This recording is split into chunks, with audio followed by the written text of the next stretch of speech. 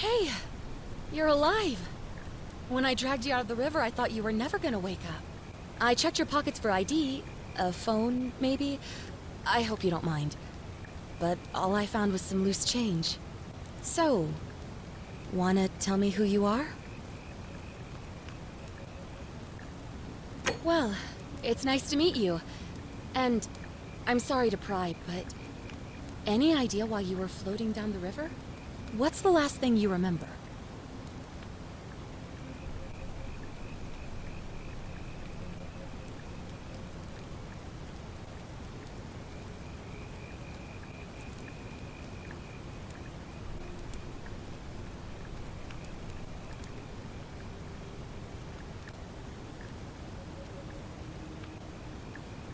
It does look like you took a pretty hard blow to the head.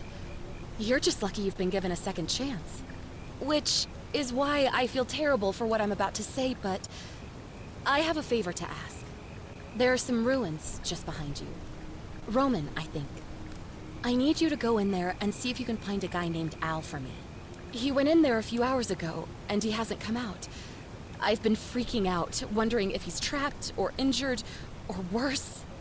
I would have gone in after him, but he made me promise to stay here, no matter what. There's no way I'm leaving without him, so I'm just kind of stuck here, waiting. What I mean is, I was hoping you wouldn't mind going in there to find him? If you can do that, I can get both of you back to civilization in my boat. Please? Oh, of course. Sorry, I don't mean to be pushy, I just... What do you want to know?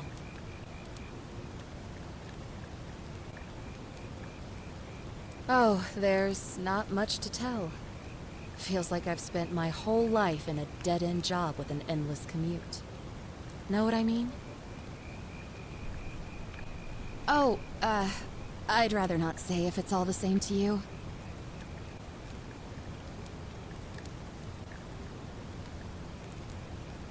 All right, fine.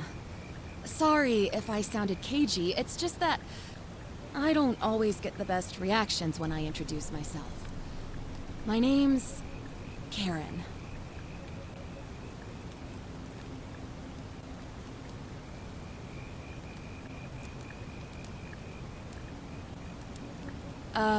Yeah, something like that.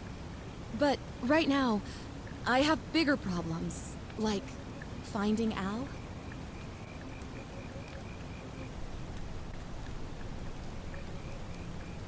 He's the guy who washed up on the riverbank not long before you did. I thought maybe you two knew each other. I guess not. But maybe the two of you can piece together what you're doing here. In any case, you'll like him, I'm sure. Once you find him, that is. You really don't remember? We're in Italy. This river is the Tiber.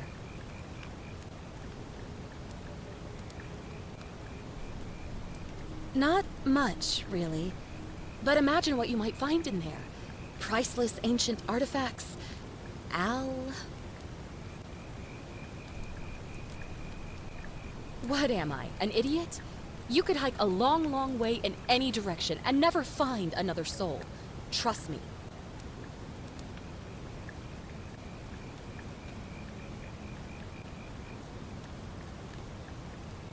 Great. So you're ready to go look for Al?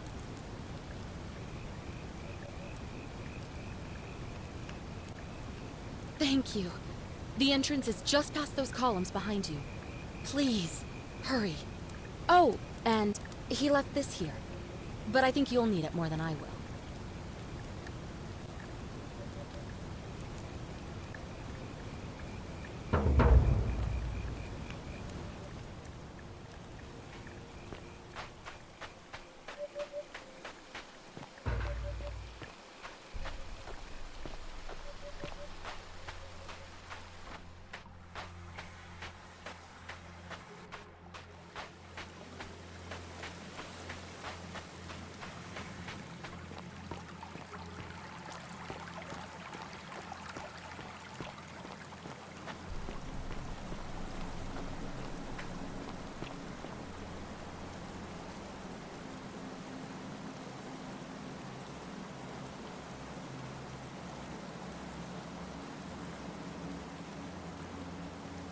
If you're reading this, it means I've discovered the entrance to an ancient Roman city hidden deep underground. Its existence is long forgotten, all knowledge of it lost, except in the Latin inscription here. It reads, "You who wish to enter the city, step forth and be judged. The virtuous shall be rewarded with eternal life in paradise. The wicked shall find themselves showered in gold, but in vain, for this shall be their final resting place." Could an underground city have remained a secret for all this time? Could people have survived down there, against the odds? It seems there's only one way to find out. If I'm not back in an hour, I'm somewhere on the other side. Consider this an invitation, or a warning. Al Worth.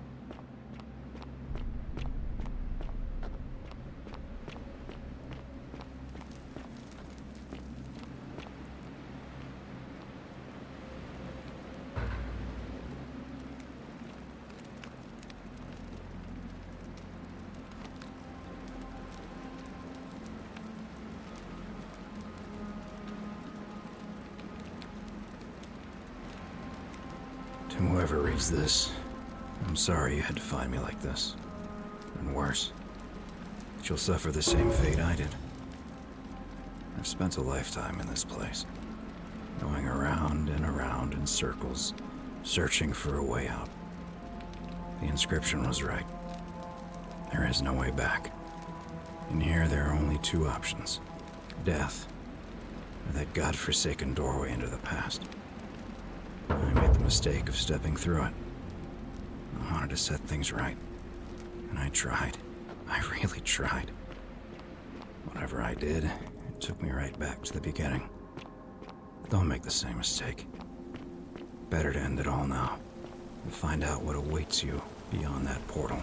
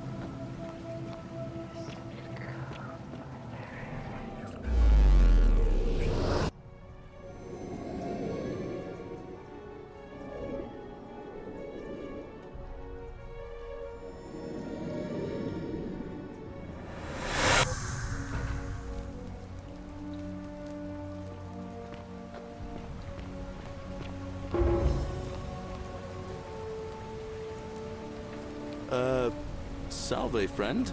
I'm Galerius. Mind telling me who you are and what you were doing in the Shrine of Proserpina?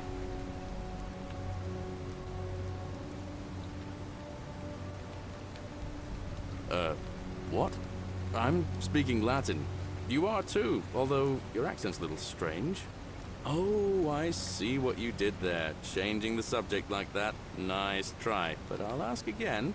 Who are you, and what were you doing in the shrine? Yeah, you know, agricultural goddess of springtime? You're not from around here, are you? And you've just done it again.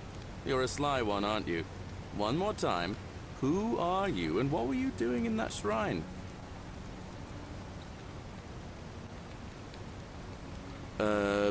No idea what you're talking about. Oh, wait. Are you a bit, you know, not right in the head? That's all right, friend. Everyone's welcome here. We sort of lose track of the date down here, but it feels like the beginning of spring to me, so I'd say early March? It's 817 AUC. Sorry, you look confused. 817 years since the founding of Rome.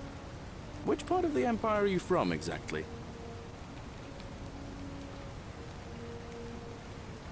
Hey, not so loud. Just saying that name could land you in trouble here. If you haven't heard, his cultists burned down half of Rome last year. Horrible business. I heard Nero executed some of them, but a lot of people are still angry with them, even down here. So, if you're one of them, keep it to yourself. But listen, most folks seem a bit confused when they get here, but you seem very lost, and in more ways than one. So, let me make this nice and simple for you. Live by our law here, and we'll all get along just fine. Not laws, law.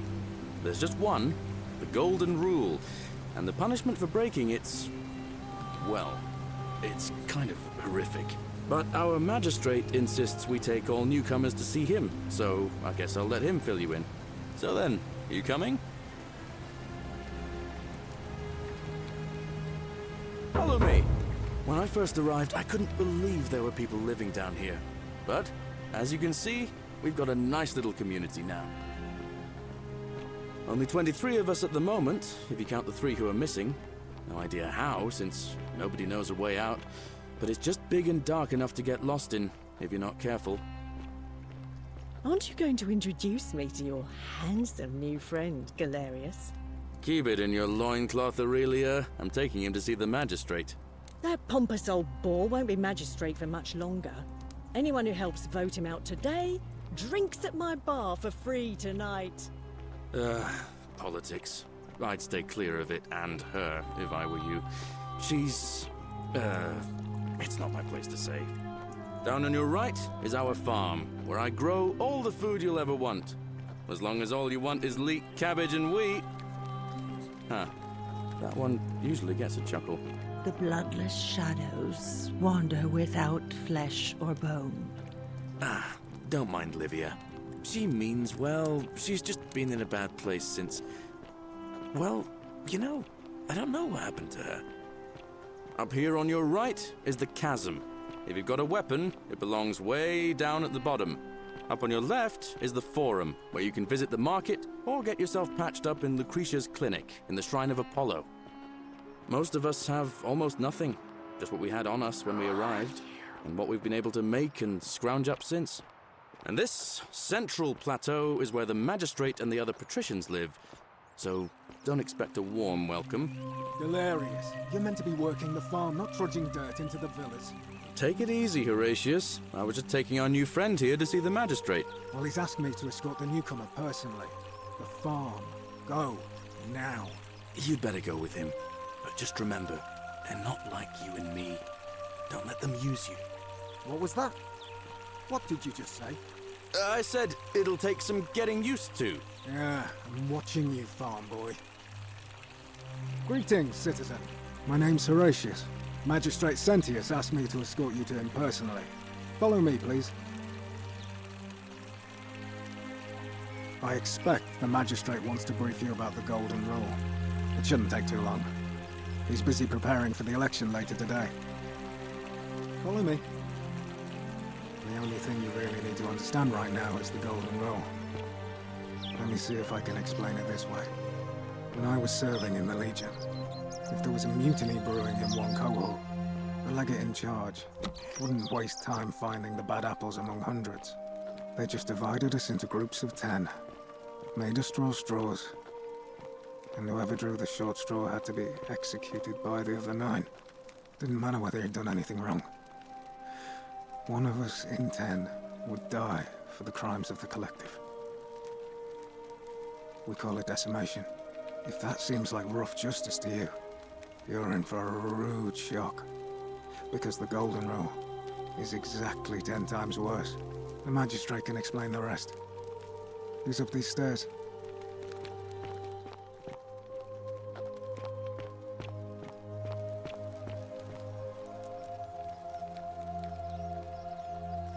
We're finally alone.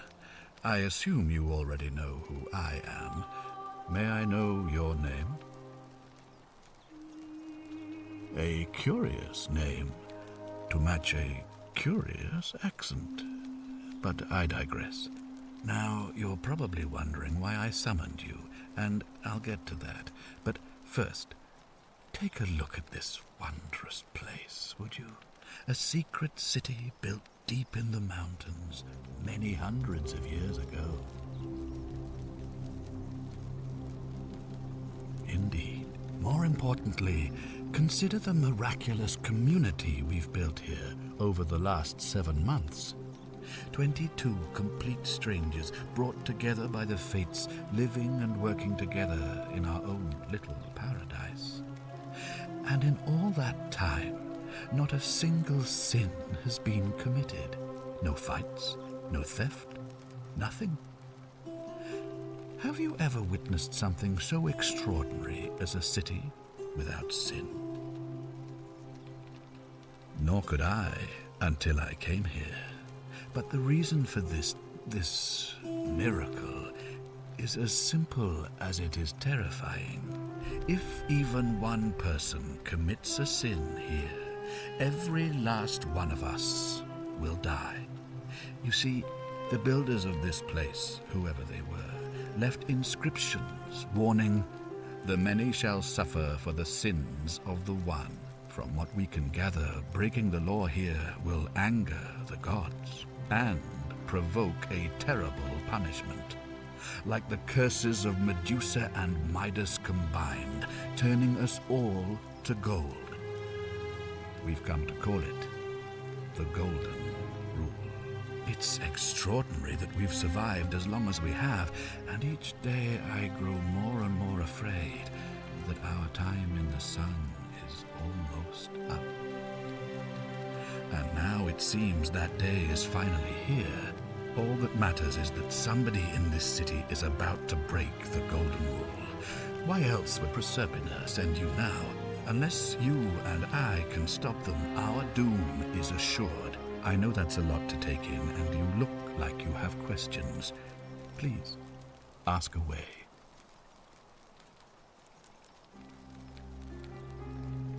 An intelligent question. There was a good deal of debate about that in our first weeks here. Does it refer to crimes or to some other ill-defined wrong? Of course, everyone agrees on the basics. No theft, no assault, and certainly no murder. But beyond that, it was more difficult to reach a consensus. What about lying, insulting someone, blasphemy, trespass, trying to escape, bribery, infidelity, suicide? As magistrate, I had to exercise leadership, and so I made a decision. We must uphold the laws of the Empire to a standard never before seen. And we must honor the peace of the gods, the sacred accord between the gods and the people of Rome. It is only by offering the gods the proper respect that we may prosper, as Rome has for centuries.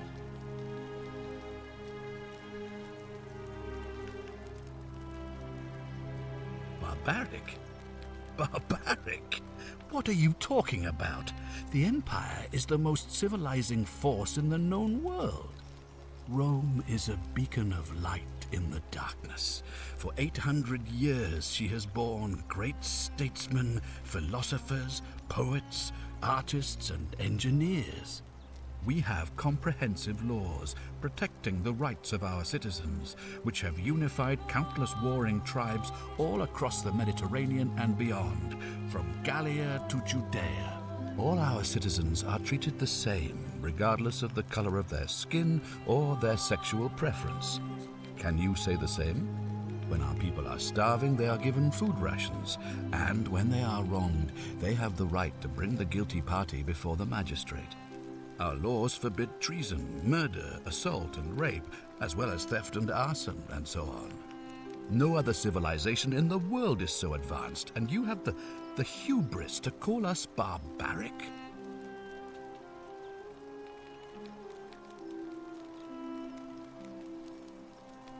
I have made my pronouncement on the subject. Unfortunately, there are still those here who resist, whispering blasphemous and treasonous lies in the shadows. I would be keeping a close eye on them if I were you.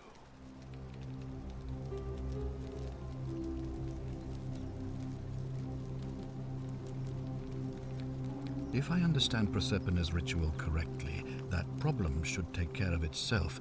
Let me see if I can explain. If you manage to prevent the sin that breaks the Golden Rule, I won't need to bring you here. I won't create the portal, and you will never have been able to come here. Thus, you'll have created a paradox. If this occurs, you should be flung back to your own time, having changed the past for all of us. Make sense?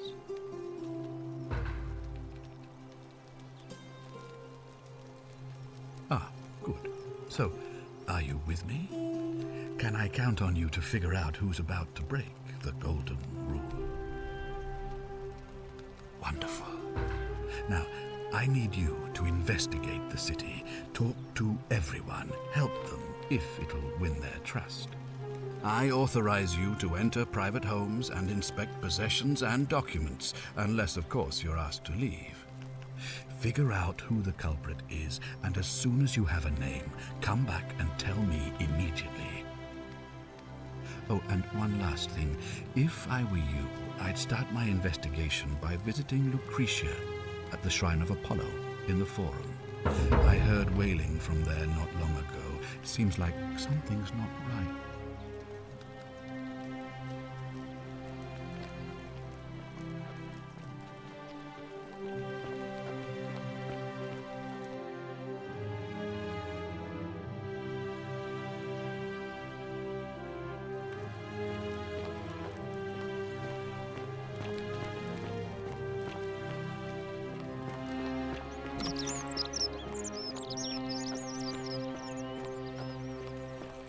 On your best behavior, I trust? Hey, Horatius. How's it feel knowing your man's doomed to lose the election today? Isn't the Great Temple majestic?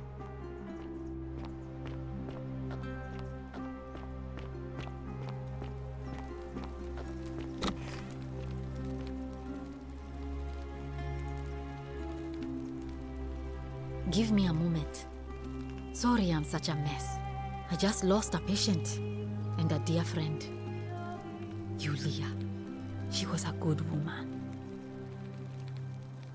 She was poisoned. She came in here frothing at the mouth. Normally I'd treat her with resin of silphium, a rare plant which is perfect for this sort of thing. And I knew Decius had some at his market stall, right around the corner. So I ran over there, but he just looks at me with this evil smile and says, "That'll be 1,000 denarii." There was no way I could afford that, and he knew it. Then that toad shrugs and says, "Supply and demand. I guess you don't value your friend's life that highly." Anywhere else, I'd just pay a thug to steal it from his stall, but there's no way I can do that down here with the Golden Rule. So all I could do is come back here and just watch her die. I kept on apologizing. And now I'll never know who poisoned her, or how they managed to do it without breaking the golden rule, or why she cursed that snake's cruel black eyes with her dying breath. Well, unless you have the power to bring someone back from the dead, there's really just one thing you can do. Get me that silphium resin. I'm going to have another patient in here soon. Could be in the next day, or in the next hour. And I will not allow this to happen again. I don't care how you get it, but you have to make it happen. Because if I lose another patient this way, I swear to the gods below, not even the golden rule will stop me from marching up to that Genetricum Fututo and scratching his eyes out.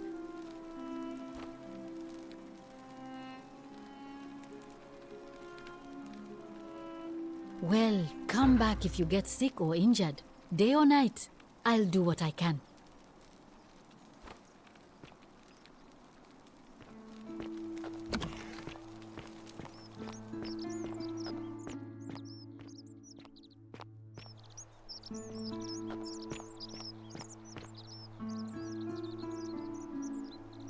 Salve, stranger, and welcome to our idyllic little slice of the Empire. I'm Dacius. Terrible shame what happened to Yulia, but we just have to carry on, don't we? Certainly. All I ask is a reasonable price of 1,000 denarii.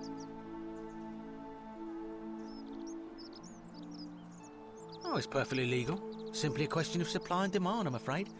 Take it or leave it.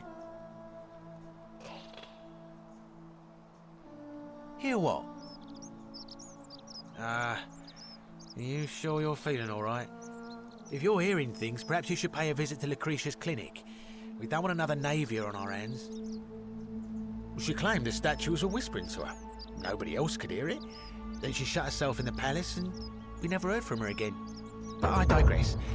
Do you want this silphium or not? That's hardly my concern. But if you get a job, work hard and save your coins, you should be able to afford it within, say, 5 years? Well, if you did that, you'd break the golden rule, and we'd share the same fate as the last lot who lived here. Is that what you want?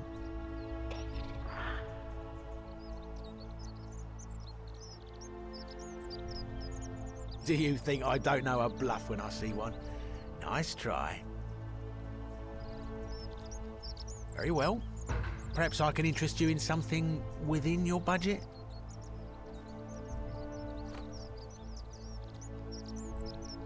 Very well. Another time.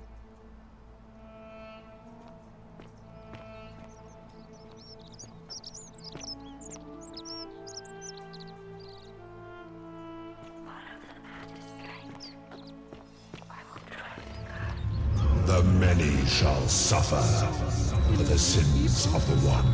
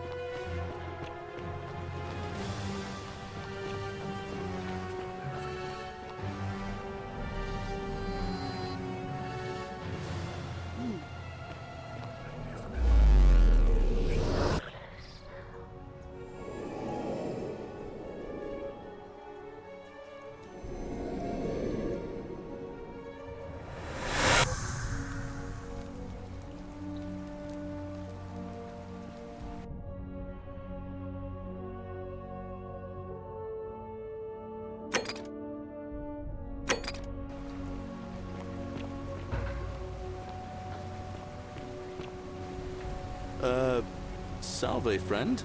I'm Galerius. Mind telling me who you are and what you were doing in the Shrine of Proserpina? I don't think so. I've never seen you before in my life.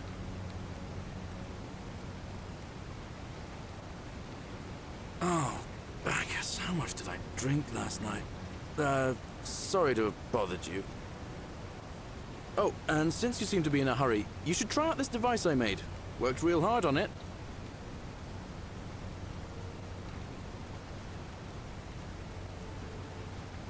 Just attach the pulley to the rope over the lake and hang on to the handles. If it works, it'll be faster than walking. And if it doesn't work, worst thing that can happen is you'll take a swim in the lake. I haven't quite summoned the courage to test it myself. But don't worry, it's completely safe. Probably. All right, see you around.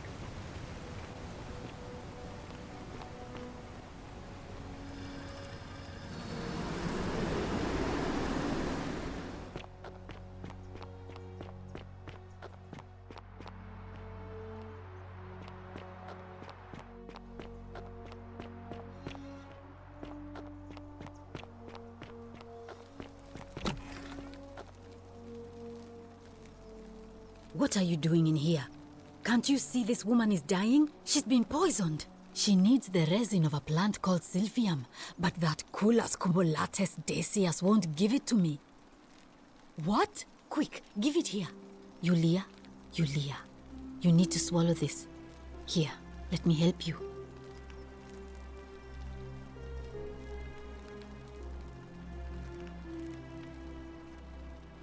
Hopefully, in a moment, she should be able to breathe normally. That was extraordinary. How did you know she needed this exact thing, and at this exact moment? Are you some kind of oracle?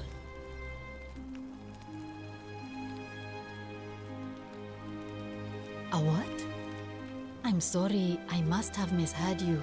I think it's your accent, because it sounded like you said, time traveler. But whatever kind of traveler you are, that was like the gods hearing my prayers and intervening. You just saved a person's life, and you should be proud of yourself. She might even be able to thank you herself in a few moments. And maybe she can tell us who poisoned her, and who she meant when she was muttering about that snake's cruel black eyes. In the meantime, I'm happy to help you with whatever it is you need.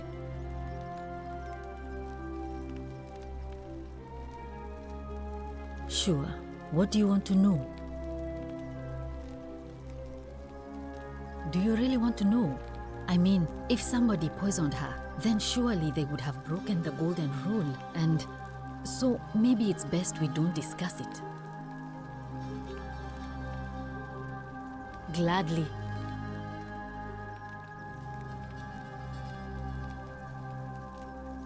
Oh no. Sorry, I don't mean to worry you, but no, that is definitely not normal. There was one other person who claimed she could hear the statues talking to her. But that was Nevia, and she went a little mad.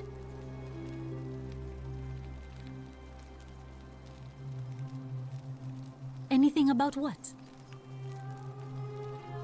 A city without sin might sound good on paper, but whoever dreamt it up didn't think it through. Maybe it was an attempt to create some kind of utopia. But snakes like Decius will always find loopholes to exploit. And what can we do about it? Absolutely nothing. In some ways, we are worse off because we can't take the law into our own hands. I'm Lucretia, and I'm going to be straight with you. I'm not a physician. This is Nevia's clinic.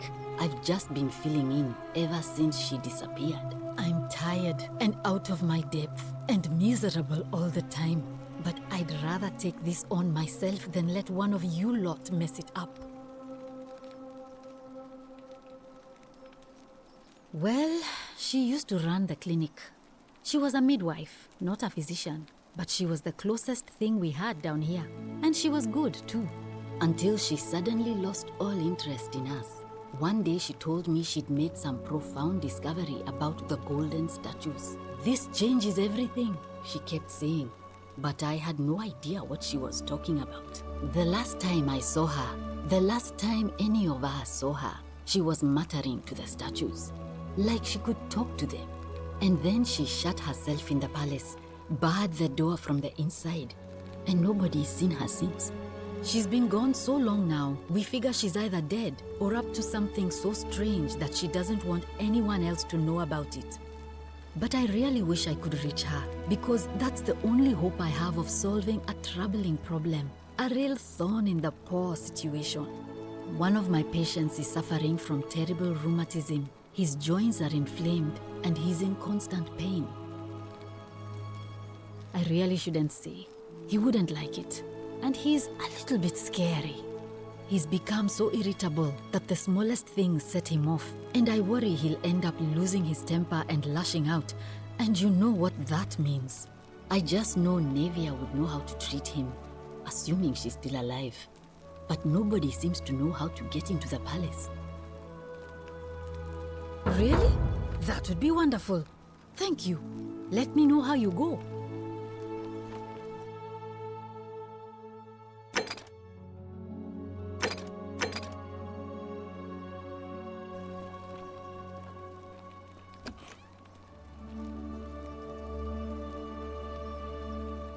Oh, it's you. Sorry, I'm still a bit out of it. But thanks for trying to help me, I suppose. Was there something you wanted? Lucretia says I'm supposed to rest. As much as I'm grateful that you tried to help me, it's just not safe for me to talk about it. Please, no more questions. The golden rule. That's the least of my worries. The gods may be cruel, but Malleolus and Claudia are far crueler. Please, just leave me alone. I don't want to talk about it. Persistent as Nemesis, aren't you? I can tell you, but it's a long saga. All right. I'd been here about a week when it dawned on me I'd be trapped here for the rest of my life. I could hardly breathe, and I knew I had to get out somehow. So when my new friend Aurelia offered me a secret way out, I would have done anything. And then I learned her asking price. 1,000 denarii. She was supposed to be my friend. I told her it would take me years to save up that much. So she suggested I take out a loan from Malleolus. And I did.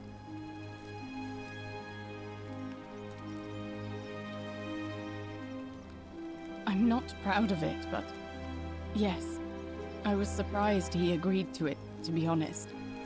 But I was so happy to have the money I didn't question it. I had to sign an agreement, saying I'd work off the debt over 30 years. But I figured I'd be out of here so soon it wouldn't matter. I paid Aurelia, and she gave me her so-called way out. Do you want to know what it was? Hemlock. Drink this, she said, and you'll be out of here in no time. Of course, I demanded my money back, but she refused. She pointed to a sign on her tavern saying, "Let the buyer beware." Then she just looked at me with those cruel black eyes and she laughed. She immediately told Malleolus I'd tried to escape without paying him back. Only, he didn't seem upset or surprised at all. In fact, he just thanked her. And that's when I realized the two of them had planned the whole thing from the beginning. That's what I said to the magistrate. I went to Sentius and begged for help, but he said the law was clear. I'd signed over my labor for 30 years and there was nothing he could do. I thought about resisting too. But Malleolus said if I didn't submit, I'd break the golden rule. And I couldn't be responsible for all those deaths, so he locked me in his villa. Confiscated everything I owned as collateral, and made me wear immodest, humiliating outfits while I worked day in, day out. His wife Claudia was just as bad.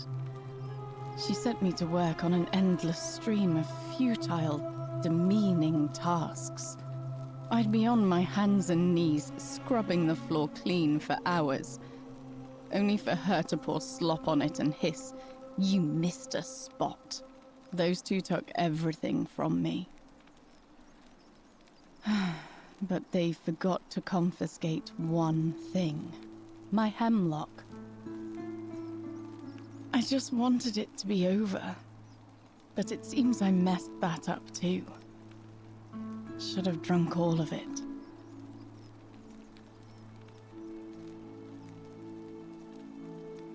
I brought it on myself.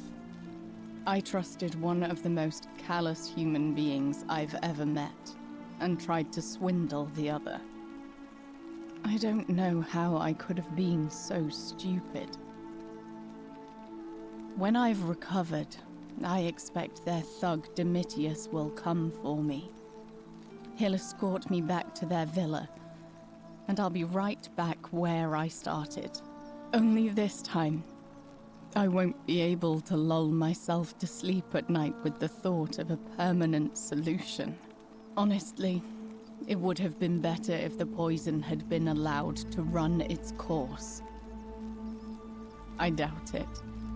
It seems this is the fate the gods have chosen for me, for trying to escape. At least until someone breaks the golden rule. Maybe it wouldn't be so bad. A lot. But it doesn't matter. I made a suicide pact with Ulpius last night. He's in exactly the same position as I am. Malleolus and Aurelius set the same trap for him a month after they did it to me. He and I are in this together. He's probably already thrown himself from the bluff into Malleolus's villa by now. If so, I'd never be able to live with myself, knowing I broke my promise to him. Not as sorry as I am. All right. Thank you again for saving my life.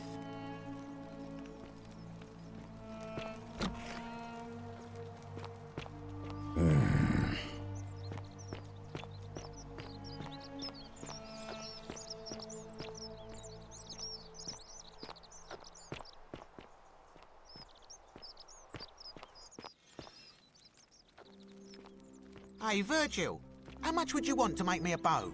For the last time, Dacius, I'm not making you a bow. But why? You know why. But how am I going to defend myself against someone else with a weapon? There are no other weapons in the city. We all went along with the magistrate's weapons ban, so it wouldn't be an issue. That's why I've got to get in first before someone else beats me to it.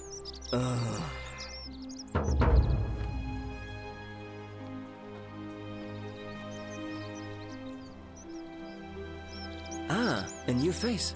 Salve, and welcome to a little community. My name's impossible to pronounce for most people, so you can just call me Virgil. I hear we have you to thank for saving Julia's life. I'm glad you arrived when you did. Oh, it means someone thinks I'm a sinner, and that I'm going to break the golden rule. Look, I haven't done anything wrong, if that's what you're thinking. Somebody just has a problem with my preference for male company. Hey, nothing gets by you, huh? Sorry, that was mean. Yes, I like men. And when you grow up in the north, as I did, in the city of Noviomagus, you expect a bit of hostility. The Batavi are not known for their tolerance. I saw enough friends killed or driven away to know the cost of not keeping your personal affairs to yourself. So I hid who I was for, what was it, nearly 10 years? Watching what I said and where I looked. But that kind of fear eats away at you slowly, until living isn't any better than the thing you were afraid of. Needless to say, since I'm now living underground, halfway across the known world with an assumed name, my openness didn't go down well among the enlightened folk of the Batavi. Nice of you to say, but not necessary. In any case, the Romans are far more accepting, and among them, I get to be who I am. Or at least I thought that was the case. It seems I was wrong. It's not just graffiti. I have quite a collection of handwritten notes too. The strange thing is, I keep my personal affairs to myself. I've never really been interested in any of the men here. Not my type. So I'm not sure what I could have done to upset this person. If I had to guess, I'd say it's probably one of those cultists. Strange bunch. They insist there's only one god, and that he considers my nature a sin. Can you believe that? If there are any of them here, they won't admit it. Not since they supposedly burnt down half of Rome last year and went into hiding. All I know is, if these threats keep escalating, eventually my secret admirer is going to cross a line and break the golden rule. What? Really? I didn't expect that. But thanks. It's always a pleasure to meet someone so selfless. I'm glad you arrived when you did. I'd start by figuring out who the cultists are. Or maybe ask around among the merchants here. Someone who lives or works in the forum must have seen something. But if you find them, please don't hurt or humiliate them. I suspect they're just confused. Nice to talk to you.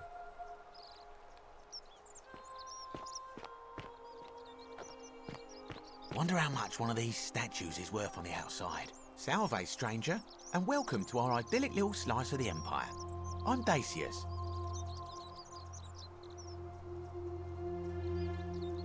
Very well, another time. Ah, back again, I see.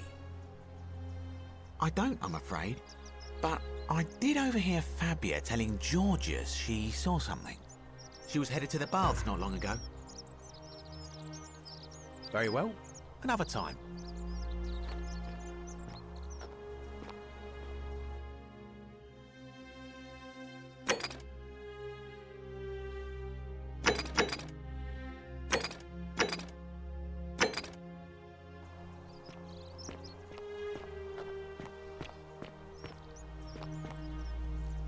Help! You have to do something! A man arrived in the baths. A real nasty sort, with his face all covered up. And he's got a weapon. You have to do something, or he's going to break the golden rule. Are you serious? This is an emergency. Are you going to help or not? None of us do. The magistrate made us throw them all into the chasm. So now this man's bow is the only one in the city. You'll just have to improvise. Thank you. He's still in there, somewhere. I have to hide. Find me in this empty shrine when it's over.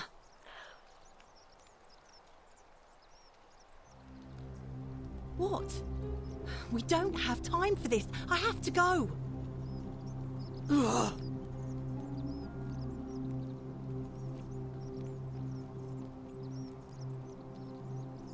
The shrine is collapsing!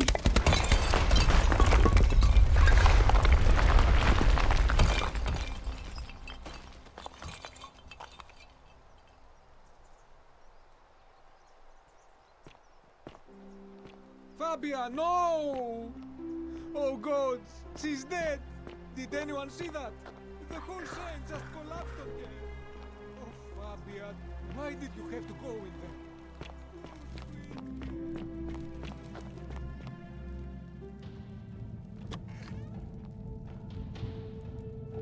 Stop right there. I'm looking for Tiberius Quinctius Crispus, otherwise known as Quinctius. Do you know where he is? I'm not sure I believe that, so allow me to explain something to you. I am here with orders from Emperor Nero himself to find and execute the cultist Quinctius for terrible crimes against the Empire. So, if you tell me the truth, I will allow you to live. But if you lie to me or otherwise obstruct the Emperor's business in any way, I will put this arrow through your chest. Is that understood? Thank you. Now tell me, who are you people, and what is this place? A small community. Ha! I was told Quinctius was a cultist, but I never thought he'd be foolish enough to lead me right to the heart of his mystery cult. You say that, but if you're not a cult, then why go to such great lengths to keep this place a secret? So you admit you're not allowed to leave. Threatening me is not going to help you, but in any case, that sounds an awful lot like a cult to me. And I saw the inscription saying, "The many shall suffer for the sins of the one." I take it this is some kind of mantra you all believe? A distinction without a difference. You've clearly been indoctrinated into this nonsense. Now tell me, where did you lot get enough gold to make all these statues? You lot are practicing human sacrifice too. You people disgust me. Of course you'd say that, but that's what your kind do, isn't it? Our God told us to do it. It's all clear to me now. The secret sanctuary, the indoctrination, the mantra, the human sacrifice. You're cultists. There's no doubt in my mind. What baffles me is how a person can believe in something with such zeal. They just can't see what they've become. However, you still have a chance to redeem yourself by telling me where Quinctius is. Do not waste it.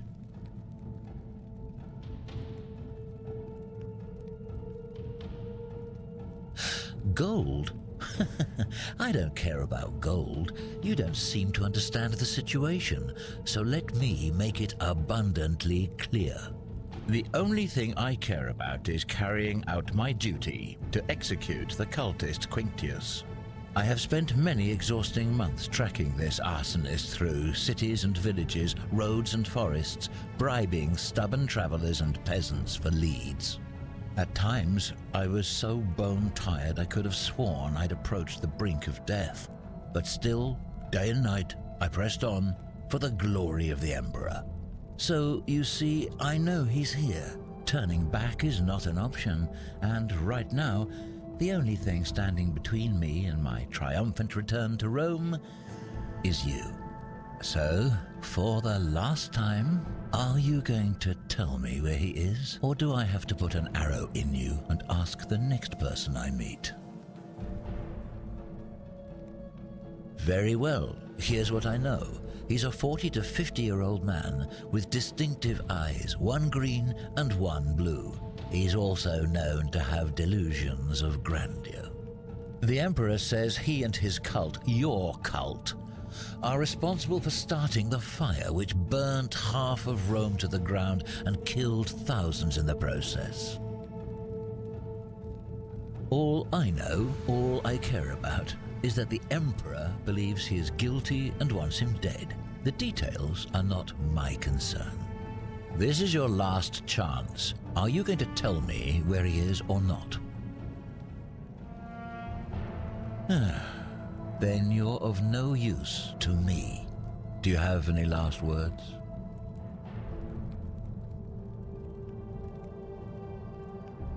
Well, I'd say that's rather convenient, since I was planning to kill you all anyway. The many shall suffer for the sins of the one.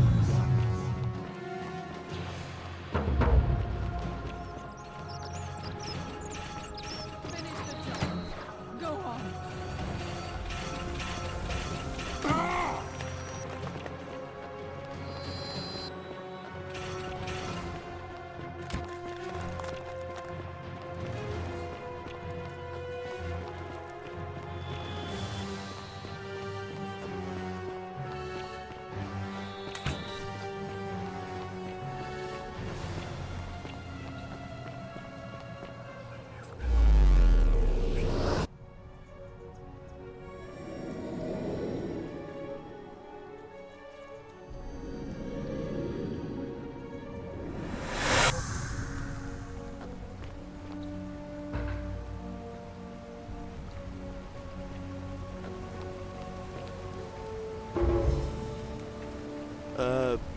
Salve, friend.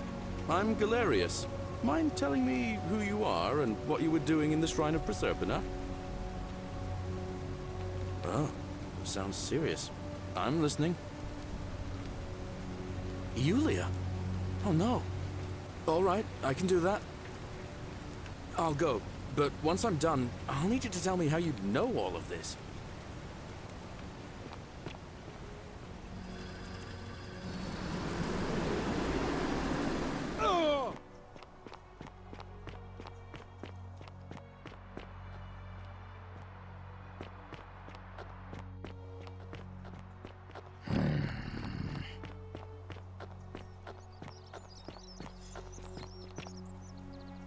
Greetings, I'm Georgius.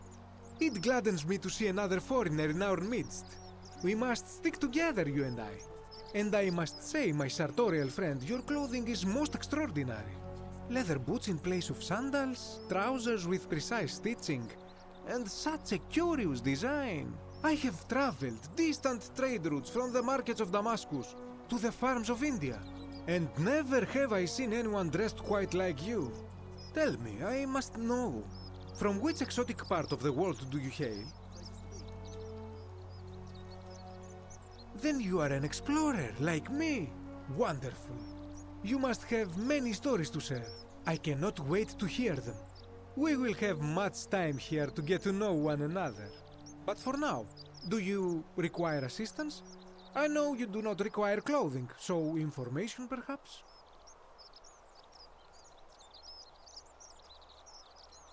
This is troubling, is it not? I am afraid I have no idea. It is ridiculous though, Virgil is a fine man.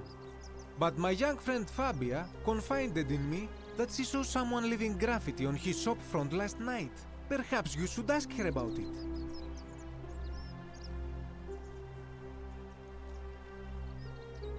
I hope that our paths cross again soon, my friend.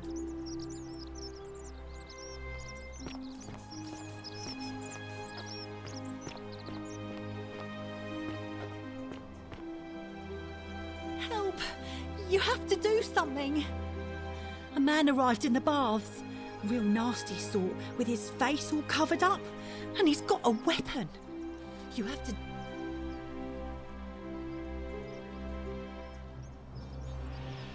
Thank you. I have to hide. What? Why?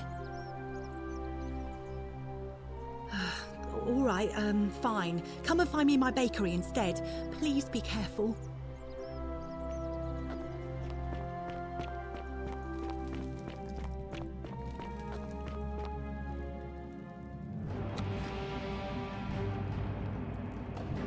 Stop right there.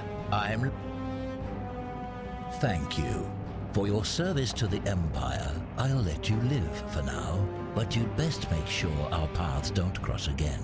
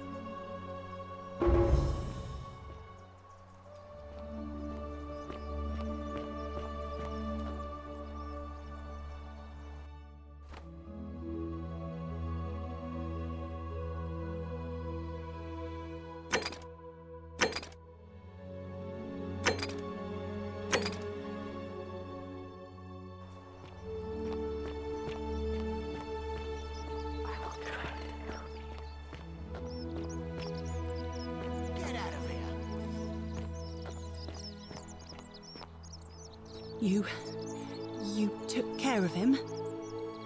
An accident? So, it's over?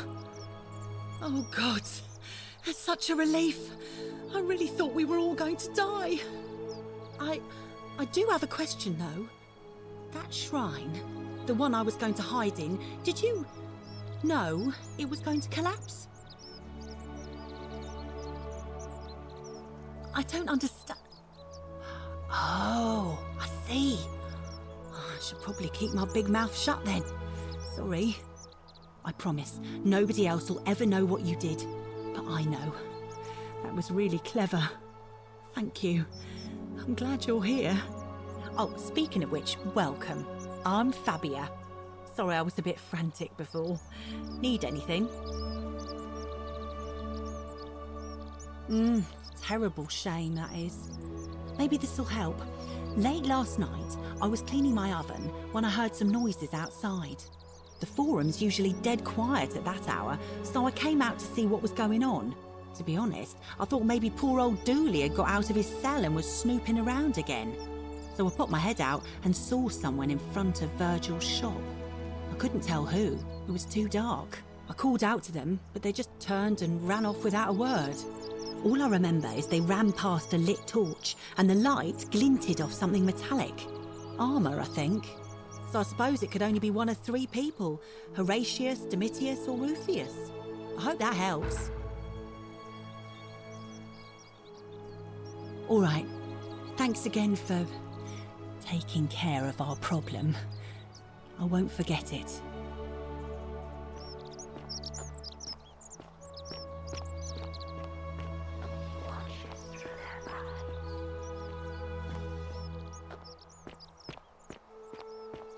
Welcome.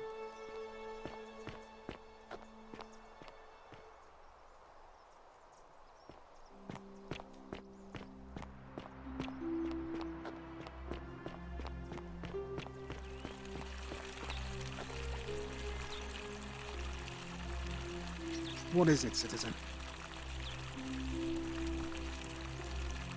What? Absolutely not. I know someone's been threatening him, and I'm not happy about it. But I can assure you, it isn't me.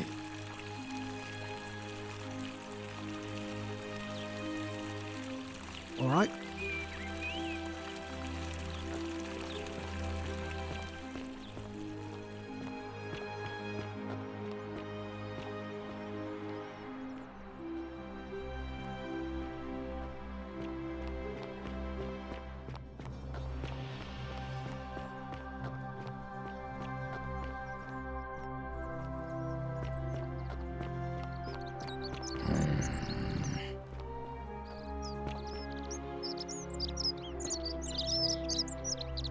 Name's Rufius. Better watch your step. No idea what you're talking about? Yeah?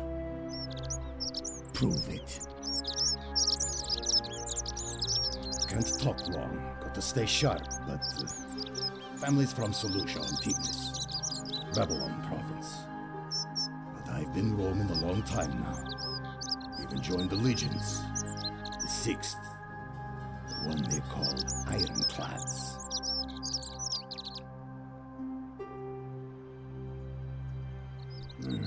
Magistrate made me toss it in the chasm. Stupid. Going to have to improvise now.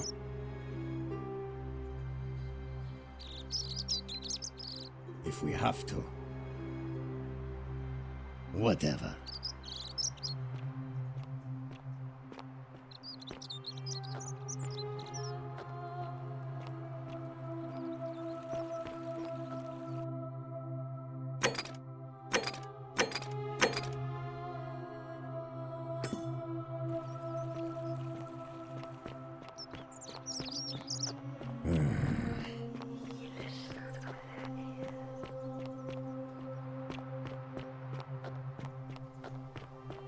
Fresh meat, huh? Malleolus isn't receiving visitors at the moment, it being election day. Do I seem like anonymous threats of my style? Whatever. Just remember, I'll be watching.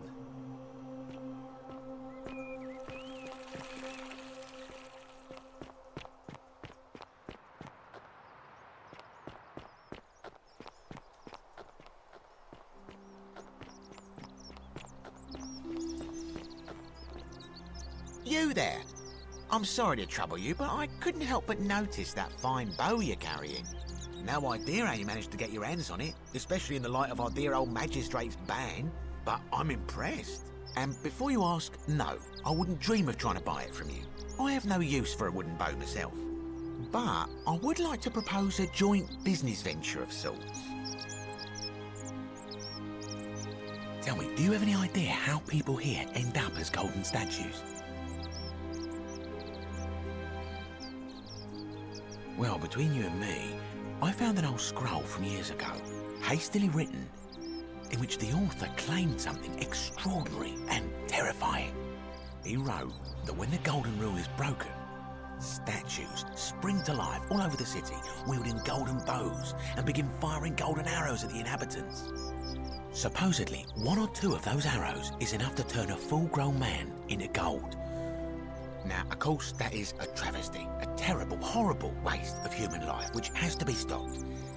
And yet, on the other hand, I can't help but think of a tale told by that Greek fella Aesop, the goose that laid the golden egg.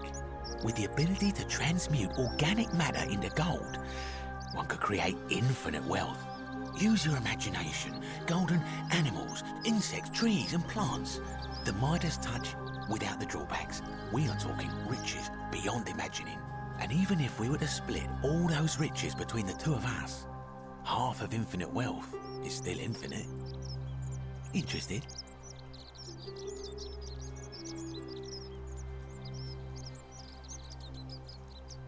Look, I might have skimmed over that one, but don't be so pedantic. Are you interested or not?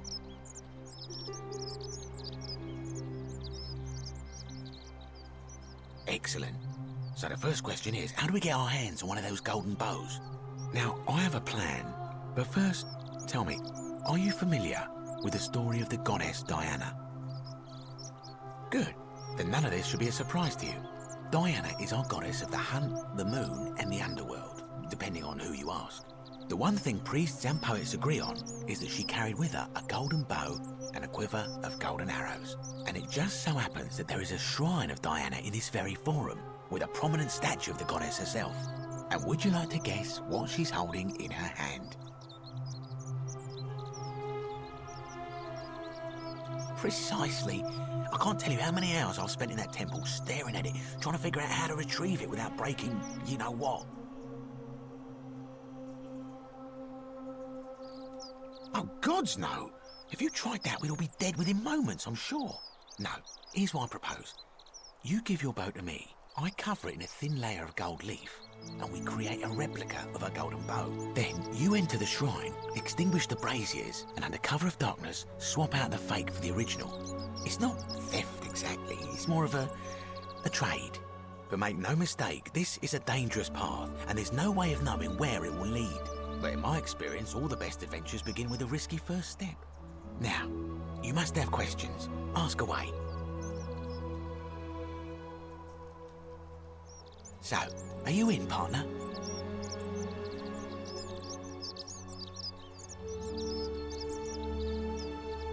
Wonderful. Now, if you'll hand over your bow, I can get started applying a layer of gold leaf. This is a quality weapon. Now, bear with me for a moment. And here we are, a gold leaf bow.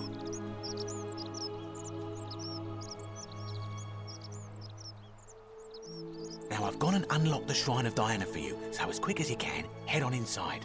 It's just at the end of the street on the left. May the gods not watch over you.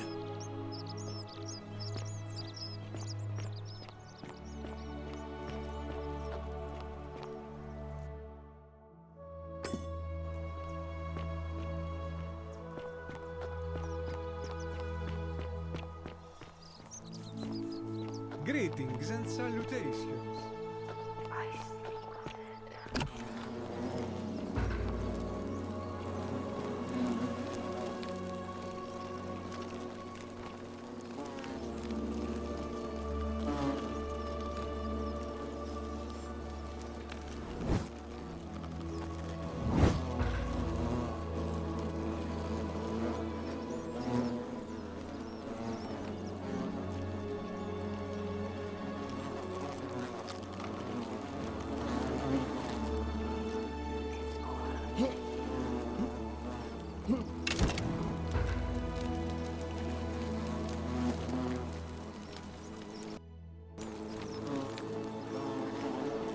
Is that you, partner?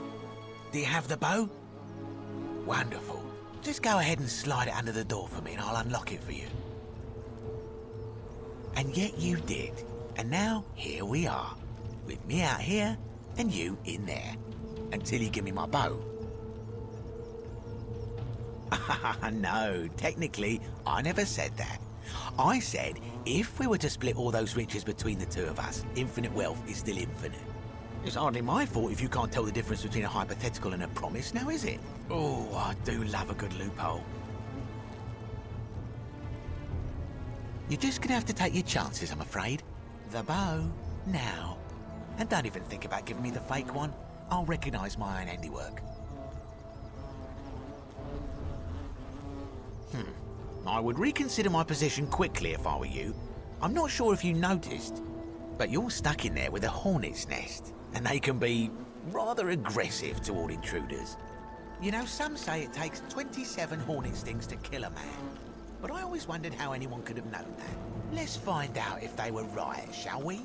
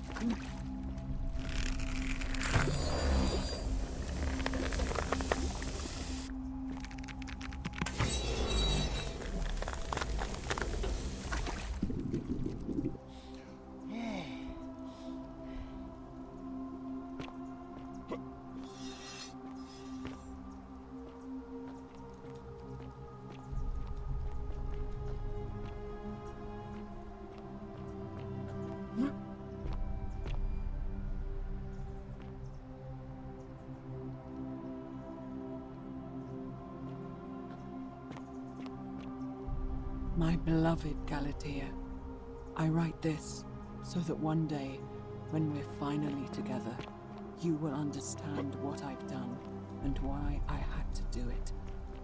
The others will call me mad or a monster, but I don't care what they think.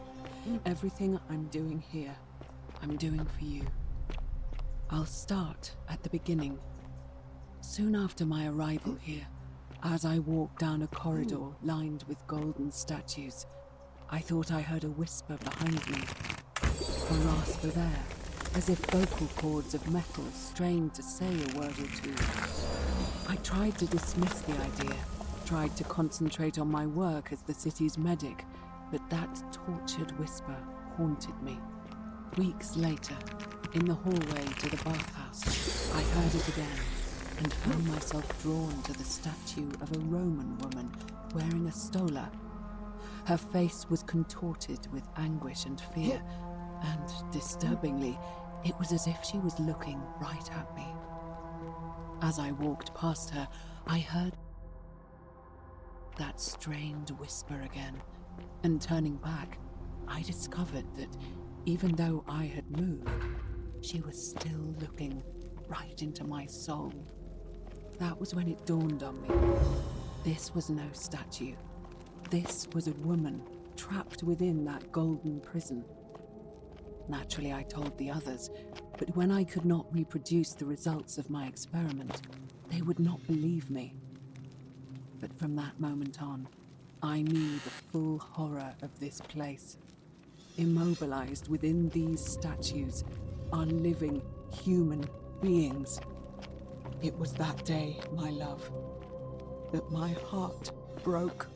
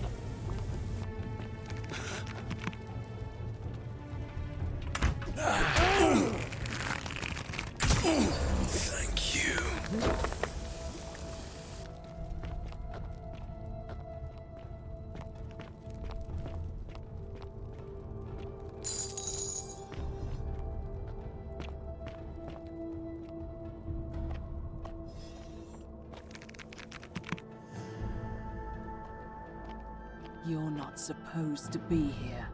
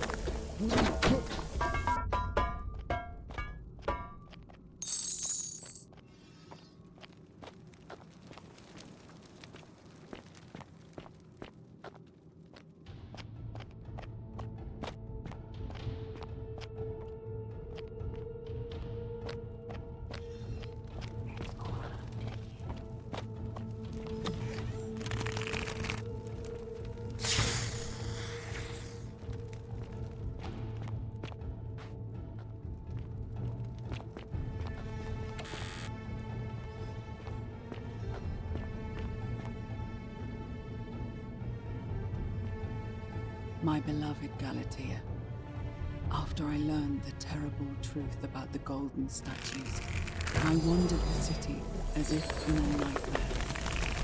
What must life be like for these poor souls, entombed in gold, but kept alive somehow?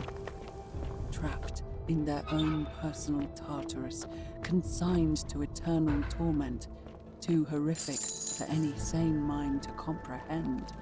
I tried to offer them what small mercies I could. I began to talk to them, to keep them company. I'd imagine backstories for them, give them names, and tell them of the world, of the histories and stories I'd learned as a child. As the others became more concerned by my charity, I sought solitude from them, preferring the company of my tormented charges. Discovering a way into the abandoned palace, I began to spend my days walking its halls and sharing with its occupants ancient tales, my mind turning to those of Apollo and Daphne, Perseus and Medusa, and Pygmalion and Galatea. Pygmalion, the sculptor who fell in love with a beautiful statue, and who, praying to Aphrodite for aid, discovered that his beloved Galatea had come to life. It was then that I heard you whisper to me, Galatea. Forgive me. I know that is not your real name, just one I have borrowed from a story. But when I turned to look at you, I saw the most exquisitely beautiful woman I have ever known. Your face, forever frozen in a look of haunting sadness. Our meeting gave me new purpose, to free you from your golden prison, so that I might one day hear you speak, not just whisper your true name to me. So I gathered tools for the long and difficult task ahead, barred the doors to this place, and set to work.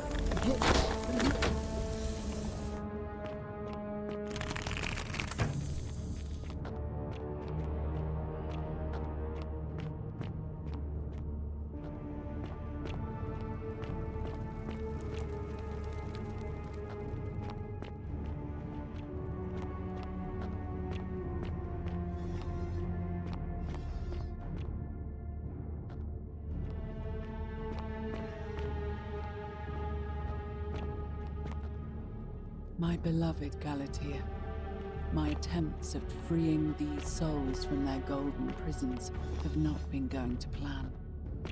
My first charge was a Greek woman who I called Iodame after the Athenian turned to stone by Medusa. Drilling through the gold that encased her, I was vindicated by the discovery that beneath half an inch of gold, which is so rigid it must be some kind of alloy, was living flesh. Unfortunately, this golden alloy seems to have fused with her skin, so removing it exposed the sinew and muscle beneath, and appeared to cause her great pain. At first, I braced myself, expecting that inflicting such pain would break the golden rule, and yet, somehow, it did not.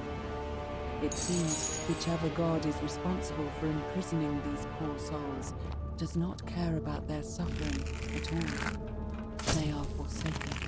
Undeterred, I pressed on, working late into the night, attempting to remove the golden layer that encased her as delicately as I could. Eventually, I was able to free most of her body, but when I released her from her restraints, her first act was to lunge for my throat, clawing at me with all her strength and those sharp metal talons. This was my thanks for trying to save her. Whatever possessed Iodame to attack, she was clearly not a suitable subject for my experiment, and I was forced to lock her inside an isolated wing of the palace and bar the door. As I continued working on others, I could hear her flailing and launching herself at the other side endlessly. Regrettably, my other experiments bore similar results, and after relocating a few times, most of the palace is now too dangerous to work in. Still, as much as my heart aches to know that you're suffering, I cannot risk attempting to ungild you yet. Not until I have perfected a method that will bring you back to me, whole in both mind and body, and ensuring your humanity is preserved. I promise you this. One day we will be together, even if I have to free every last statue in this god's forsaken place.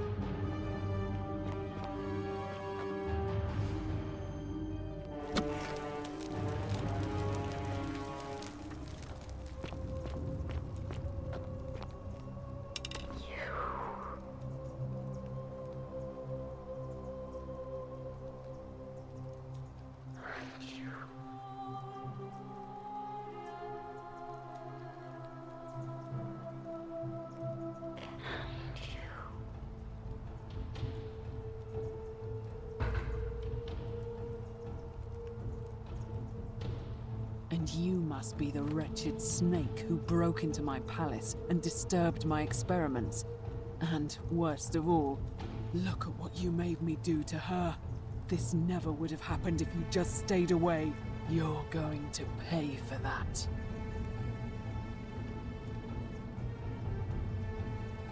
And do you think I care about that? I don't care what happens to me, as long as you get what you deserve. Liar! I locked and barred the gate. I left a message warning you all to leave me alone. I just wanted to do my experiments in peace, for her. And now look at her. You made me turn the most beautiful woman I've ever seen into this. Look at her. She's in agony. All I wanted was to spend my last moments with her, to see her beautiful face, to hear her speak freely, instead of in those cryptic whispers. But as soon as I began my work, she stopped whispering to me. And now I discover she started whispering to you instead. What's so special about you? What do you mean, the same voice? Yes. I remember when they used to whisper to me. They did sound similar. I just thought it was because all voices sound the same when they whisper. But now that I think about it, they were all benevolent and seemed to share a common knowledge. But if these bodies are mere conduits for that one voice, then this body is nobody. And Everything I've done here was... Wait, I see what you're doing. You're trying to steal her away from me. Were you planning to wait until I'd done all the hard work, then swoop in? Is that it? Liar! You tried to steal her away from me, and now look what you made me do. Give me one good reason why I shouldn't peel you too. What? What are you talking about? Wait. So you're saying you weren't coming for us? So I did all this. I ruined her. For nothing. What have I done? Oh God, I feel sick. I can't bear the thought of her being like this. And in so much pain. It's the air coming into contact with her flesh. It's agonizing for them. But the only way to fix it will be to break the golden rule and let it run its course. At least that way she'd be golden again, and we'd be together. All it would take is one little cut. It's too late. There's nothing you can do. I have to do this. I'm sorry. What? How? Really? I'm not sure I believe you. But if you can undo this mess, I'll tell you what you need to know. But if you're lying to me, I'll break the golden rule and kill you and everyone else in this city. Understood?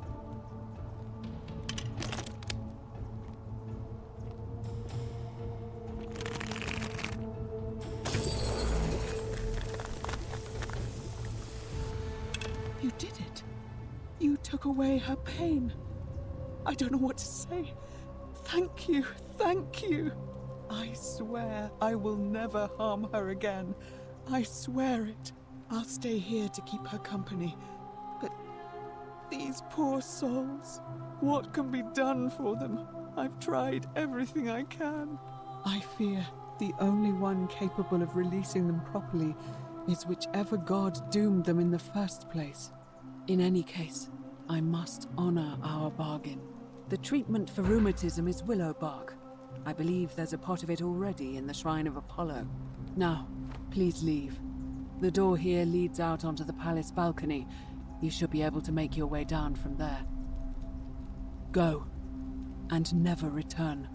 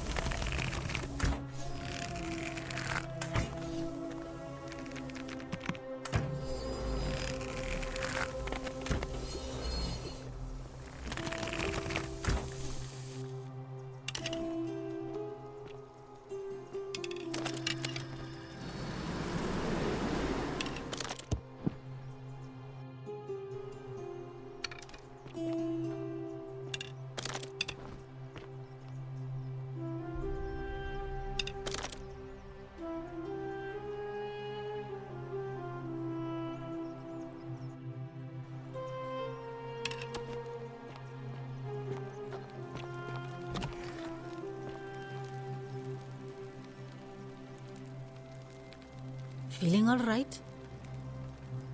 You made it into the palace. I'm impressed. How is Nevia? Willowback. I should have known. It was under my nose the whole time. That's very helpful. Thank you. If this works, it should settle Rufius down some. I have some right here. Could you do me a favor and give him some of this? He'll just need to swallow a pinch of it. I'm hoping it will avert disaster.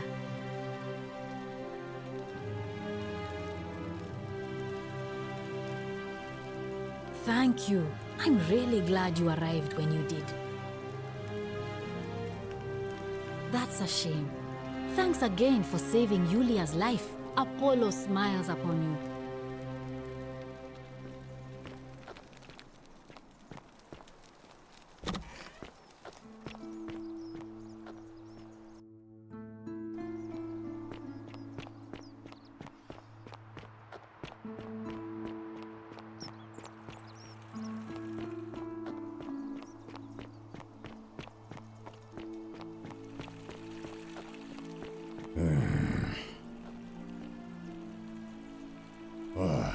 You again.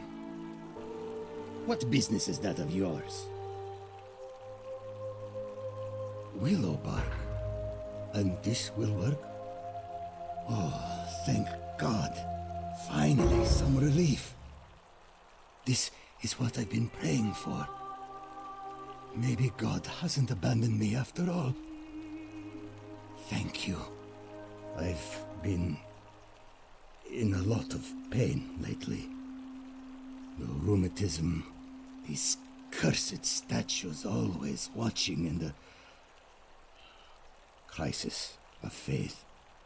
It was too much. Started messing with my head. This is exactly what I needed to set it straight again. I owe you one.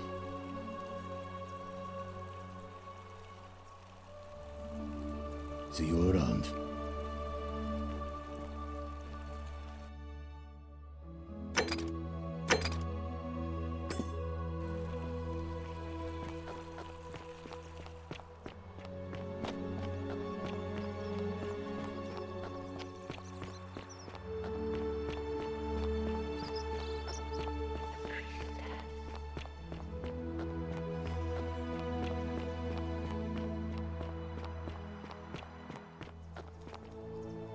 Salve again, friend. I went and did as you asked, and it worked. How is it possible that you've just arrived here and you already know everyone and exactly what's about to happen to them?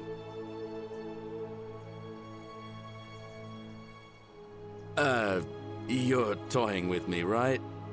Wait, you're not kidding, are you? That's the only way you could have known. You're a bit like... Oh, what was his name? Sisyphus. Yeah, that's the one. Old King Sisyphus. Sisyphus was a Greek king a long time ago. For daring to think he could outsmart the gods, he was given a terrible punishment. He was forced to push a great boulder up to the top of a hill. Only, just as it reached the top, it would roll all the way back down to the bottom, forcing him to start over and over and over again, for all eternity. Just like you. Actually, now that I think about it, there are a bunch of old stories about the gods punishing people by making them do the same futile task over and over. Tantalus was made to grasp at fruit on a tree he could never quite reach. The Pleiades had to keep fetching water in a sieve. Oh, and Ixion was strapped to a wheel going round and round forever. But on the bright side, at least you're not stuck in the underworld like they all were. Anyway, I don't know which god you managed to upset to get yourself into this position, friend, but you seem all right to me. So, I'll tell you what. I'll keep doing whatever I can to help you. And you just focus on finding a way to break the cycle you're in. Oh, that's kind of you to say. Now, I'm going to keep your secret. Although, it's not as if I'll remember this next time we talk anyway, right? Oh, and if our conversations ever start to annoy you, just tell me you're busy. I know when I'm not wanted. May fortune smile on you, friend.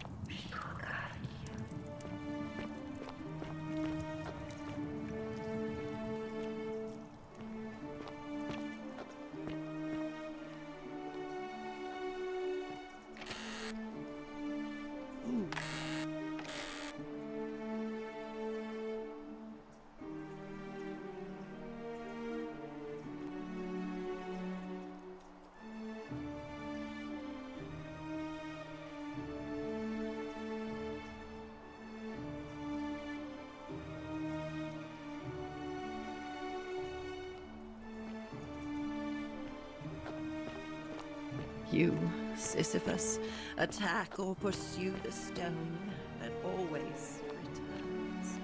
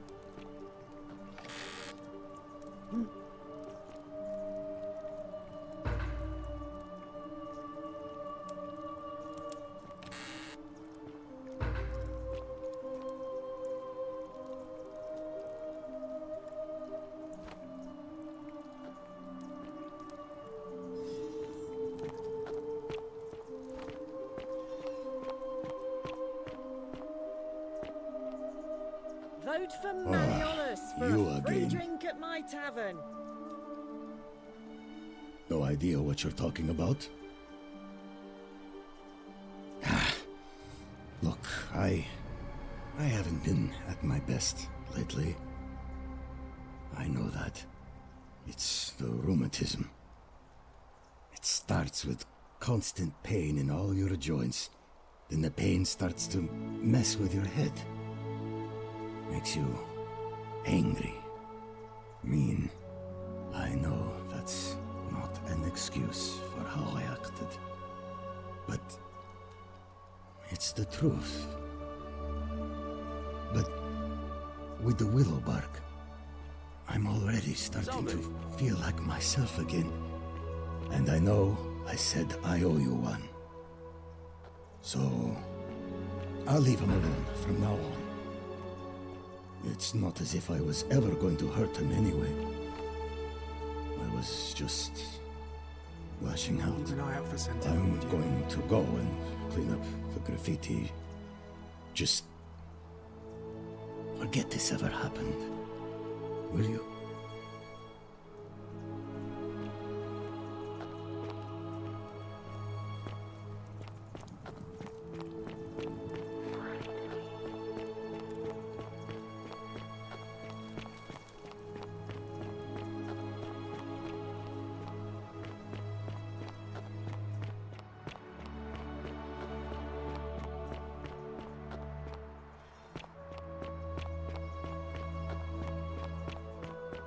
You look well, my Sartorius. Salve. Ah, a new face. Salve, and welcome to a little community. My name's impossible to pronounce for most people, so you can just call me Virgil. I hear we have you to thank for saving Julia's life. I'm glad you arrived when you did.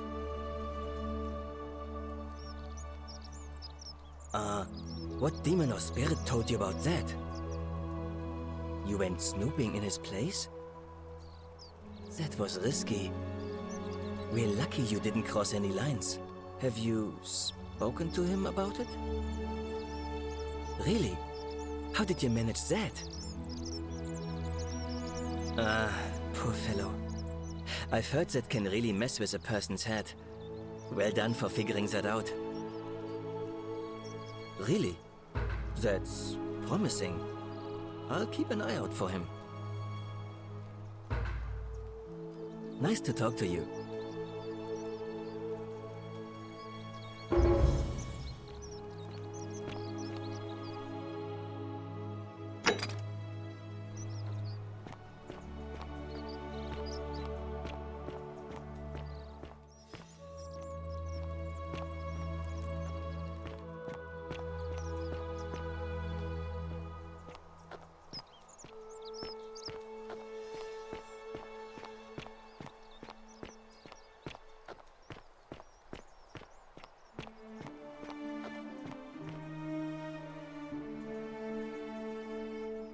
A new face. Ave, and may Vesta watch over you. I'm Equitia. To what do I owe the pleasure of this visit?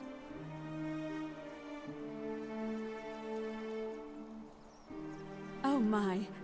I take it people are quite direct where you're from. I suppose it's quite charming in its own way. Usually, however, you wouldn't simply march up to a Vestal priestess and without due formality or courtesy ask, "What is your story?" The proper approach would be to arrange an introduction through a mutual acquaintance in high office, by which time you would already know how to address me. And then you would find a way to satisfy your curiosity rather more indirectly. But to be honest, I've often thought what an unnecessarily formal way to communicate that is. So, let's do it your way. You just keep being yourself and ask whatever you like. It'll be a refreshing change. You really don't know? You are from far away, aren't you? Well, I am one of the priestesses, charged with keeping the sacred flame in Rome's shrine of Vesta burning. I take it you know who Vesta is? Excellent. Put simply, I tend to the temples, ensure their sanctity is preserved. Why? So that we continue to honor our gods, invite their blessings, and not bring their wrath down upon us, of course. It's vital that we keep them appeased and remain in their good graces.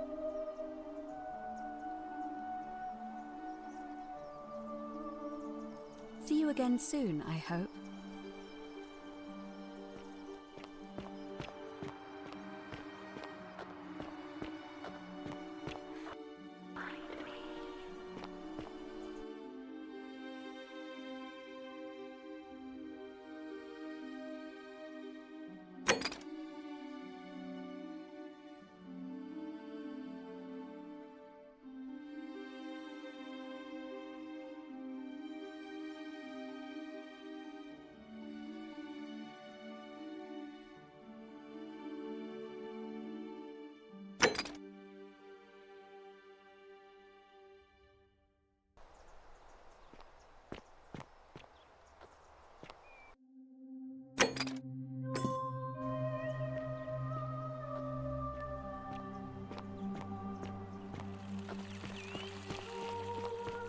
Citizen? We're finally alone. I assume you already know who I am. May I know your name? We have? Wait, if I understand correctly, someone is about to break the golden rule, forcing me to create a portal in time to bring you here? I must have entrusted you with figuring out who the culprit is. Only I assume we failed, and you had to start over. Is that about right? If so, what happened? Ah, I see. Look, it's unfortunate, but all that matters now is that you make use of what you've learned and gathered, and do better next time. Now, I assume you've sought me out again for a reason?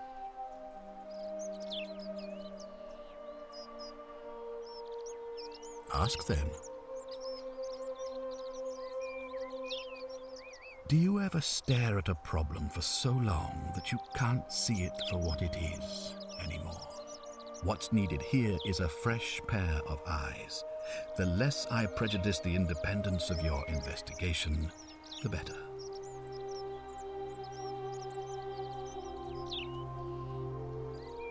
Well, all right. There are those who wish to vote me out of office so that they can pursue their own misguided political agenda. Frankly, their selfishness and recklessness risk destabilizing the entire city. I would be looking very carefully at them if I were you.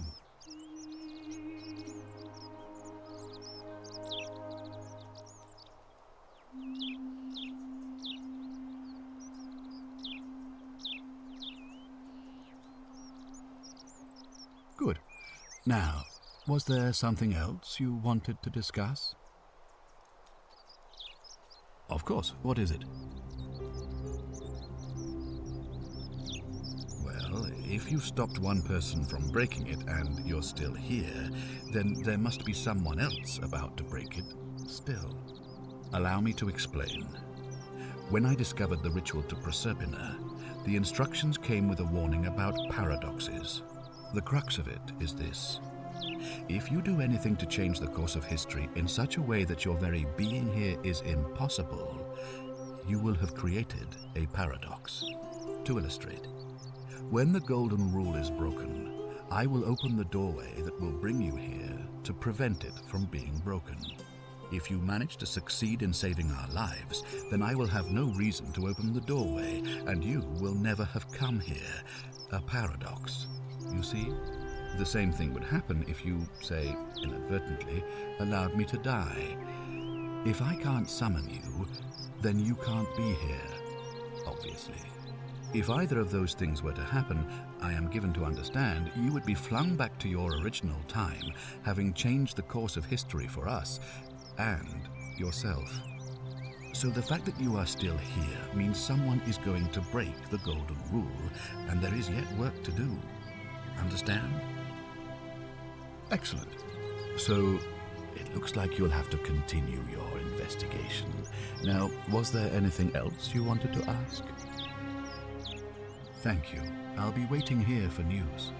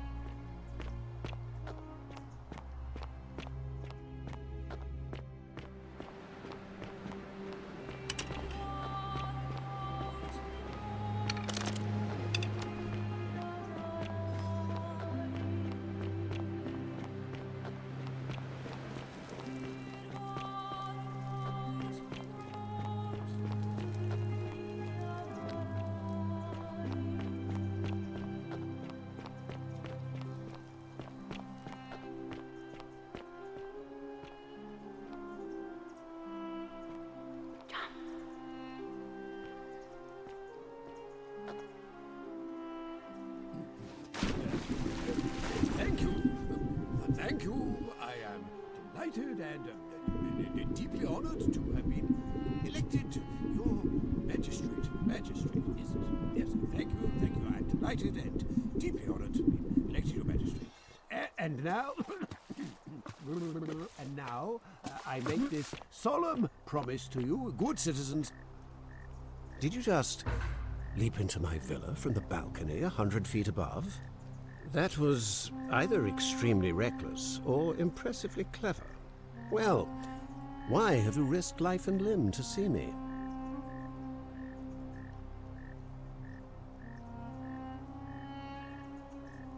My name is Marcus Malleolus Gurgis. You seem to have confused me with someone else.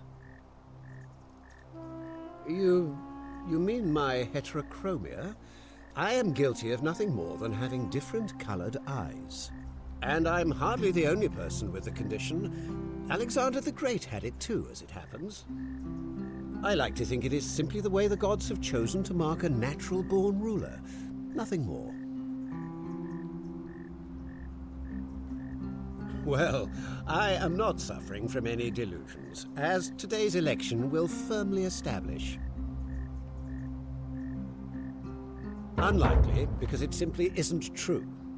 Now, was there something else you wanted?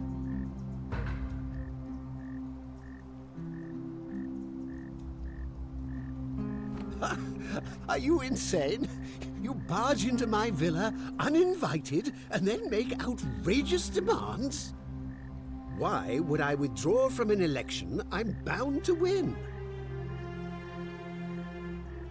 You are acting very strangely. I trust you can see yourself out. Through the door this time. There's a key just beside it.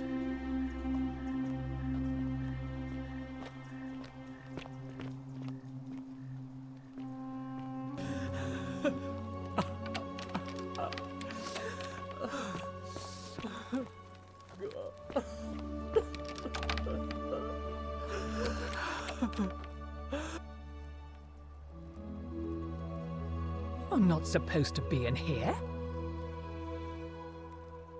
Talk. What business could you possibly have with me? My marital affairs are no concern of yours. Thank you very much. An intriguing proposition. Go on. Perhaps you're not as silly as those clothes make you look. What makes you say that? You know, I may have the very thing you're looking for. Some time ago, when he still cared for me, he wrote me a love letter. Only, he used the wrong name. Now, addressing one's wife by the wrong name is not unheard of among philandering Romans. But in this case, the name he got wrong was his own. I confronted him about it, and he stammered through some incoherent response. I let it go, eventually, and yet questions have lingered in the back of my mind ever since. But wait a minute. Why exactly are you helping me? To withdraw. Listen, I may not be Penelope to his Ulysses, but to ruin his plans to become a magistrate? You must think me quite mad. I've heard enough. Get out of here at once. Domitius, come quickly. We're being robbed.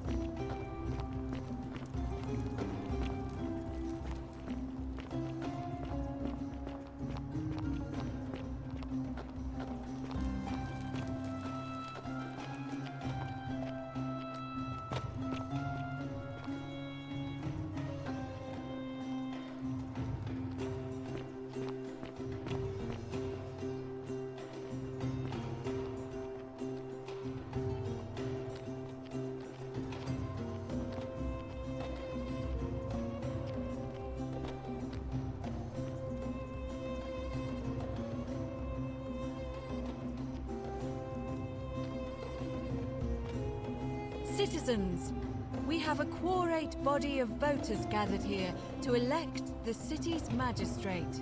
The candidates are Sextus Sentius Imperiosus and Marcus Malleolus Gurges. As agreed, we shall dispense with ballots and candidates will abstain from voting. Let's make this quick. As I say your name, call your vote. I'll start with you, Horatius. Sentius, of course. Georgius. Malleolus. Dacius. Malleolus. Galerius. I abstain. I'm just here to observe. Virgil.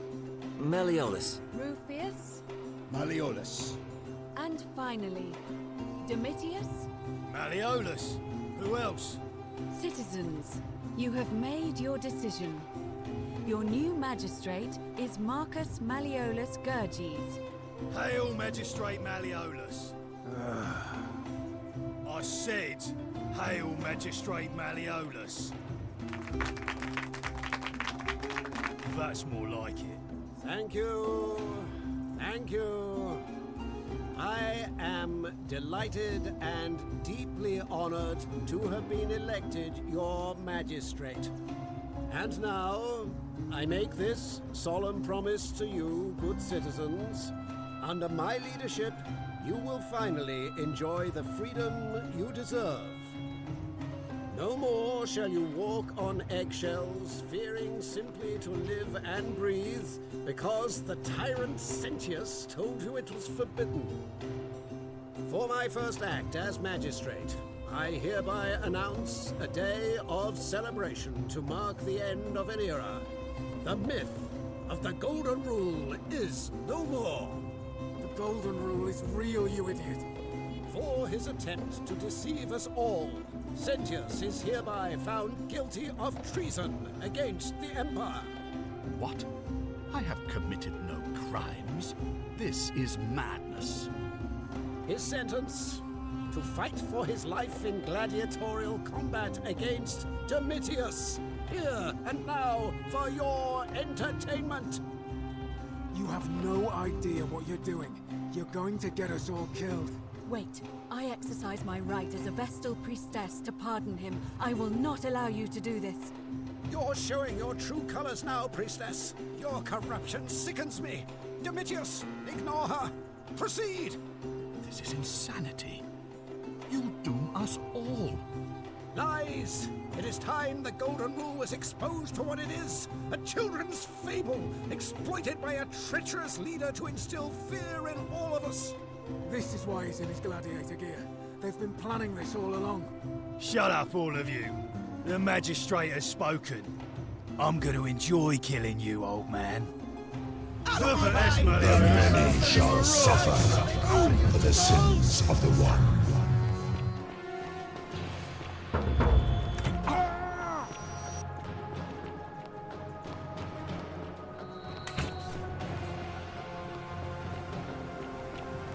Follow me, quickly.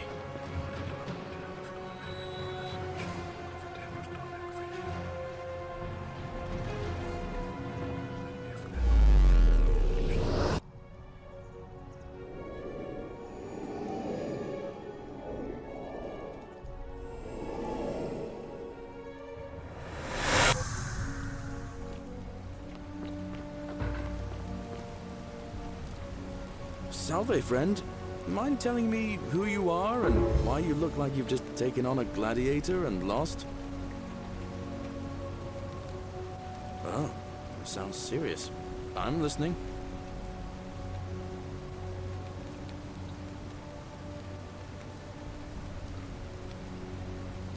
Yulia? Oh no. All right. Poor Virgil. All right, let me see. Stop Fabia going in, but send the new arrival to the empty shrine. Understood. I'll go, but once I'm done, I'll need you to tell me how you know all of this.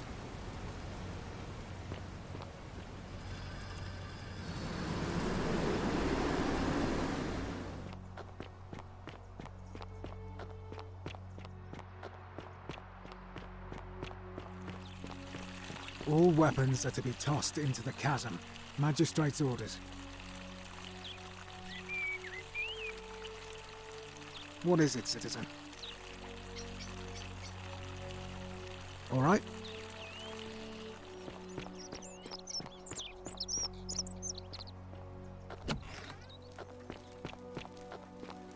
Oh, another one fresh out of the baths, I take it.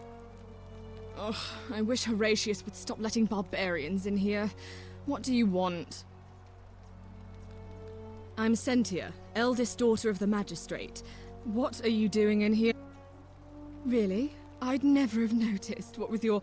Now, remind me, why are we having this conversation? I trust you can see yourself out.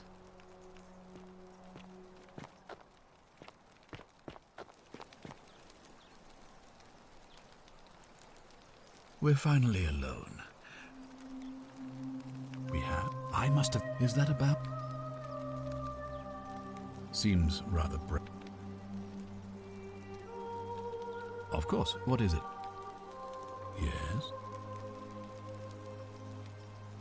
Why do you say that? What? That's... I'm speechless. How do you know? Of course, this isn't your first loop, is it? Well then, you must stop him from winning the election. I expect you'll need some kind of leverage on him, but I can't be seen to be involved in this, of course, so you'll be on your own. You'd better not waste any time, and may Swada, goddess of persuasion, go with you. Good, thank you.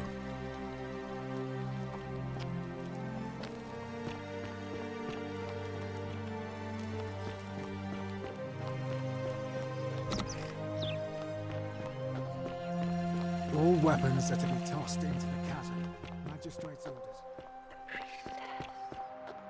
A treatment? Really? Thank God. Finally, some relief after all this time. Thank you, Galerius.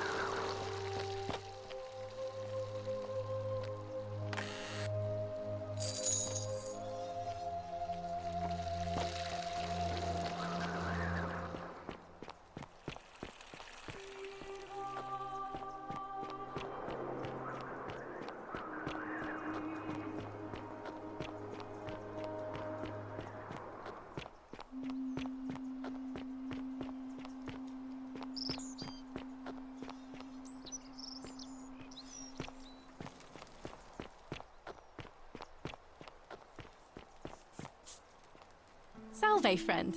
I'm Octavia. Welcome to life under the Golden Rule. It's a ghastly thing, is it not? How are you faring so far? All right, well, it was lovely to meet you. I look forward to getting to know you better over the coming months. And if you ever... I can't believe this is how it ends. Oh no. No. No, no, no, no, no. Wolf-Pierce, what are you doing?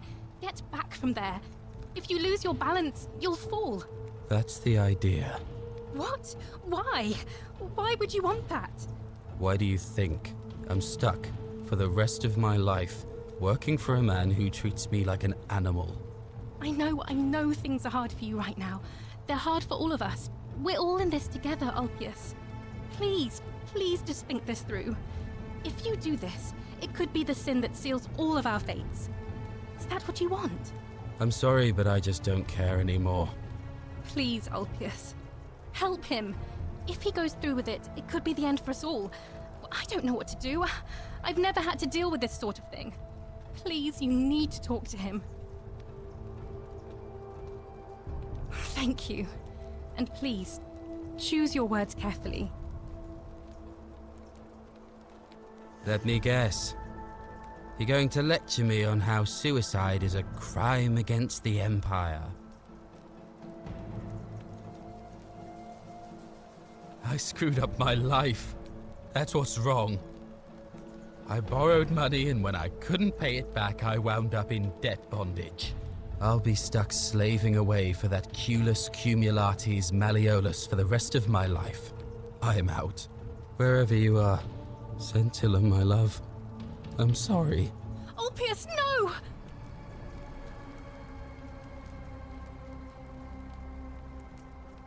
I can't believe he went through with it. Oh Lord. That poor lamb. I'll have to let everyone know what's happened. And I guess Malleolus will have to clean up the mess in his villa. It's of his own making, after all. And I'd best pray for poor Ulpius.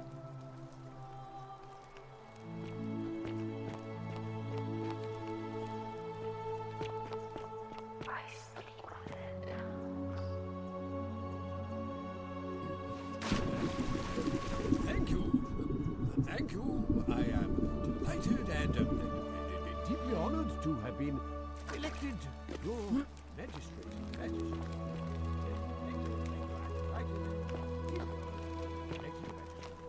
And now, I make this solemn promise to you, good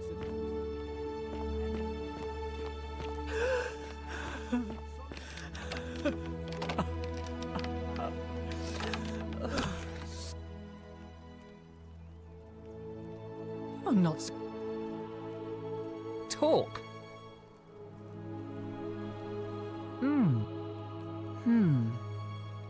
You know, sometimes... Now, I confronted him. I let it, but...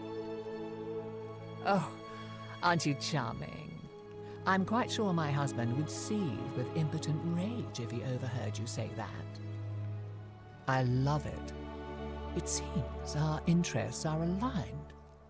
I imagine knowing his true identity will give me the leverage I need to manage him appropriately.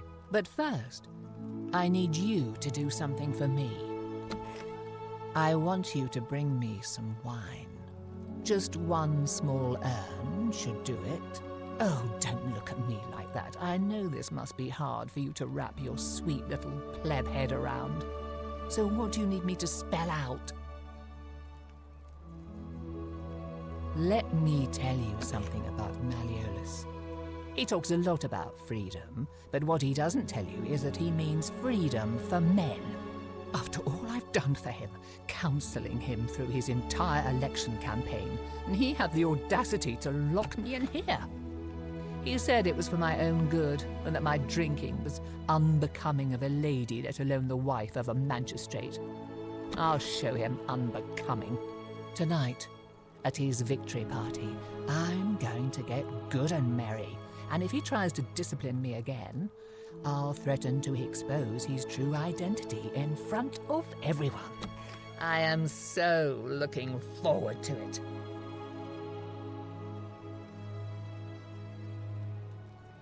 So you'll help me?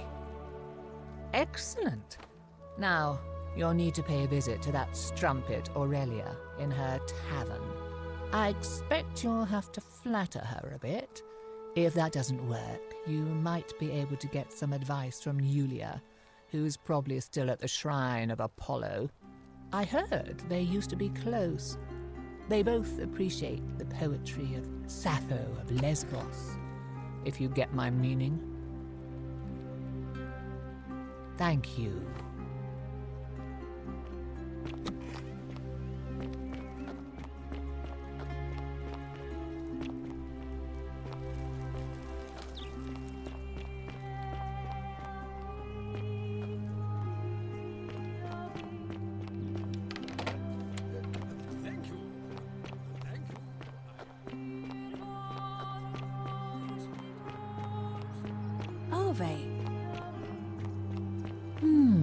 A golden bow, just like Apollo and Diana's.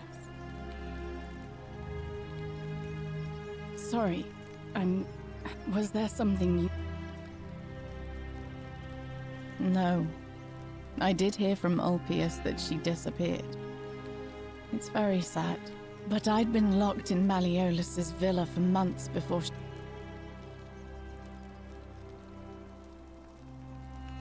All right.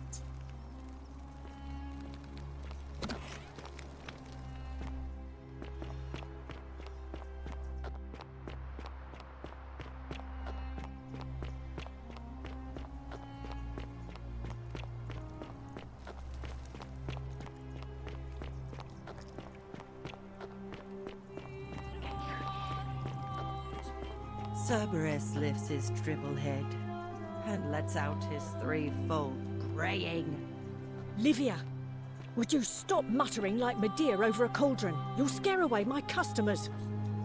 They follow their trades, imitating their previous lives, but they are ignorant. This again. You're in a world of your own, aren't you? Ah, you're here.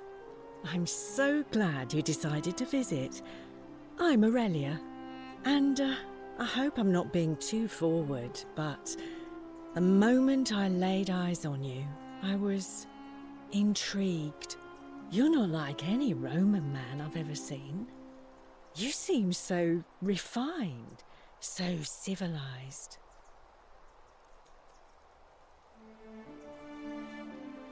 Ugh, coming on a bit strong, don't you think? I take back what I said. Suddenly, I don't find you so intriguing anymore. Let's just forget that ever happened, so we can at least do business. So, what brings you to my tavern? I do, but I'm afraid it's not for sale. It's the last jug in the entire city, so I'm saving it for a romantic occasion. Really? That's your move? Honey, I'll admit I was intrigued by you at first, but then you had to go and open your mouth. Unfortunately for you, nobody gets a second chance at a first impression. What's that supposed to be? The riddle of the Sphinx? All right, see ya. You, Tantalus, cannot catch the dragon.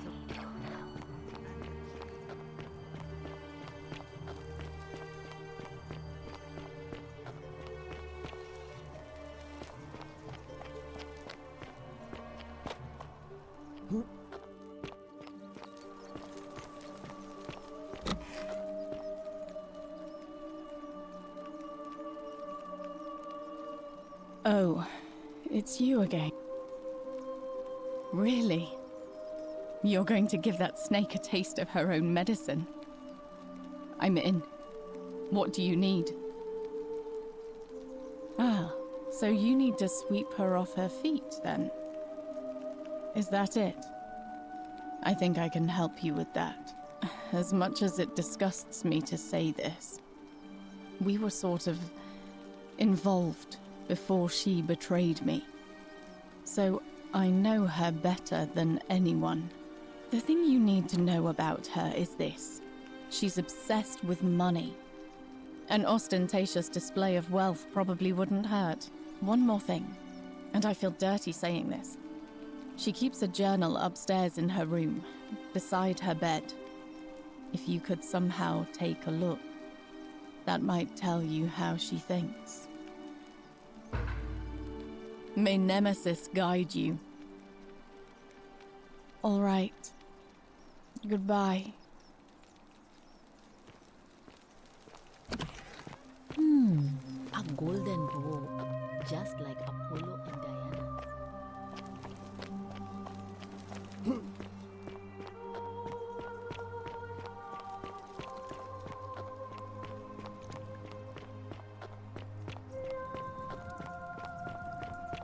You, Sisyphus, Vote for attack or Malleolus pursue for a the free stone drink at my that tavern. always returns. You stay away from my money.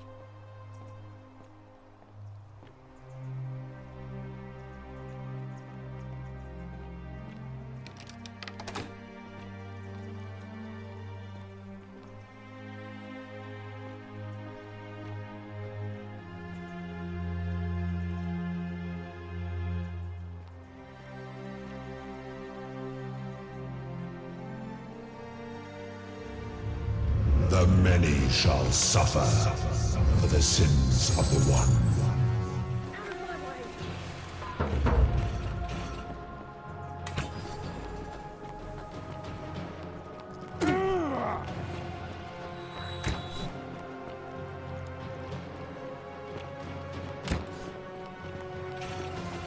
must get to the shrine.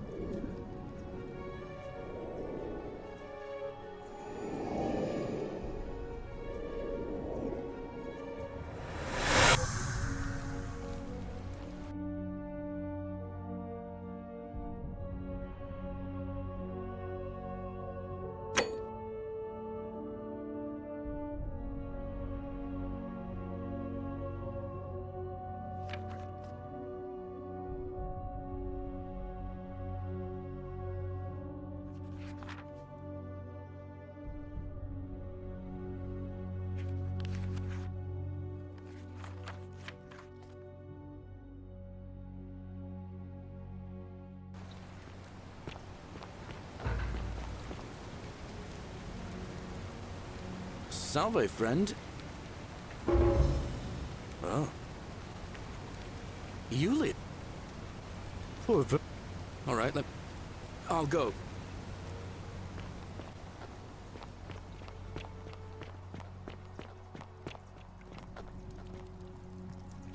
Ah, you're here. I'm so glad you decided to visit. I'm Aurelia, and I hope I'm not being too You're not like any... Well, since you bring that up, let's cut to the chase. What are you worth?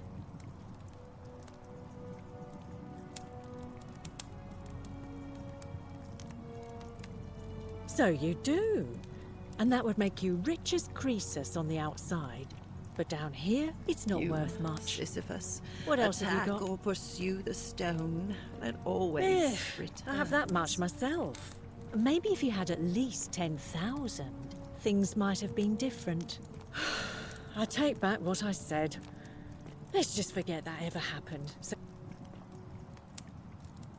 Certainly. Have you met Livia? She used to... Now, she just stands around. Whatever you... All right.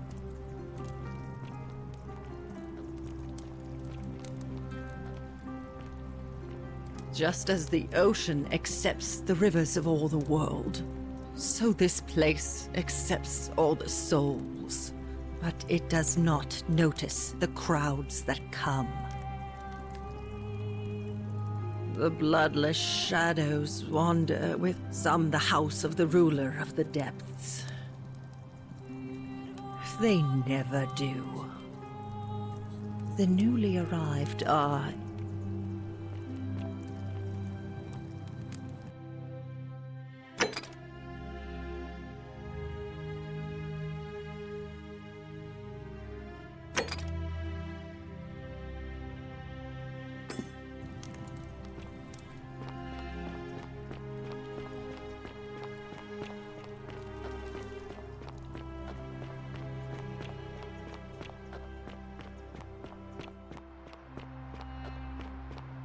Salve, Rufus.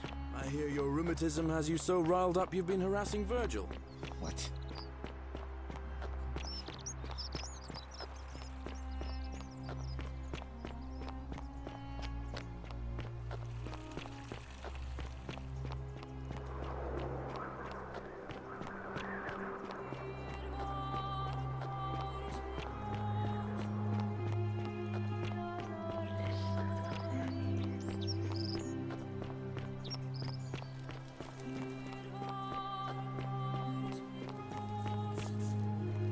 Salve, friend. Welcome. All right. I can't believe this is how it ends. Oh no. No. No, no, no, no, no. Orpheus, what are you doing? Get... That's the... What? Why do you... I know. Please. I'm sorry. Please, help him. Thank you. You know about that? How is that possible? I mean, I've never mentioned it to anyone. Well, if you say so. You don't understand. I don't want to hurt anyone. I just want it all to be over. It's too late for that. Yulia and I made a pact, and she's already swallowed hemlock this morning. If I backed out now, I'd be betraying her. I can't do that. Oh, really? That changes things a little. But we're still in debt bondage to that monster. Unless you happen to have 2,000 denarii to pay off both of our debts. Really? Wait. So, I guess you'd want me to work for you then. You'd do that for us? A couple of complete strangers. It seems today we're both blessed. This did not turn out how I thought. Thank you, friend. I never thought people like you existed. Thank you. I'll go and pay off our debts immediately. I just wish there was some way I could repay you. But I have nothing but the tunic on my back. I'll go and take care of things with Malleolus and tell Yulia the good news. Thanks again, friend. I'll never forget what you did for us.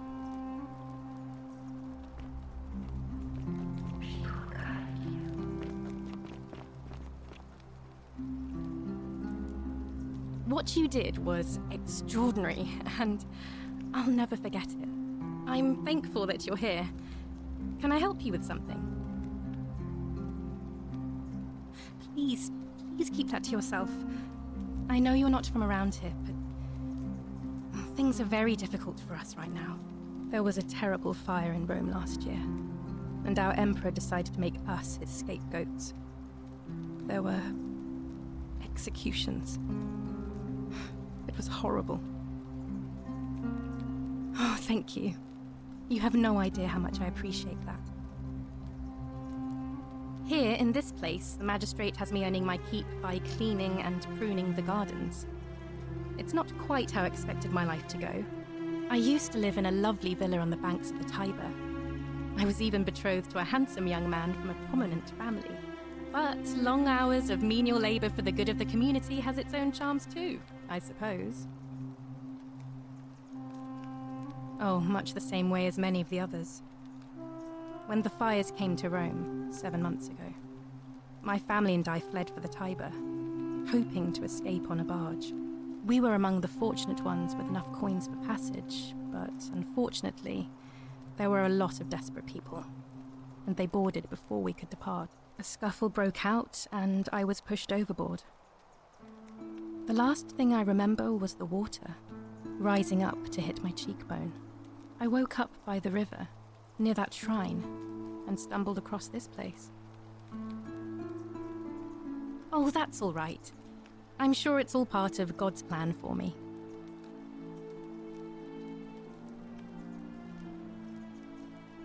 If you like. Ah, that's a shame. Another time, then.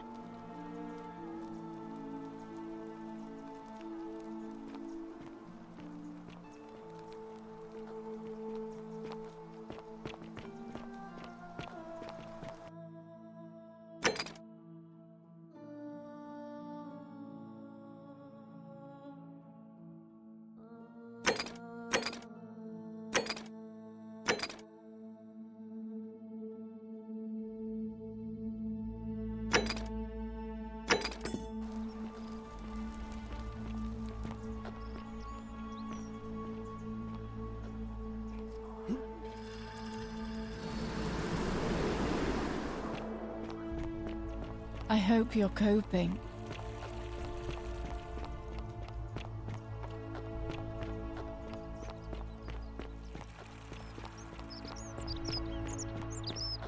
Citizen.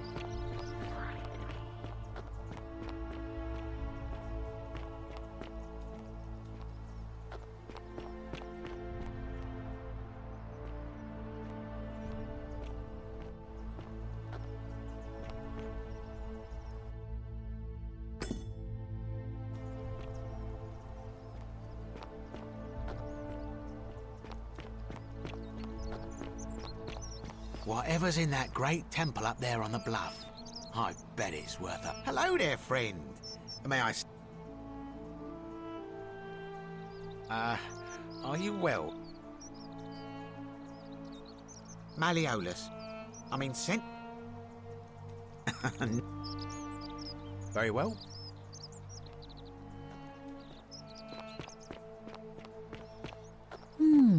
A golden bow, just like Apollo and Diana's.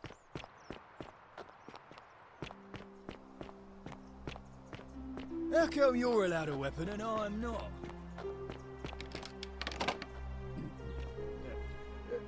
Thank you. Thank you.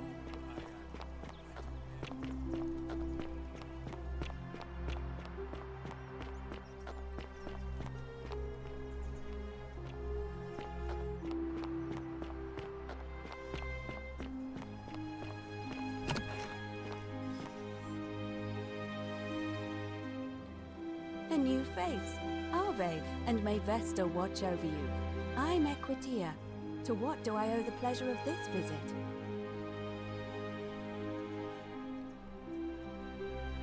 It must be completed by dusk. It'll be between Sentius, the incumbent. Why do you...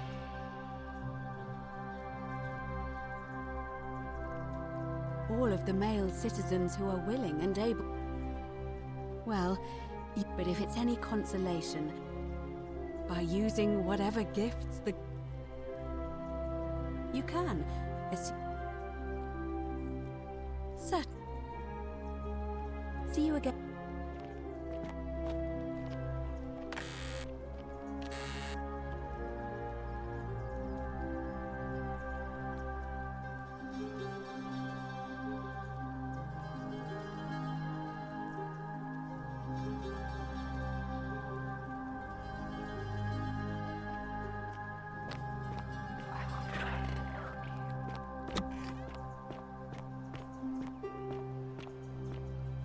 Oi! How did you get in there, you cheeky little sturkers? If I cop an earful from Malleolus, I'll be coming for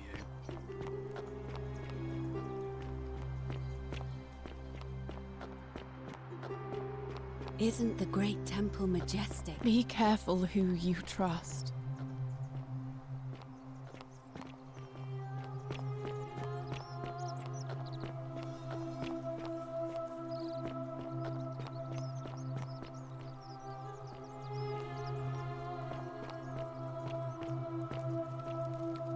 Hey, Virgil, how much would you want to make me a bow? Hello?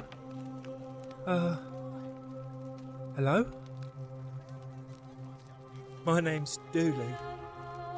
I live here now because I got in trouble and they said they had to lock me up. I don't know. I don't remember things so good. I think it's just because I was looking for treasure.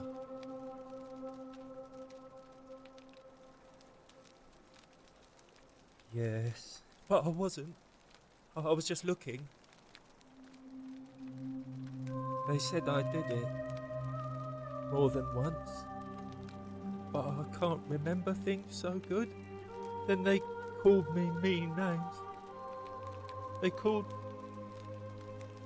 me a liar, Billy. Yes. They said I have to live here now, and gave me this letter. But I'm not good with words. Do you think you could read it for me?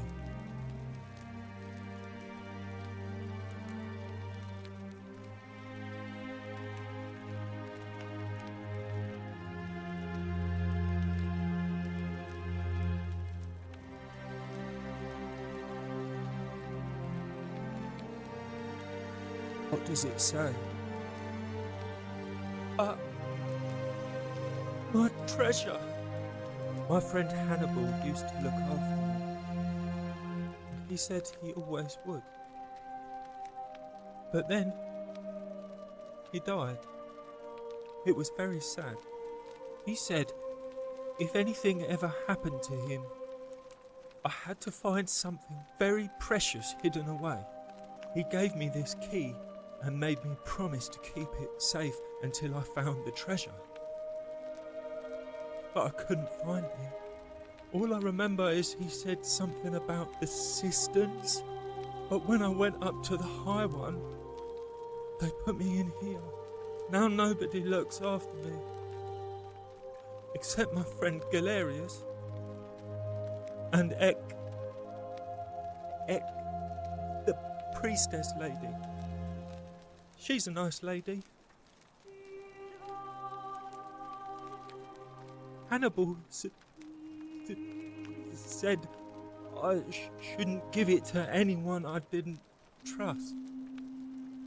But maybe you could help me get out of here. Then I would trust you a lot. Galerius already tried that.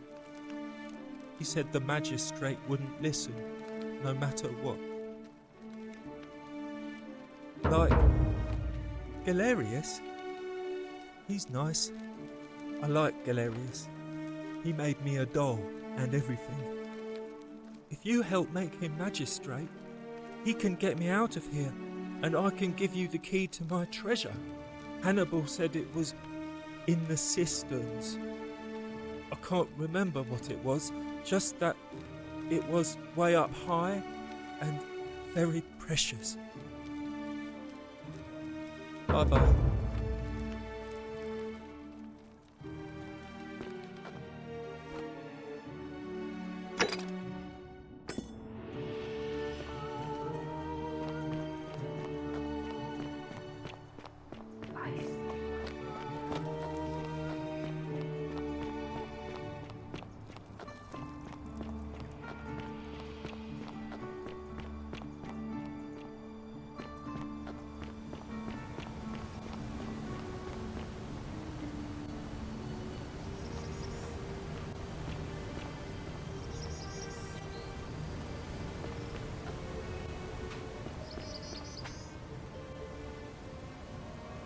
Salve again, friend.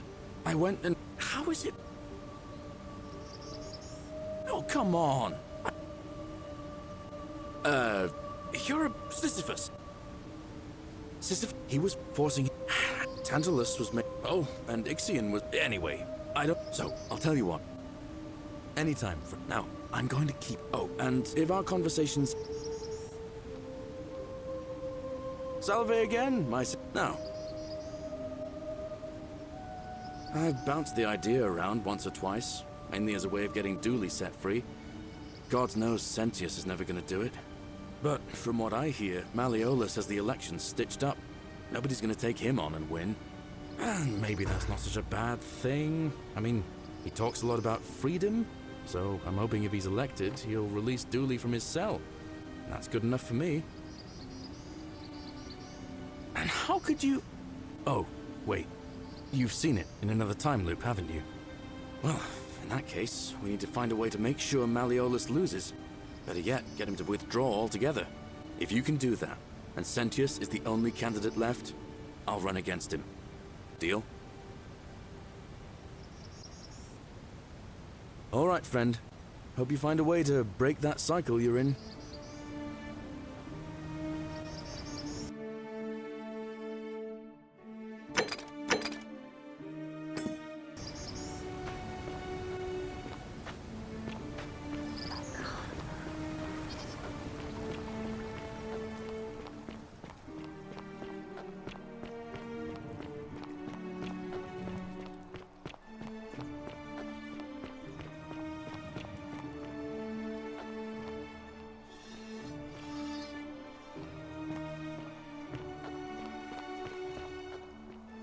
Vote for Malleolus for a frick back again.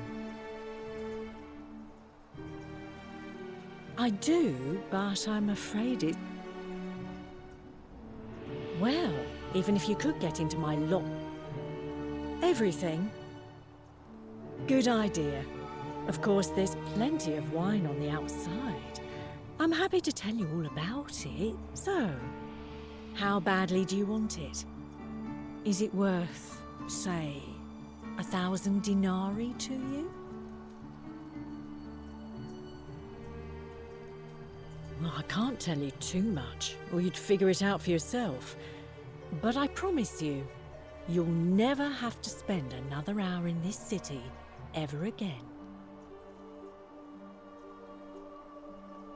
Ha! It's hardly my fault if people misunderstand the terms of a deal. I mean, it does say, "Let the buyer beware," right outside my tavern. You know, normally I'd straight to business. As a matter of... I'm happy to tell you all about. So... simple. It's a... I think of it this way. Ha! All right.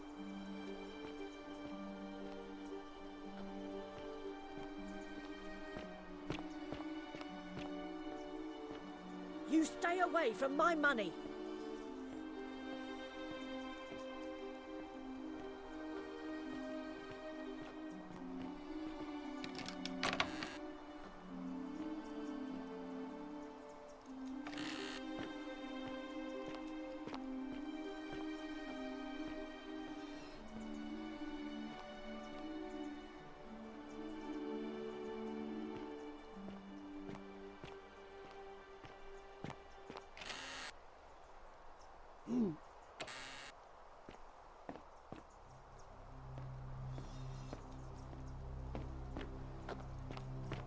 Vote for unless you want me to slip some hemlock into your next drink. Get out!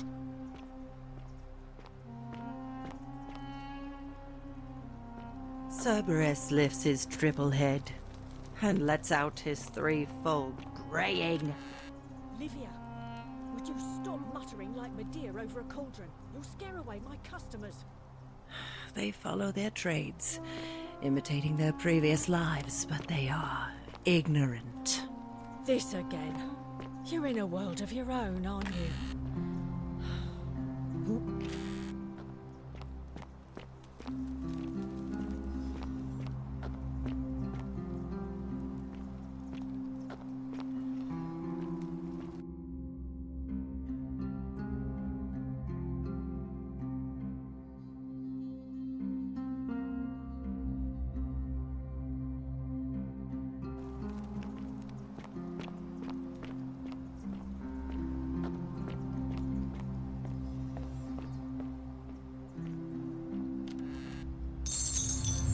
The many shall suffer for the sins of the one.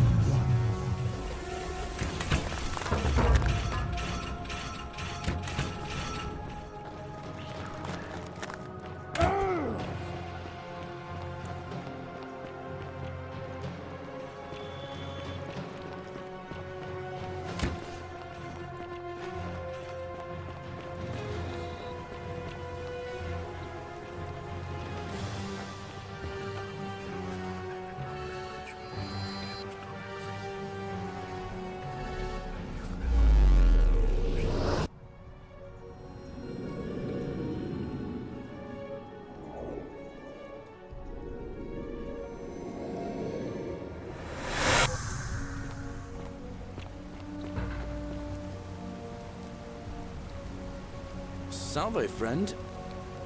Oh. You?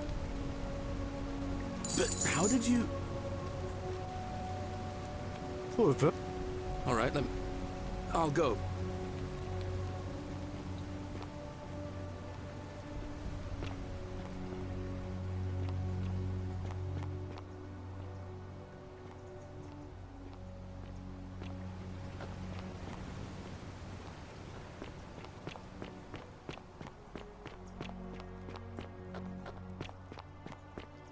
The 49 melodies fetch again with incessant labor the water they have lost.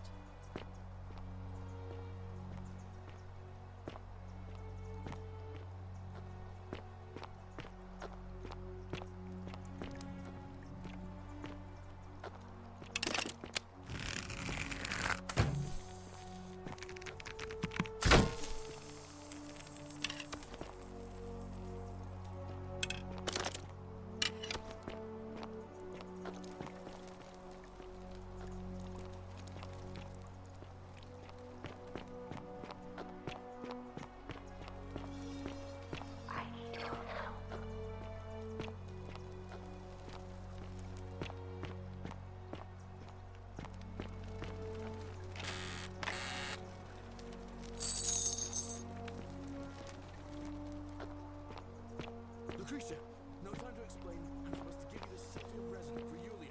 What? Quick, give it here. I'm just going to help her swallow this.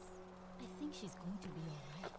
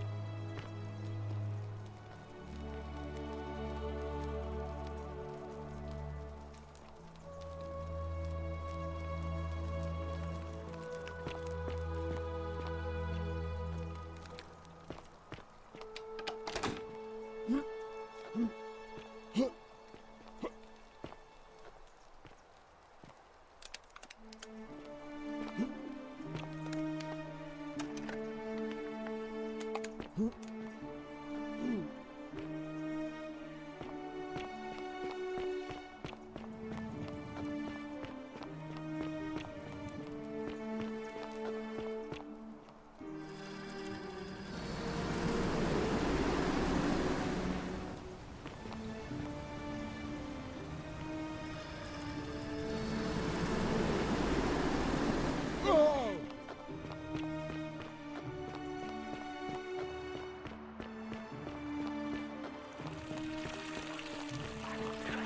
Don't believe a word they tell you.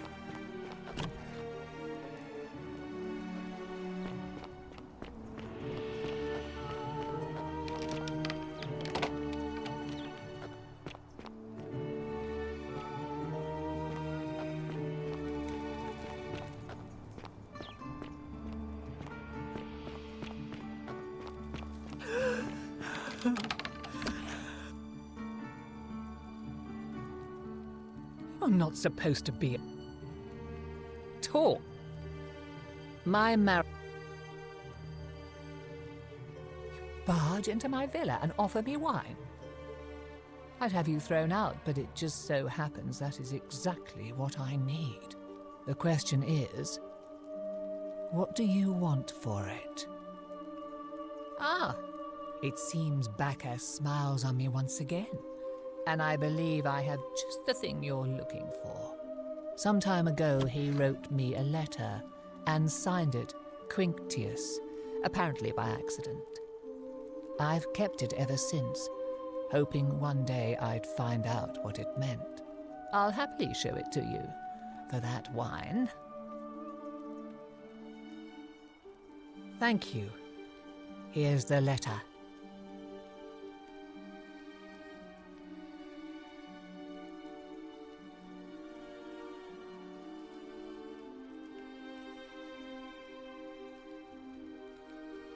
Now, perhaps you can tell me who Quinctius really is. What? He's... Oh no, that's... quite a lot more serious than I imagined. I only wanted some leverage over him, not to destroy him. Give me that immediately. Nobody else must know.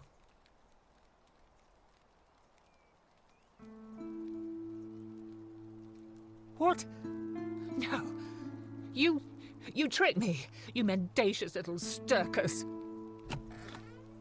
It was a lie of a mission. You were planning this all along and you deliberately concealed it. May Jupiter cut you down.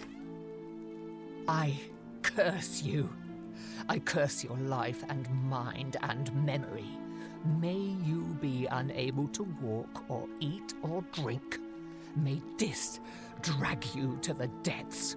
This is outrageous.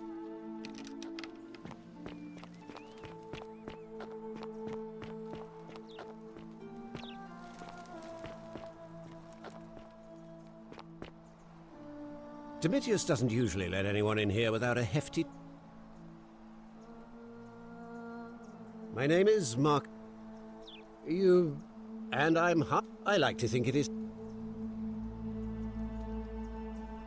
Well, I am not suffering from any delusion. Unlikely, because it...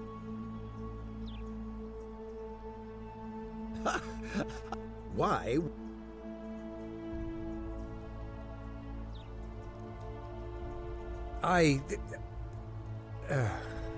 So, it finally caught up with me.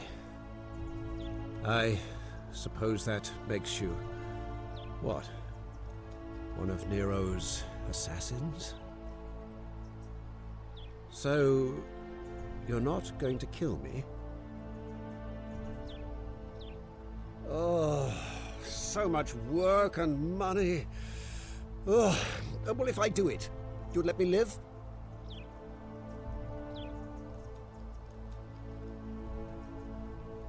Fine.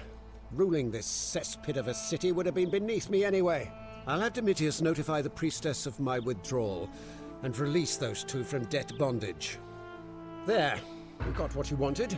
Now, please, leave my villa and never speak to me again.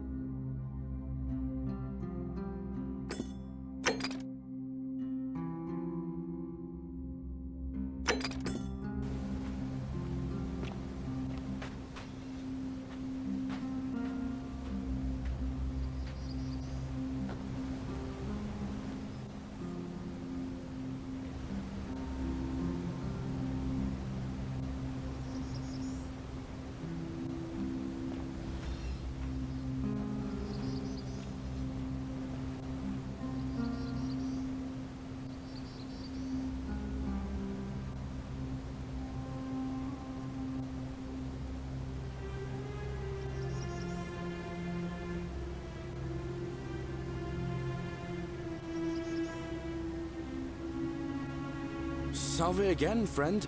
I went and did as you asked, and it worked. How is it possible that you... You're a bit... Sisyphus, he was forcing him... Tantal... Oh, anyway, so... Oh, now... Oh, and... I saw you slide... And... Strange. Oh, anyway, well, I've been trying to get... It's too steep to climb, so I hung a rope over the lake and made this pulley device, only I, couldn't quite summon the nerve to use it. Do you think you could use the device again and try to get that flower for me? Oh, thank you. All right.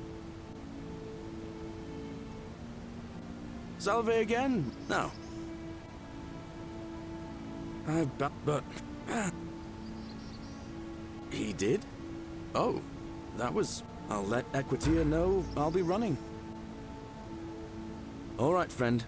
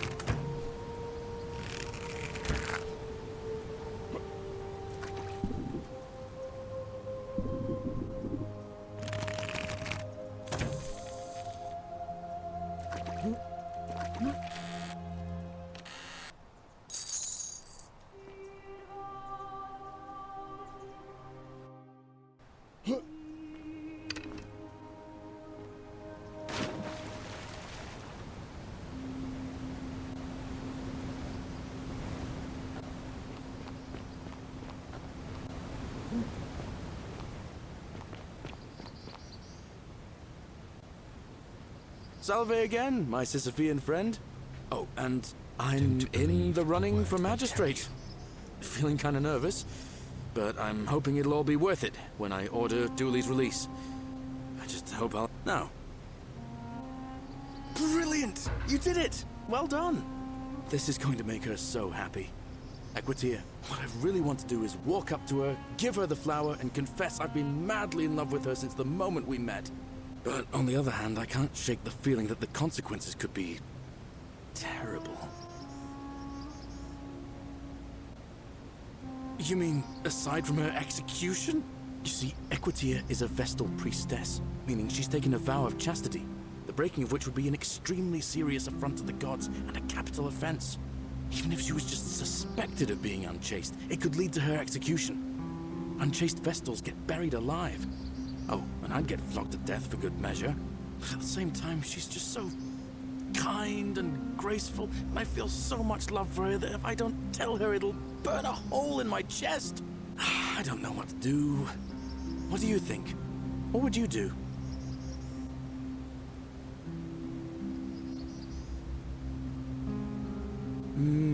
I suppose you're right. What I need is a go-between. Someone who can... what do you say? Wonderful! Now, all I need you to do is give her the flower and... Thank you. Come back as quick as...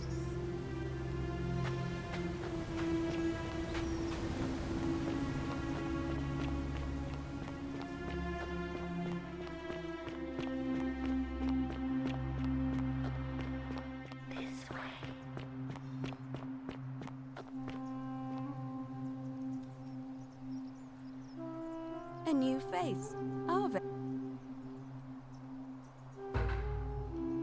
Oh, how lovely. It just happens to be my favorite, too. Who do I have to thank for this? I see. So, it's from Galerius, then? Of course I do. I think everyone in the city knows. That man is a wonderful human being, and my favorite person in the world. But he is the least subtle secret admirer you could imagine. The way he looks at me with those puppy dog eyes. Plus, he's been trying for weeks to get his hands on this flower. He went to so much effort, too. Suspending that rope above the lake, inventing that pulley device all on his own. He'd just stand there each morning, looking at the flower, trying to summon the courage to seize it. Oh, my heart. Tell that adorable oaf that my Vestal's vow of chastity ends once I turn 36. So, if we ever make it out of here, and he doesn't mind waiting a few years, then tell him I love him too. I hope so. See you again soon, I hope.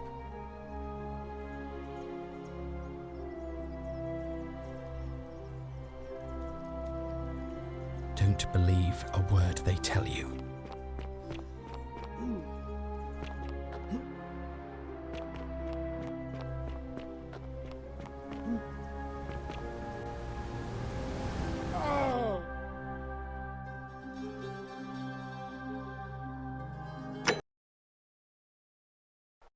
Thank you. Come back as quick as you can and tell me what she says.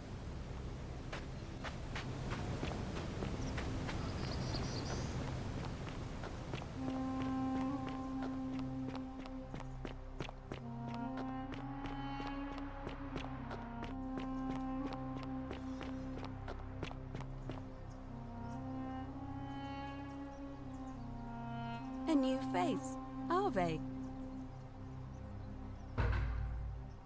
Oh, how... I see.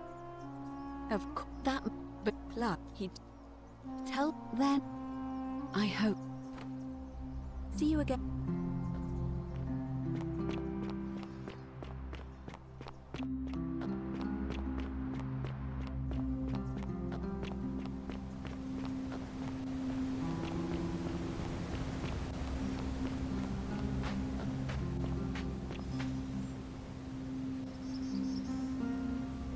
Salve again, my sister. Now. Thanks. What did she say? Venus, that is the best news I've ever heard in my life. Oh, thank you. Thank you so much. You have no idea how happy you've made me. I wish there was something I could do to thank you properly, but I don't have much to offer you. All I can do is tell you where there's a secret stash of coins you might be interested in. In the rock tunnel, near the stairs, there's a little doorway set into the rock. Inside, if you look carefully, you can see a chest. Unfortunately, one of those golden huntress statues is blocking the path, and I'm not game to move it. If you can figure out how to get past it, I reckon there might be a small fortune waiting for you. I hope that helps in some way. All right, friend. Hope you find...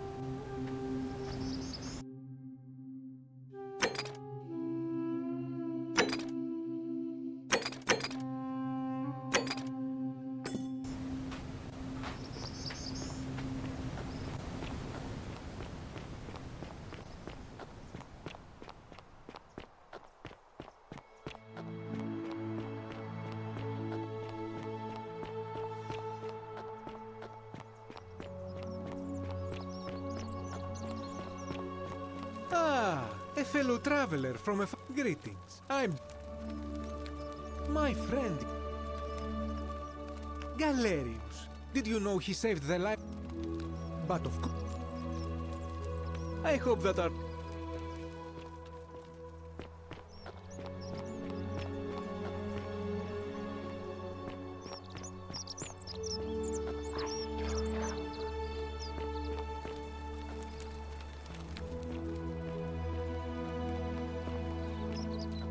Hey, Virgil, how much would you want to make me a bow? For the last time, Dacius, I'm not making you a bow. But why? You know why. But how am I going to defend myself? yourself against someone else with a weapon. There are no other weapons in the city. We all went along with the magistrate's weapons ban, so it wouldn't be an issue. That's why I've got to get in first before someone else beats me to it.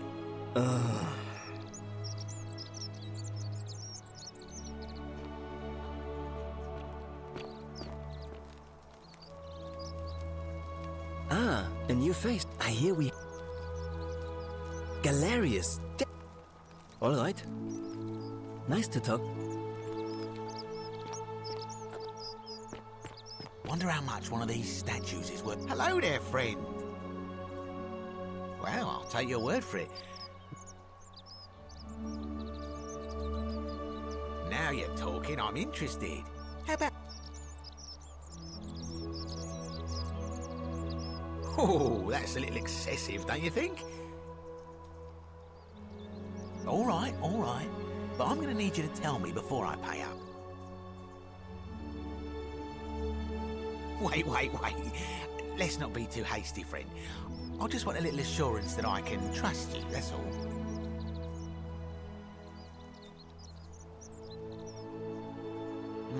I suppose you're right. All right, you drive a hard bargain, but here's your money. Now, the location of that bow. What? But I already knew that, you imbecile. I can't take that golden bow because stealing from the goddess in her own shrine would break... You promised to tell me where I could get one of my own. What is this? Some kind of joke? I don't believe this is happening. Don't even talk to me. Oh, shiny.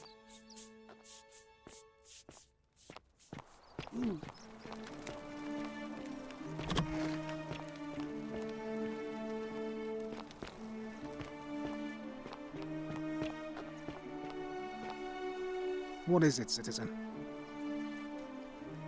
Not that it's any of your business. All right?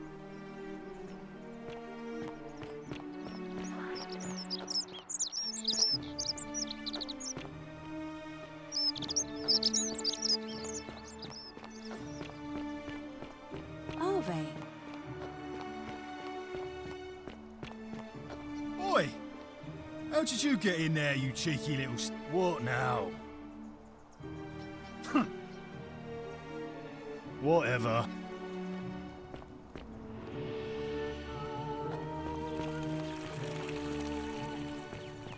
Are they?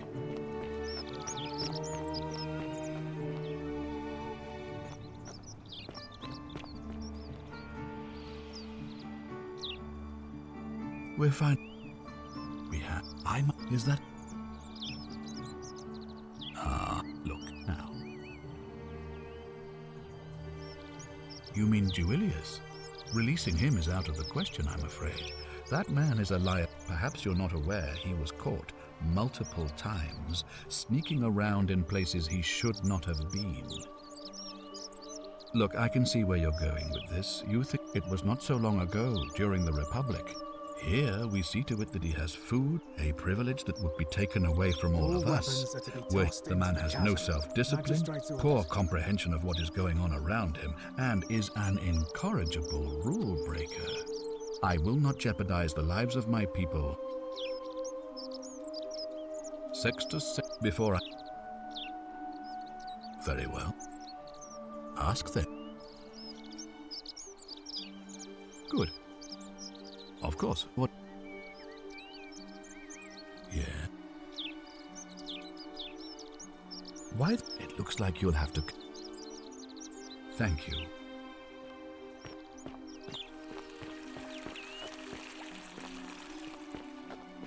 Don't believe a word they tell you. Shalom, friend. Sentius, I suppose. Galerius, the farmer. Sentius. Galerius. I don't. You mean where am I? But when that's where I was. Every road leading out. Several hours down the Appian Way. I saw an... I can only assume... It's strange, though, because I still had my... A lot of good it did me. All right, friend.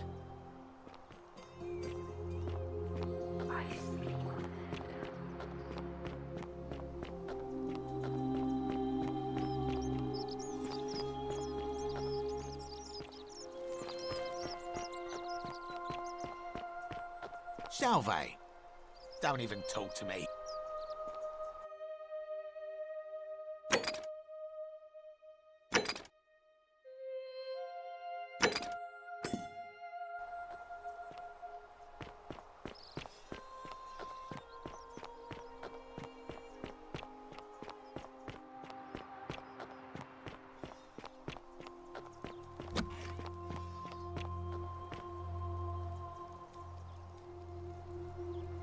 Ave again. Did you find... I don't, I'm afraid. I'm quite sure it's the... We asked, but here, I find myself Would you like to... As you wish. It must be complete. It'll be between Sentius. Why do you... I'm responsible... Sir. See you again.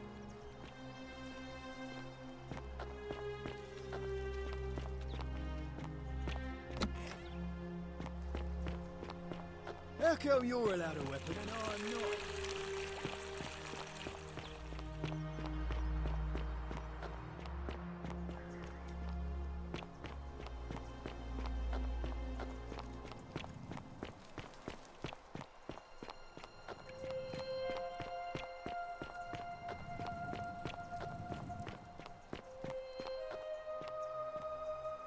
Oh, you're here. And, you're not like... What was that? Let's just forget. I do. Everything. Really? Unfortunately. Good idea. I just try not to think. Ugh. Certainly. Have you met Livia? Now, I hear that if Malleolus is elected, there used to be a midwife here. Now, fortunately for us, Scintilla, the magistrate's youngest. How can we trust him to... I heard Dacius has been offering a lot of... Have you seen the way? But then, I hear Galerius has a thing for Equitia. Why do still... I hear they're a blast son. I've already told... All right.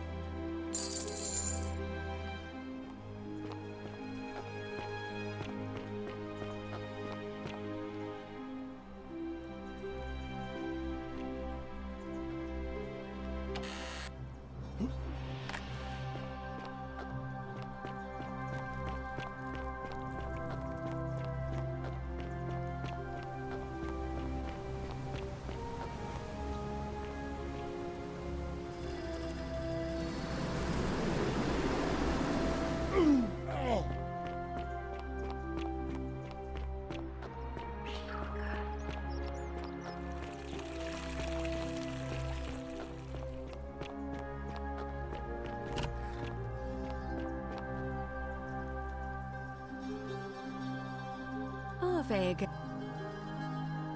It'll be... Why do... As I said, I'm yeah, very well. I'll get things started right away.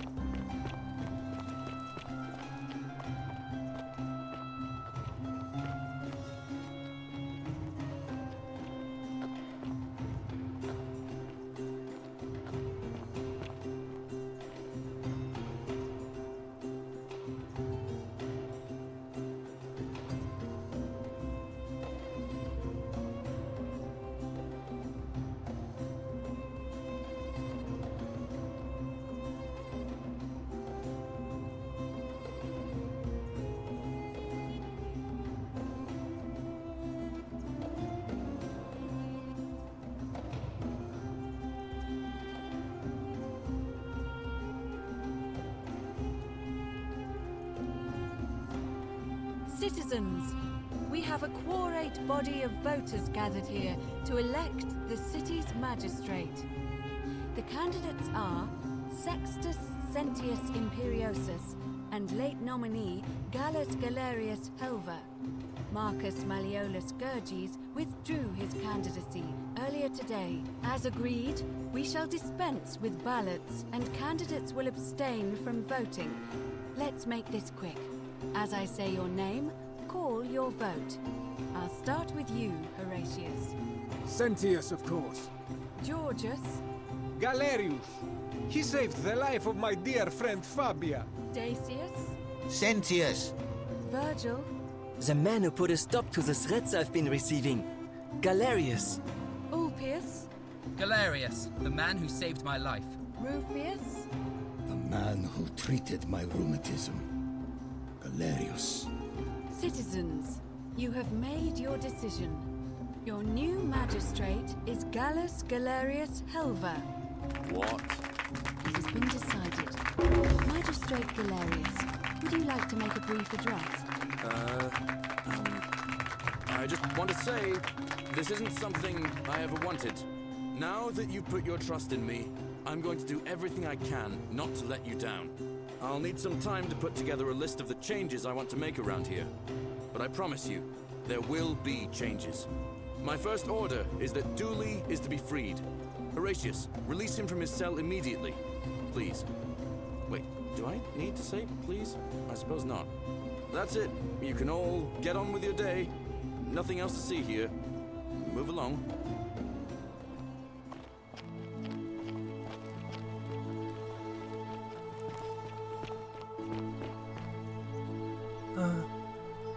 Hello?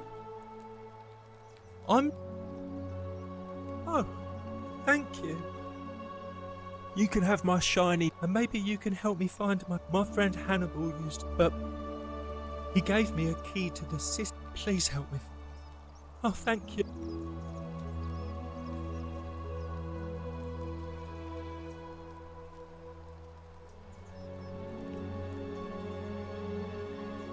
I hope you find it. In the systems, way up high, Hannibal said. Oh, look over there. Something shining. Is it treasure? Maybe it is treasure. I could see it for myself. So pretty. And it's just lying out here in the open. Maybe nobody wants it anymore. Maybe no one will mind if I just take it. Don't you dare. The many shall suffer for the sins of the one. No!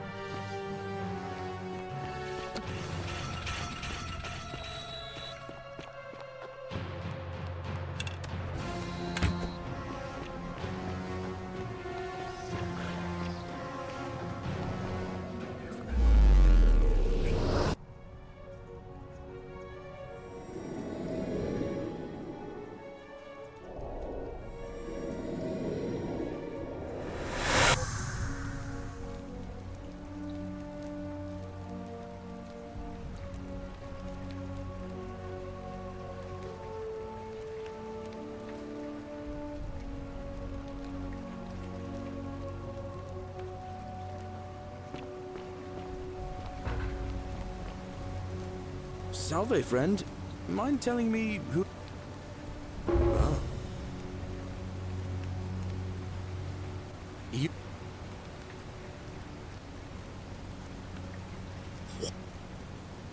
All right. I'll go.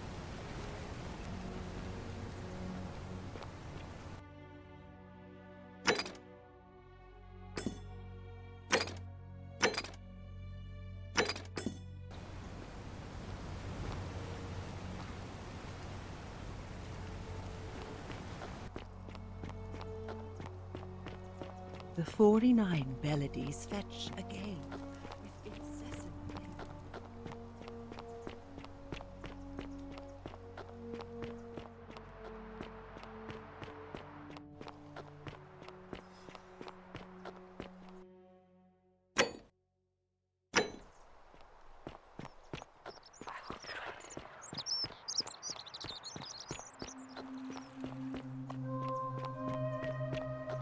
Don't believe a word they tell you.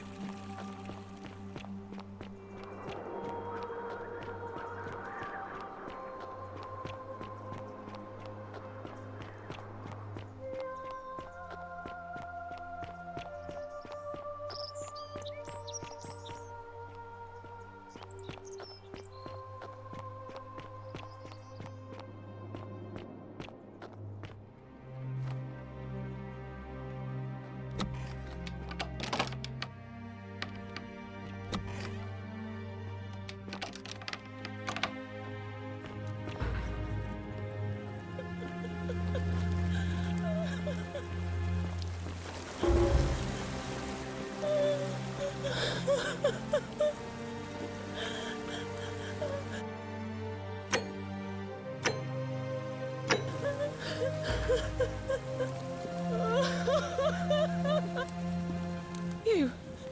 Who are you? Did he send you? Do you know you're here? You have to help me escape before that monster comes back. I'm Scintilla.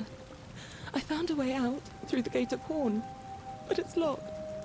So I told him about it, and instead of helping me escape, he locked me up. He wants to keep us all here forever, or until we're turned to gold. He's a monster. You have to let me go so we can kill him and take his key. Sentius, my adoptive father. Furies help me. I'll castrate and crucify him. I don't know.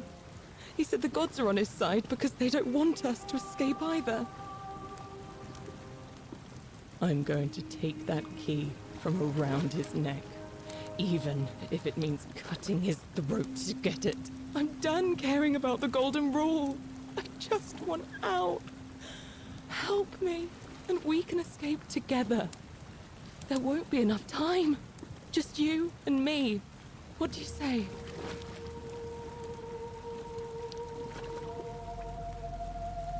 Oh, thank you. Now follow... Wait. Did you hear that? He's here. He must be coming in through the door behind me. You distract him. Stay right here and keep him talking while I look for something I can use.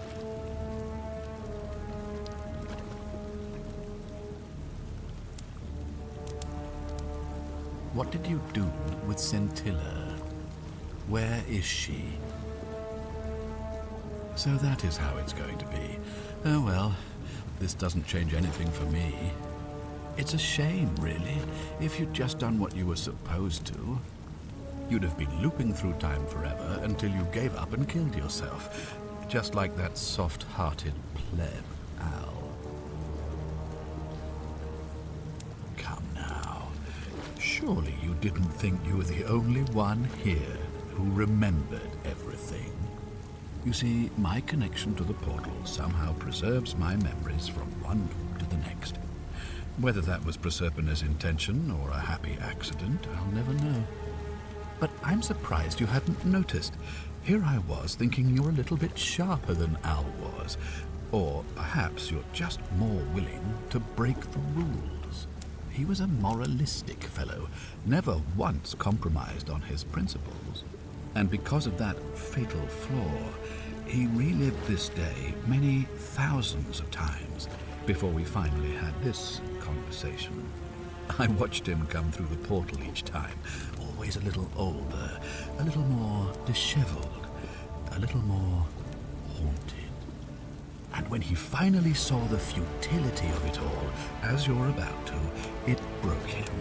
He drank a jug of wine, tied a noose around his neck, and took his own life, just before he was shot with a golden arrow. The next time I awoke, you showed up, but you You've caught up to where he was so quickly. I'd have preferred if you'd given me more time to enjoy the trappings of my success. How many extra days did you give me? Just the 6? Not a lot compared with Al, but I've seized every day, nonetheless. In any case, there's no escape for you except the path that Al took, the path he wrote about on his tablet. What was it? Ah, yes. Better to end it all now than find out what awaits you beyond that portal. So, you discovered my secret. So what? What are you going to do about it?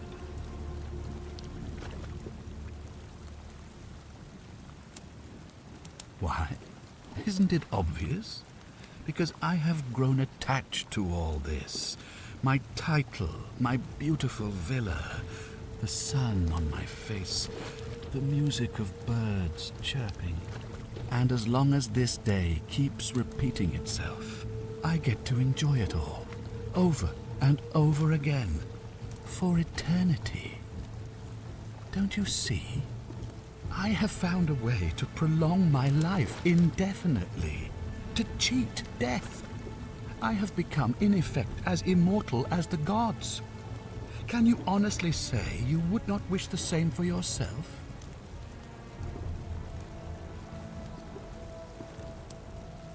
Do you really think you can take on a Decurion with that flimsy little bow? Who? Scintilla? Where is she? I'm right here, Father.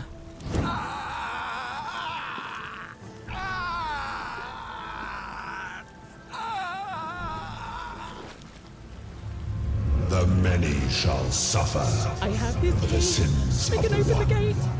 Come on, we have to go. Hey, what's happening to you? That light, it's so bright.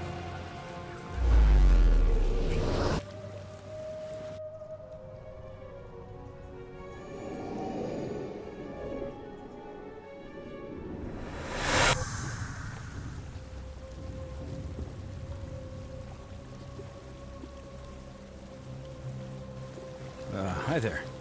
Gave me a bit of a fright. Thought I was in here alone. I'm Al. Well, here I am. I'm sorry, I didn't catch your name. Really? That's strange. I was just reading an old tablet I found here. Well, trying. My Latin is kinda rusty, but the last entry mentioned someone with the same name. It described an event about 2,000 years ago. Someone with your name appeared in the city out of the shrine of Proserpina. Freed an imprisoned woman named Scintilla, who then murdered her captor, breaking some kind of ancient law. It said the attack caused golden statues to come alive, hunting down everyone in the city and turning them into gold. Apparently, the only person to survive was Scintilla, while the stranger disappeared in a flash of light. What? You're saying you were here 2,000 years ago? I'm not sure I understand. I'm sorry, come again?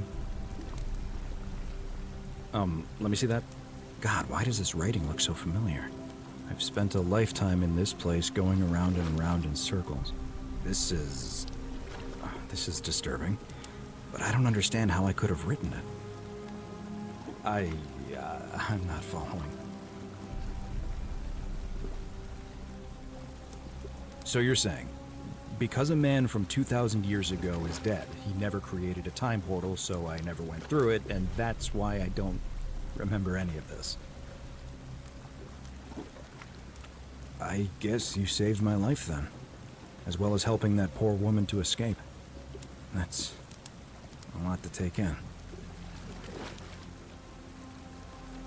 Maybe we can escape through the same aqueduct Scintilla used, if we can find it.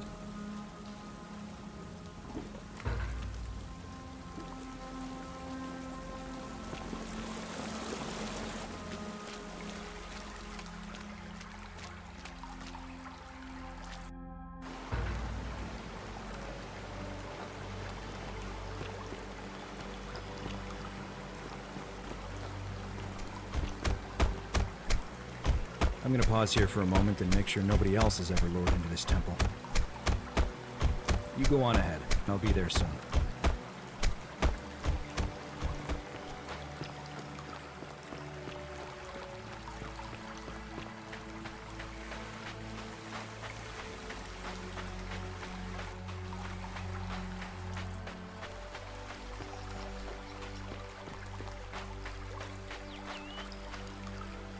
You're back!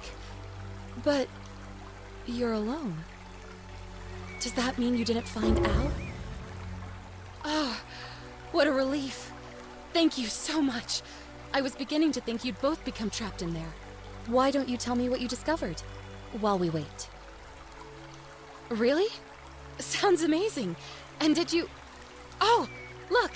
Here he comes. Al! It's so good to see you. You were gone so long I thought I'd never see you again. Kinda lost track of time in there. You wouldn't believe what we found. The ruins of a long-forgotten city. And there was a tablet describing an event 2,000 years ago. Supposedly, the city was destroyed when a woman murdered a tyrant with the help of, well, my new friend here. I know how crazy that sounds. Maybe not that crazy. That woman. I don't suppose her name was... Scintilla? How could you... What? She left a tablet of her own. I stumbled across it while I was waiting here. I think she meant for you to read it. Here, take a look. I don't know what became of you, or if you'll ever read this, but I want you to know that I will never forget you, or what you did for me. It pains me that so many dear friends were not so fortunate. Ulpius, Sentia, Lucretia, Horatius, Galerius, poor Dooley, and the others. But please understand, their blood is on my hands, not yours. I will live with the consequences of my actions, and all I can do is move forward, trying to show others the same compassion you showed me. I promise you that saving my life will not be for nothing. Scintilla. Sounds like you meant a lot to her. I'd love to hear your story, but first, you two look exhausted. Why don't you hop in my boat and rest while I ferry you back to civilization? Sounds good to me. And you? Are you ready to go home?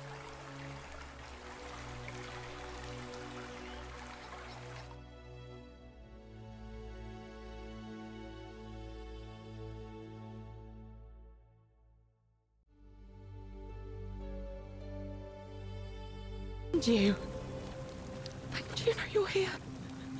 You have to help me escape before that monster comes back. I'm Scintilla. I found a way out through the Gate of Horn, but it's locked. So I told him about it, and instead of helping me escape, he locked me up. He wants to keep us all here forever, or until we're turned to gold. He's a monster. You have to let me go so we can kill him and take his key. Sentius, my adoptive father. Furies help me. I'll castrate and crucify him. I'm going to take that key from around his neck, even if it means cutting his throat to get it. I'm done caring about the Golden Rule. I just want out. Help me, and we can escape together. There won't be enough time. Just you and me. What do you say?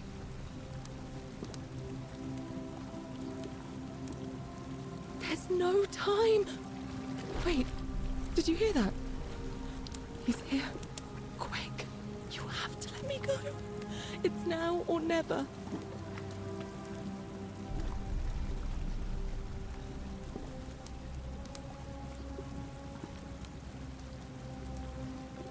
What? No! You can't just leave me here! How can you be so heartless?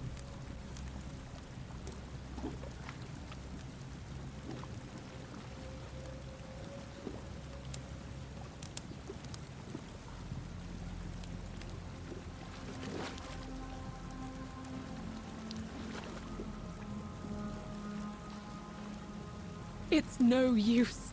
You'll never persuade him of anything. I'm telling you, he's a monster. Please. You're making a mistake.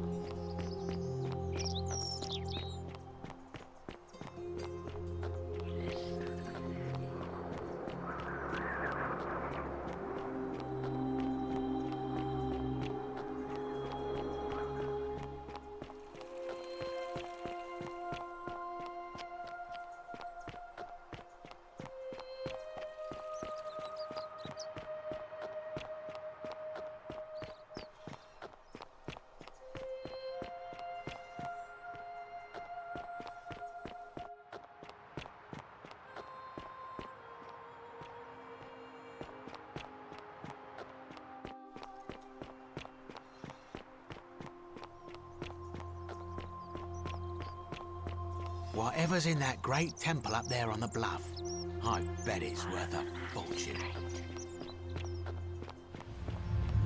The many shall suffer for the sins of the one.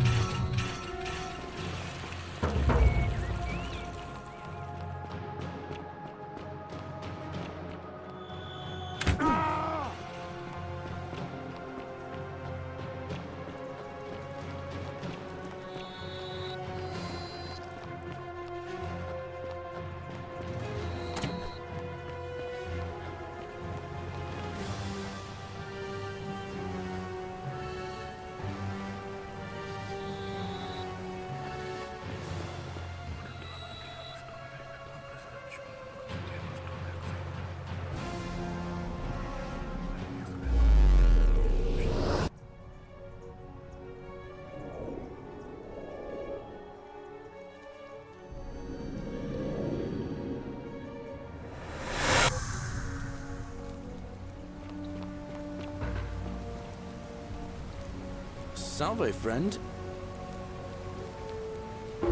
What? That's a big ask. But something tells me you're not kidding. All right, I'm gonna stick my neck out and believe you. But I doubt I'll be able to gather more than a handful of people.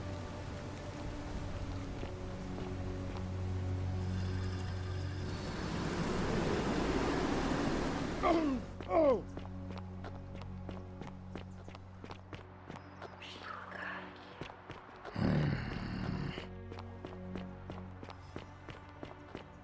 Ah, a fellow traveler from a faraway land.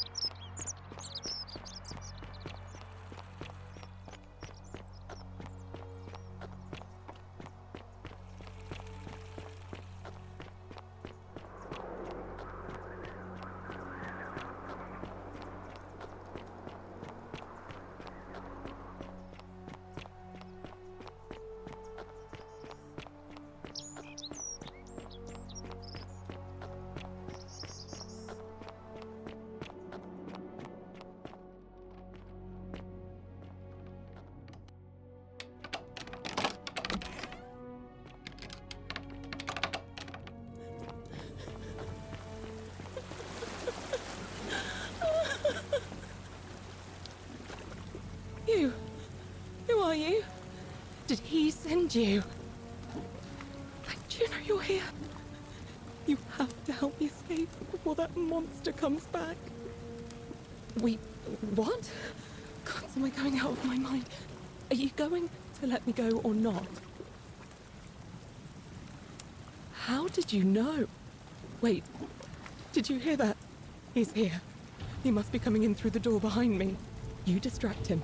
Stay right here and keep him talking while I look for something I can use.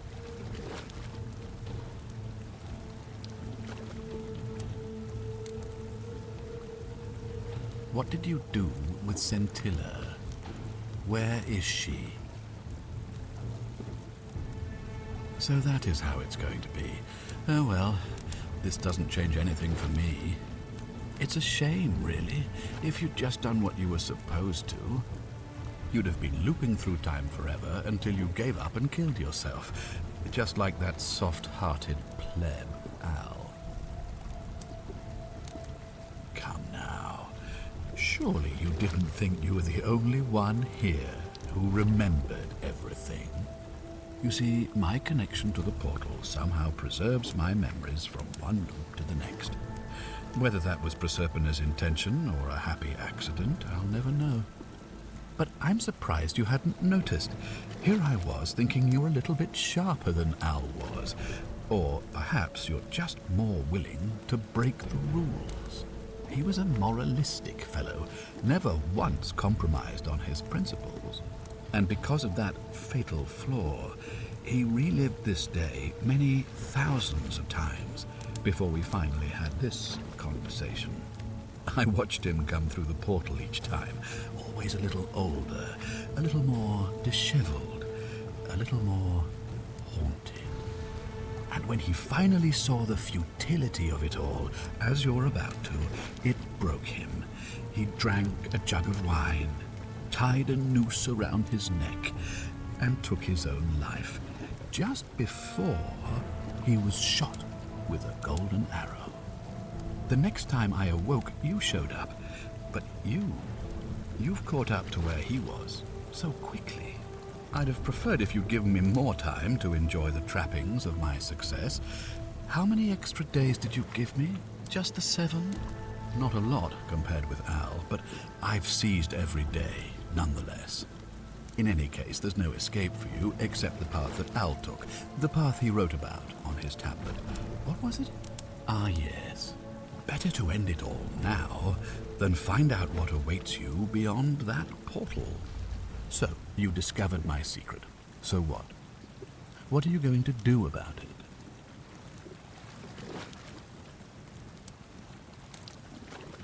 Of course. There's no way you could have succeeded.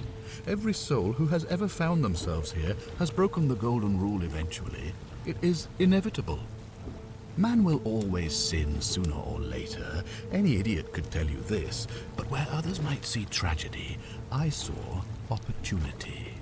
As I told you the first time we met, I found a way to cheat death by reliving the same day over and over again forever. And I will continue living long after your dust. Why?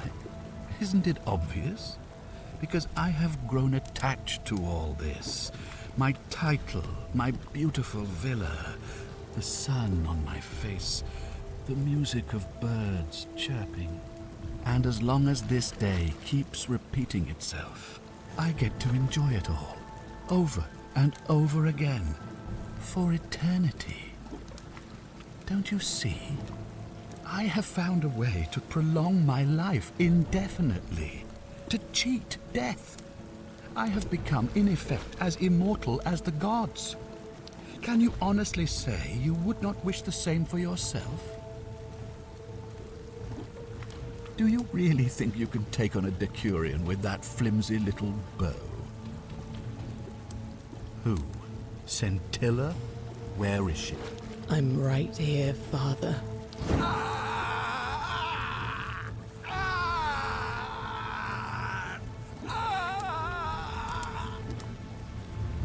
The many shall suffer I have his for the key. sins I of can the open the one. gate. Come on. We have to go. The others should be right behind us. Hey, what's happening to you? That light, it's so bright.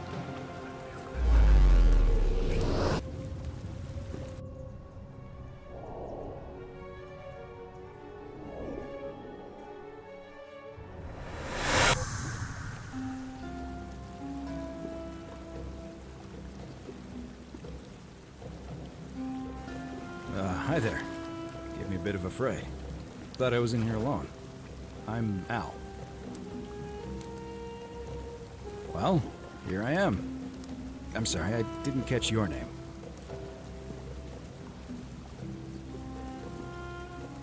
Funny you should ask. I was just reading an old tablet I found here.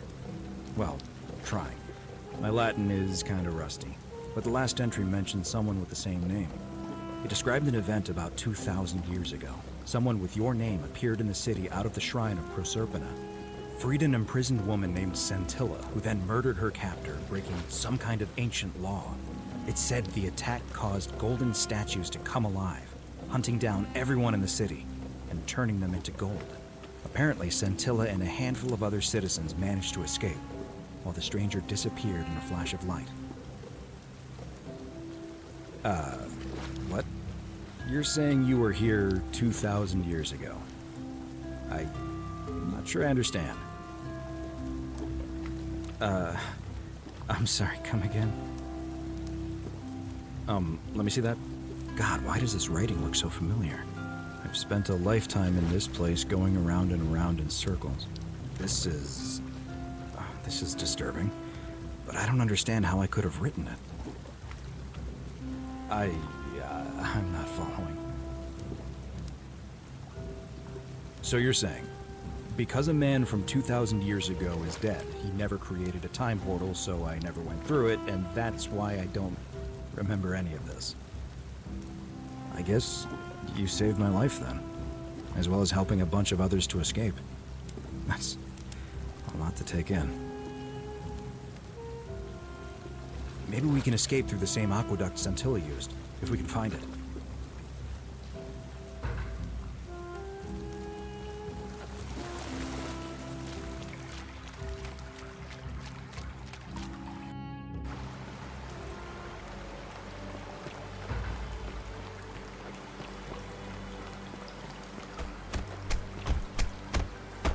I'm gonna pause here for a moment and make sure nobody else has ever lured into this temple. You go on ahead. I'll be there soon.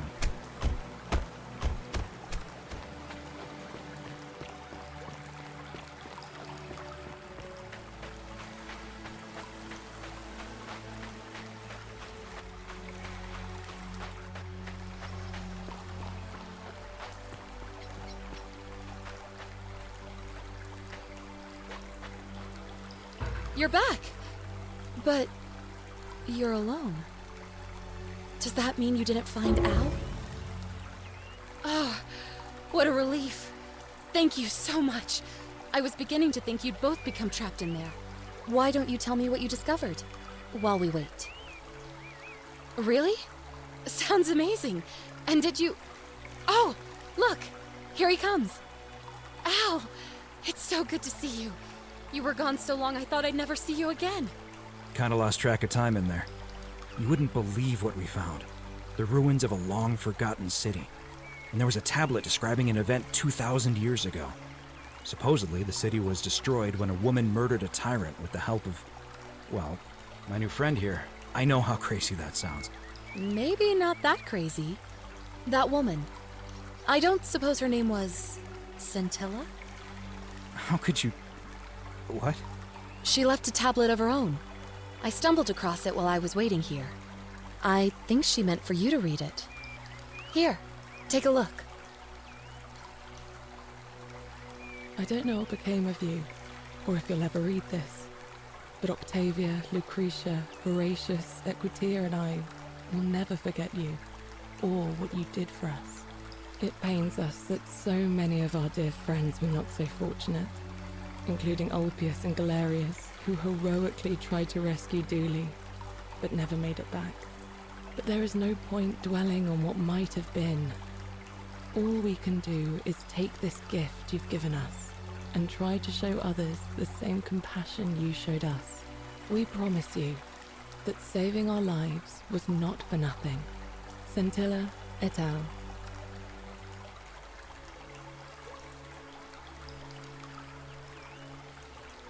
Sounds like you meant a lot to her. I'd love to hear your story, but first, you two look exhausted. Why don't you hop in my boat and rest while I ferry you back to civilization? Sounds good to me. And you? Are you ready to go home?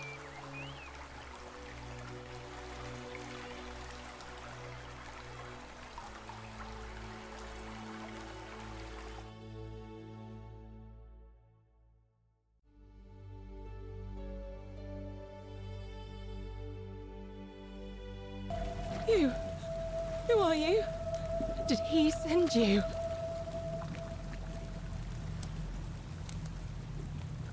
Thank Juno, you're here. You have to help me escape before that monster comes back. I'm Scintilla. I found a way out through the Gate of Horn, but it's locked. So I told him about it, and instead of helping me escape, he locked me up. He wants to keep us all here forever. Or until we're turned to gold. He's a monster. You have to let me go so we can kill him and take his key.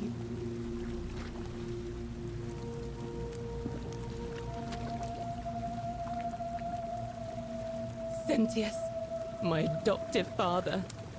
Furies help me. I'll castrate and crucify him.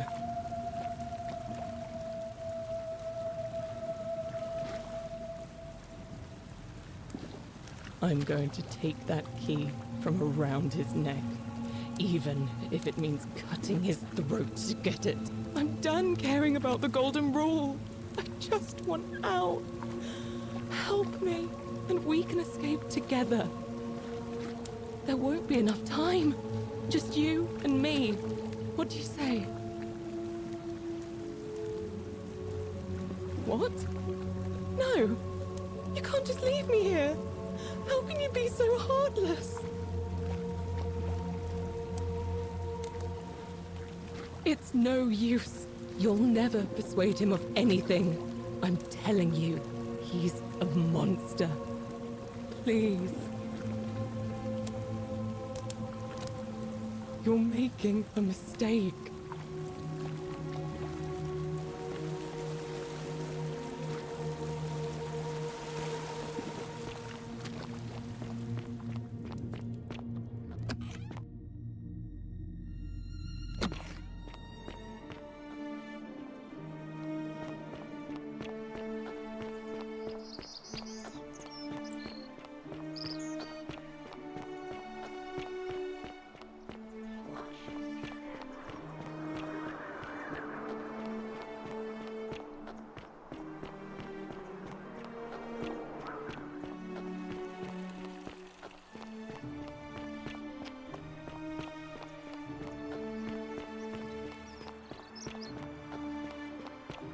Citizen.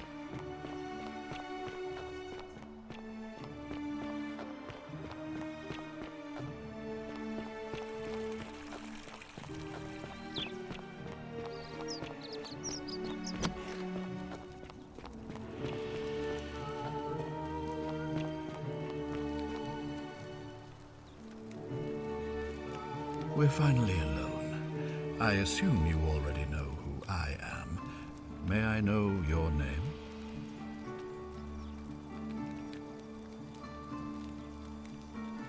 We have? Wait, if I understand correctly, someone is about to break the Golden Rule, forcing me to create a portal in time to bring you here? I must have entrusted you with figuring out who the culprit is. Only, I assume we failed, and you had to start over. Is that about right? If so, what happened? Look, it's now. Me? You know, you remind me of him. Al Worth, the fellow who came through the portal before you. Come now, surely you didn't think you were the only one here who remembered everything. You see, my connection to the portal somehow preserves my memories from one door to the next. Whether that was Proserpina's intention or a happy accident, I'll never know. But I'm surprised you hadn't noticed. Here I was thinking you were a little bit sharper than Al was. Or perhaps you're just more willing to break the rules. He was a moralistic fellow, never once compromised on his principles. And because of that fatal flaw, he relived this day many thousands of times before and when he, the next, I mean, several, and yet, because so. I could, and why would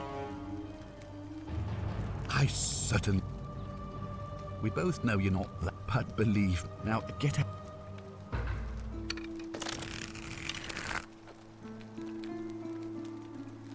Don't be so foolish. If you kill me, we all have. You see, it was my actions that brought you. That means if I die, you'll be flung. Now get out of my villa.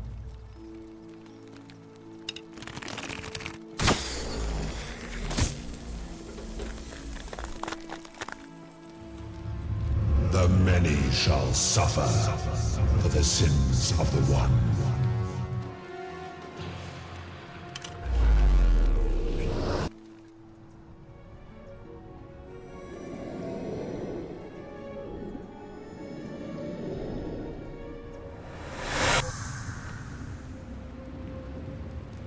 Oh.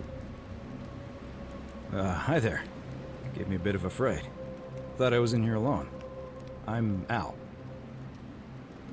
Well, here I am. I'm sorry, I didn't catch your name. Really? That's Strange. I was just reading an old tablet I found here. Well, trying. My Latin is kinda rusty, but the last entry mentioned someone with the same name. It described an event about 2,000 years ago. Someone with your name appeared in the city out of the shrine of Proserpina and murdered a local magistrate, breaking some kind of ancient law.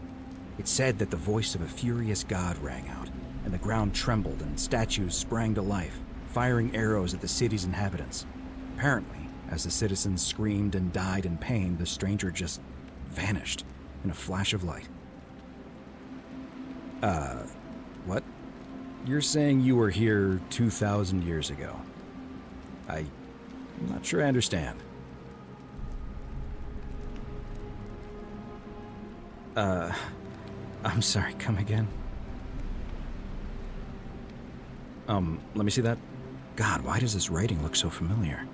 I've spent a lifetime in this place going around and around in circles. This is disturbing, but I don't understand how I could have written it.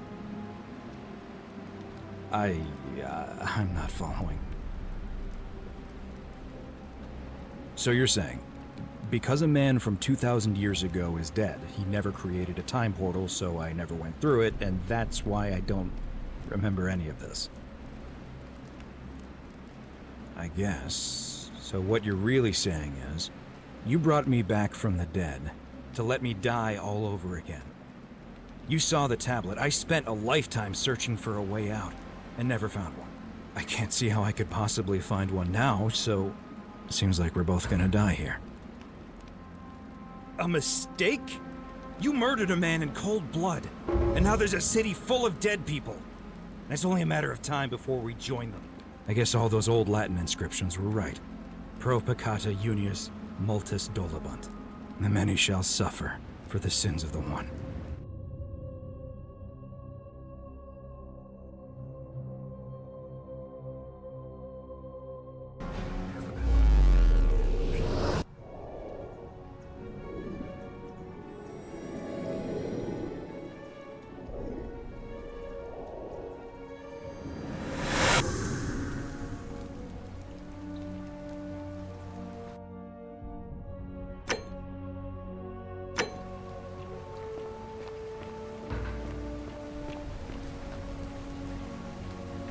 Salve, friend. Mind telling me who you are and what you're doing with that bow on your back? Oh, sounds...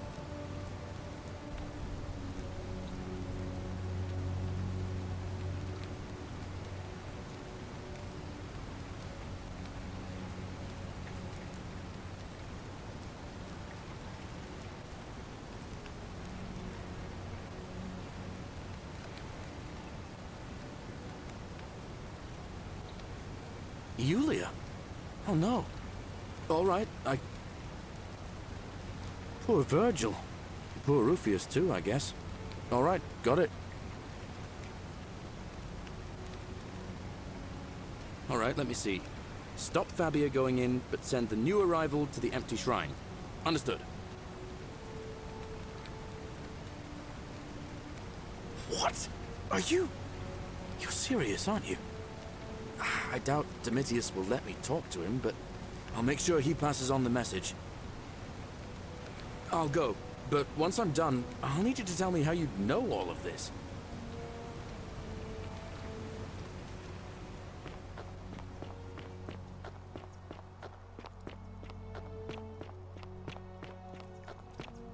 The 49 melodies fetch again.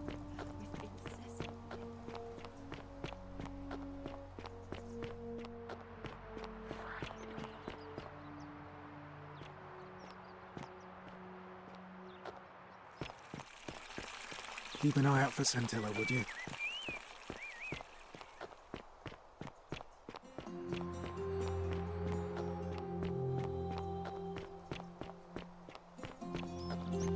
Whatever's in that great temple up there on the Hello there, friend.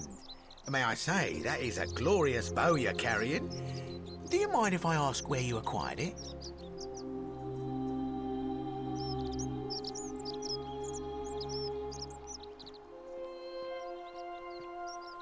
Well, I'll take your word for it. Oh well, let me know if you change. You mean how did I end up here?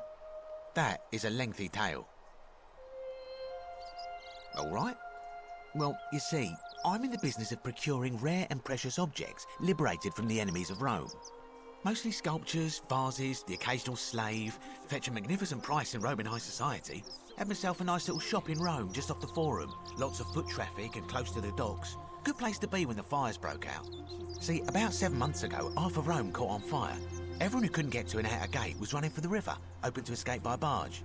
So I gathered my coins and some priceless vases into a cart and had my most loyal slave girl, pretty young thing named Campo, push it for me. All the way down to the river, I'm elbowing through a stampede of people, turning back now and then to make sure she hasn't legged it with my valuables.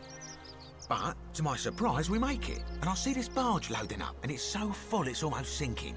But the captain's happy to take my coin, so I start boarding, and then he puts his hand on my chest and he says, "No, too heavy. The cart or the girl." So I did what anyone would have done. Of course I chose the cart. I mean, I can always buy a new slave girl if I still have my money. So I put my hand on the cart, and I guess she realised what was happening because those pretty black eyes of hers go all wide. And in one swift motion, she topples the whole bloody thing into the Tiber. No, I dived in after it, of course. Aren't you paying attention? That was a bloody fortune. Only, I guess I must have hit my head or something, because everything went black. When I came to, I'd washed up on the riverbank, not far from here, with nothing in the world but a single silver coin. Thank you, friend. But it turns out it might have been a stroke of good fortune, because this place is a veritable treasure trove. Look around you. There must be more gold in here than in the treasury of Rome. If I can just figure out how to get it out of here. Very well. Another time.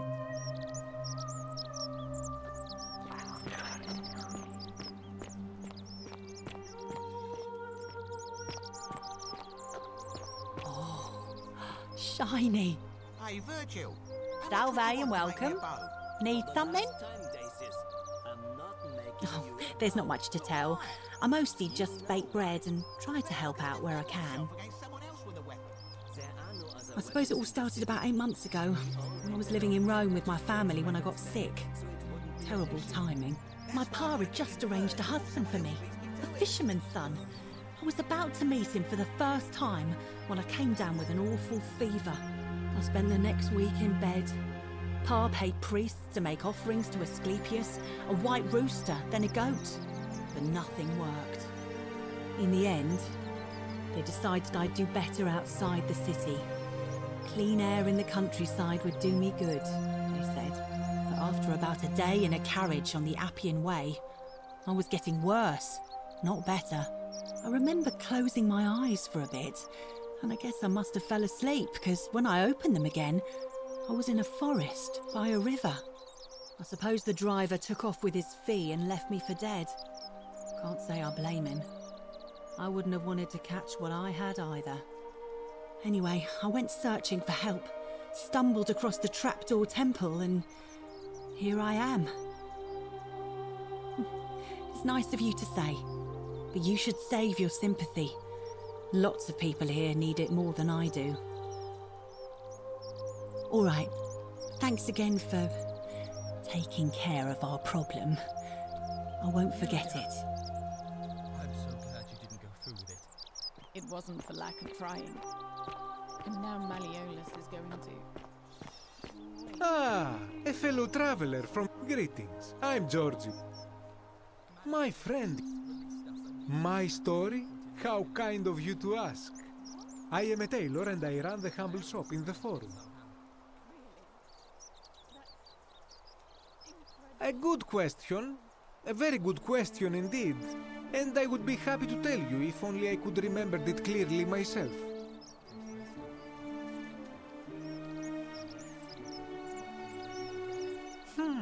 I remember I had just been to Rome to sell an extraordinary selection of wares, and drowning in coin, I decided to celebrate my success.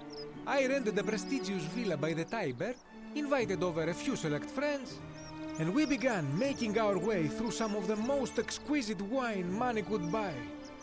Quite a lot of it, in fact. Now, I have had visions and awoken in strange places before. I have even found myself naked in the desert sands more than once, but none of that compares to this. This time, I remember people screaming, then falling into a void as empty as time before creation, gasping for air, and then nothing.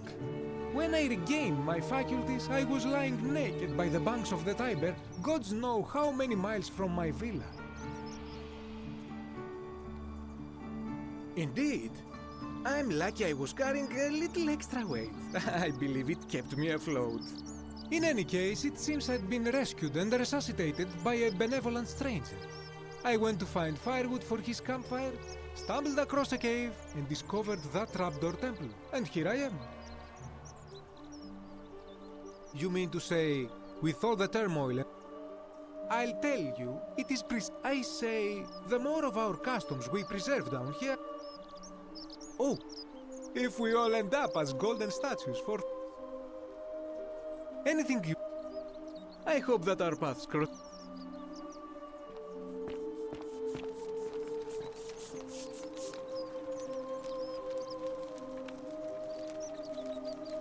Ah, a new face. I hear we... Well, I'm an architect. Help out with repairs and try to stop old buildings from collapsing on people. That kind of thing. But you probably don't want to hear about the ingenious architecture or mysterious history of this place.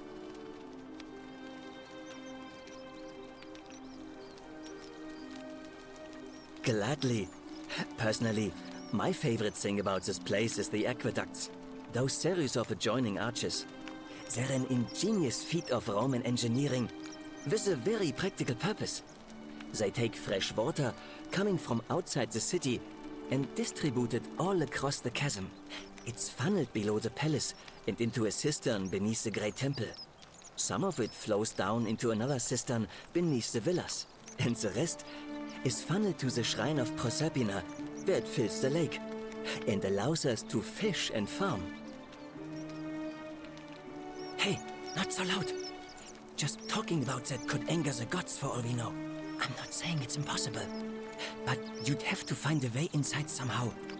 Just, please, try to be a bit more discreet about it.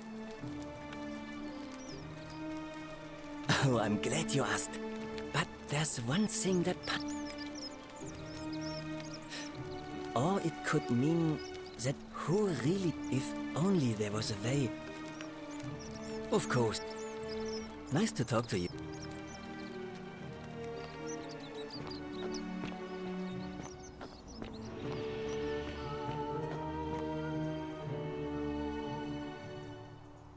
Name's Rufius. Better watch your step. Can't talk long. Family's from Solution. Not sure. I was fighting with the 6th against Parthians in the east. Only my whole body was aching every time I took a swing of my gladius. It was the rheumatism. Relentless. Unending. Of course, I wasn't going to get any sympathy from my commander. So I started thinking, what if, in the next battle, I just didn't try as hard, you know? What if I let my guard down just long enough? Next battle came, and all I remember is this bloody great savage coming toward me. And I just loosened my grip. And then nothing. I woke up by the river.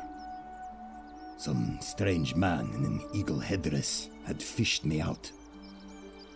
Kamut Tabal, I think he called himself. Then I found this place, and that's it.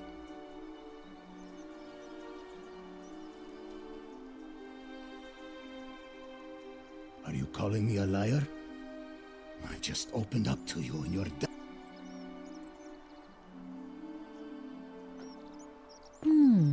A golden bow. Feeling all right? I'm Lucretia, and my husband and I moved to Rome from Caesarea. He embraced the Roman way more than I would have liked, and turned into an awful philanderer. I would have divorced him and demanded the return of my dowry, but I knew he would sooner have me killed than give me my right. So I waited for the right time to take what was mine and disappear. And then the fires came. As he prepared to evacuate our villa, I gathered our most precious belongings, coins and gemstones, and the moment his back was turned, I ran. I could barely see for the smoke, and the streets were full of people trampling each other. I ran for the river, like everyone else, and leapt in. The next thing I remember, I was waking up on a riverbank, not far from here. It's all right. Say what you will about this place. At least my fornicating husband will never find me. And while there's no shortage of snakes here, at least with the golden rule, they have to try to be discreet about it. Gladly. That's a shame.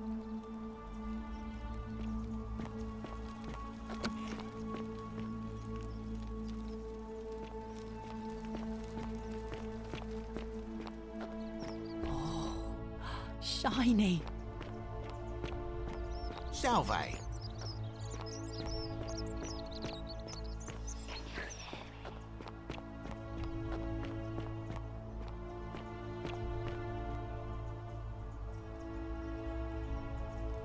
A new face.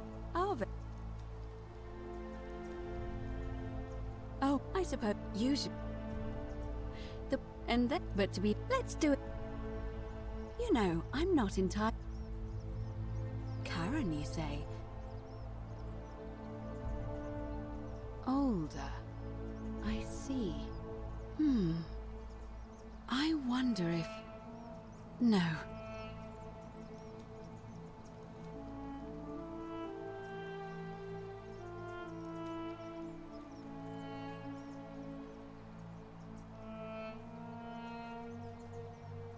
I apologize.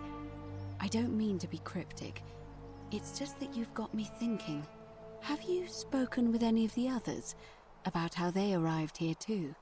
I really think you should. Go around. Good. Thank you. But please be careful. I just don't want to see what happened to Livia happen to you too. You have? Then what is it? Yes, I suppose that could be something. But then most of us do tend to carry coins on our person, don't we? What else? Yes, I understand many of our friends were carried here by a river current. What else? That's true. I know I wasn't entirely sure how I wound up here. It's as I feared. I think I understand what poor Livia has been going through. You mentioned earlier, you met a young woman in the forest named Karen, yes? I see. And was this Karen, by any chance, wearing a hood? Because I've seen her before. There's something I think you should see. I think you'd better follow me to the baths. But don't follow too closely. We can't have people thinking we're bathing together.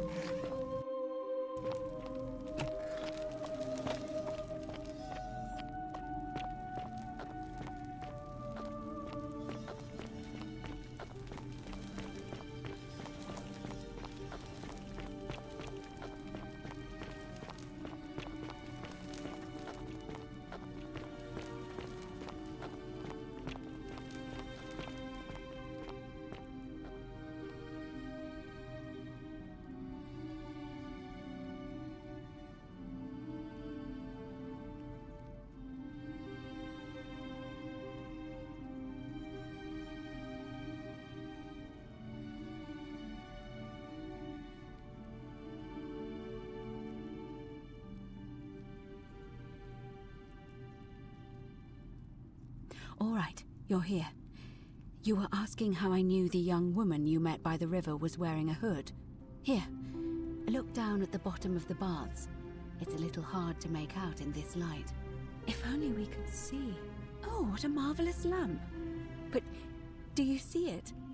Somebody waking up by a river in a forest to find a hooded figure with a coin. It's just as you described it, only your pronunciation is a little off. The name you heard wasn't Karen. It was C-H-A-R-O-N, as in Charon, the ferryman of the dead.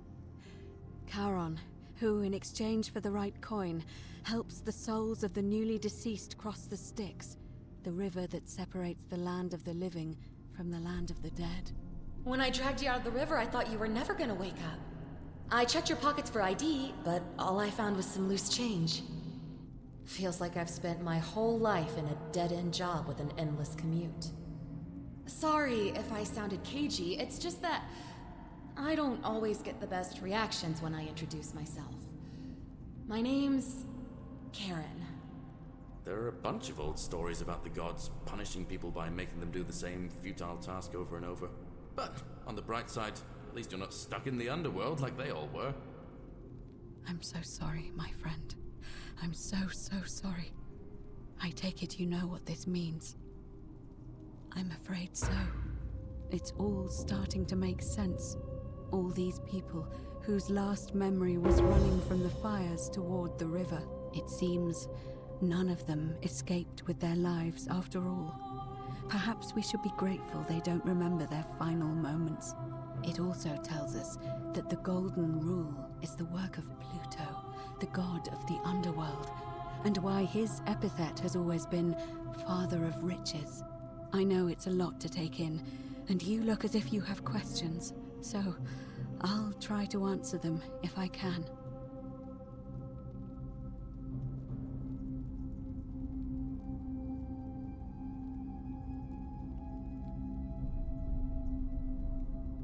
That was my first thought too. In the old stories, the underworld was where the souls of the deceased were taken. But it was also possible for the living to reach it without dying, if they were particularly fearless. So I'm afraid I don't know. Oh, I'm sorry. I keep forgetting you're not from here. If you were Roman, or even Greek, you would know these stories. Each of them is slightly different, whether the storyteller was Plato, Homer, Virgil, or Ovid. But they always involved the souls of the dead meeting a grim ferryman named Charon on the bank of a river. It was said that he'd help the new arrival cross, only if they could pay him with a coin, an obol. That's why it was once our custom to bury our loved ones with a coin in their mouths. Charon's obol, we called it. Of course, an obol was a kind of Greek coin, because we inherited this knowledge from the Greeks. To be fair, the ferryman isn't exactly as the poets described, and he, she, they seem to appear to different people in different guises. You say you saw a young woman named Karen with a hood, and I once heard Kabash mention a stranger in a ram headdress named Kerti, and Rufius described meeting a stranger named Kamut Tabal wearing an eagle headdress. But whatever form this stranger took, they were always wearing a hood of some sort, and their name always began with a K sound. I suspect the only way you'll solve this riddle is if your paths cross again. Good question. Let's see. In the stories, Charon would always require a coin as payment for passage across the river. But that never made any sense to me. What does an ancient immortal being need with coins? In our case, it seems Charon didn't take the coins we had. He or she merely checked we had one in our possession. So, maybe there's something special about the coins each of us had on us. That might explain why we wound up here, but so many others did not.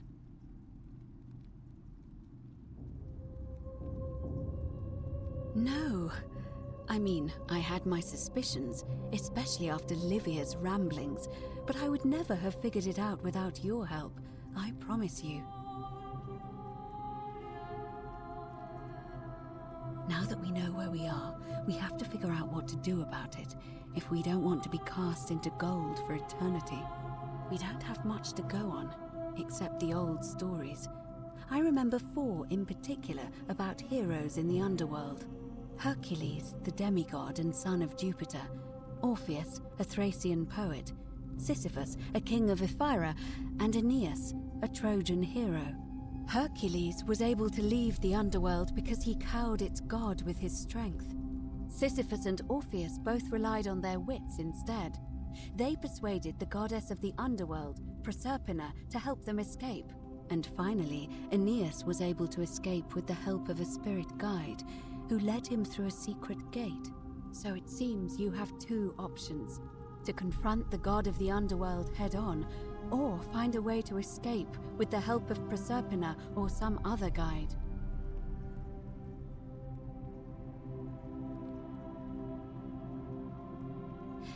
That option would be the boldest, but also the only way to learn the truth about the Golden Rule, and maybe even put an end to it. As I said, Hercules managed to overpower the god of the underworld, but he was a demigod. Forgive my candor, but you are no Hercules. Are you telling me that you can? I won't pretend to understand exactly what that means, but if that's true, then perhaps you stand a chance. So, if you want to confront him, I'll help you as much as I can. Who knows? Perhaps your name will be uttered in the same sentence as Hercules one day. But first, you'd need an audience with you-know-who, and for that, you'll need to enter the great temple overlooking the city. The problem is, the door has been sealed shut for as long as I've lived here, and there doesn't even seem to be a keyhole. I suspect the answer lies in the desecrated obelisk in front of it. I'm not sure if you noticed, but there are 4 plaques missing from its base. It looks as though somebody, or a series of somebodies, forcibly removed them, and in doing so, dishonored and angered our divine keeper. If you could recover and replace all 4 of those missing plaques, I imagine he might be willing to receive an audience again. It's the towering stone monument with 4 sides and a pyramid-shaped head that stands before the great temple, a dedication to the god of this place. You'll find them all over Rome, but of course they were looted from Egypt many years ago. It seems one of them made its way here too, although how is a mystery. However, this one is unusual in that each of the 4 sides is decorated in a different style: Roman, Greek, Egyptian, and another I don't recognize. That means you'll need to recover 4 different plaques: Roman, Greek, Egyptian, and a 4th, a mystery plaque. I don't know, but perhaps you should begin your search.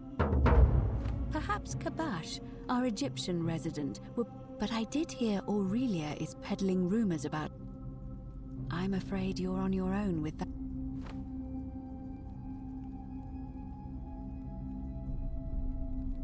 As I mentioned, both Orpheus and Sis... The problem is, those are the stories of a... First, it's said, the god of the underworld abducted and If the stories are true, then I suppose so. The problem is, how do we communicate with her? Leaving that aside for a moment... Truly? Then again, I suppose you were worried I'd think you were as mad as Navia. Can you tell me more? Fascinating. Perhaps she's a benevolent spirit. If she has indeed been abducted, tell me. Oh, I see. Well, let me know if you hear... All Romans try to... You may refer to him as... It's a reasonable question, but... And even if you could build a ladder big enough, just trying it would break... Shh! It's... That option would be the boldest. As I said, I'll admit, you do seem different to anyone I've ever... So, who knows? Perhaps... But first, the It looks... It's... All right. I would suggest not discussing this with anyone. The best we can do for them is to let them remain oblivious for as long as possible. As for Livia, it seems she's been shouldering the weight of this terrible secret all this time.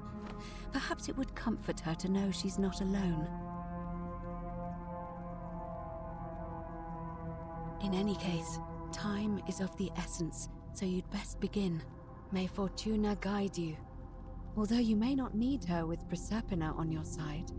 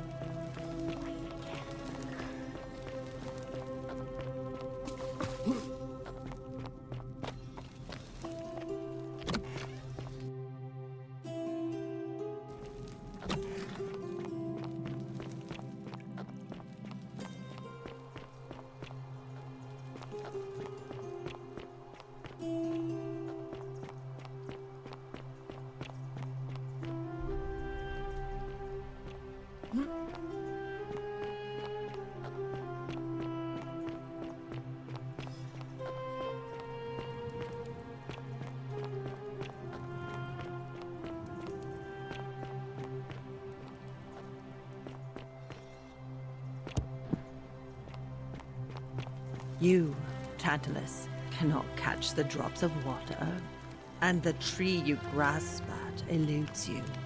Just as the ocean accepts the rivers of all the world, so this place accepts all the souls. But it does not notice the crowds that come. Say it. Speak its name. Then it is true. I was right. I thought I saw it, but when the rest of them could not, I kept thinking I must have gone insane. I had to tell myself it was true over and over again, until I wasn't sure if I was deceiving myself. I must apologize if my words seemed cryptic. I'd found comfort in reciting the Metamorphoses by our great poet Ovid. He gives such an uncanny description of this place. I cannot help but wonder if he himself came here. Would you like to hear it? I will do my best to remember the relevant verse. There is a downward path, gloomy with fatal yew trees. It leads through dumb silence to the infernal regions. The sluggish Styx exhales vapor, and by that way, the shadows of the newly dead descend, entombed with full rites, and the ghosts of those, at last, given proper burial. The wide, thorny waste is cold and pallid, and the newly arrived shades are ignorant of the road that leads to the Stygian city, where Black Dis has his cruel palace. As the ocean accepts the rivers of all the world, so this place accepts all the souls, and is never too small for any populace, nor notices the crowds that come. There the bloodless shadows wander without flesh or bone. Some crowd the forum, some the house of the ruler of the depths.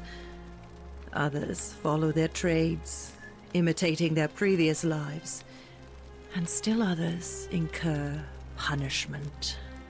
I hope I have done it justice, and now we share a secret. It's as if you've lifted a great burden from my shoulders. Thank you, friend. I think I should rest.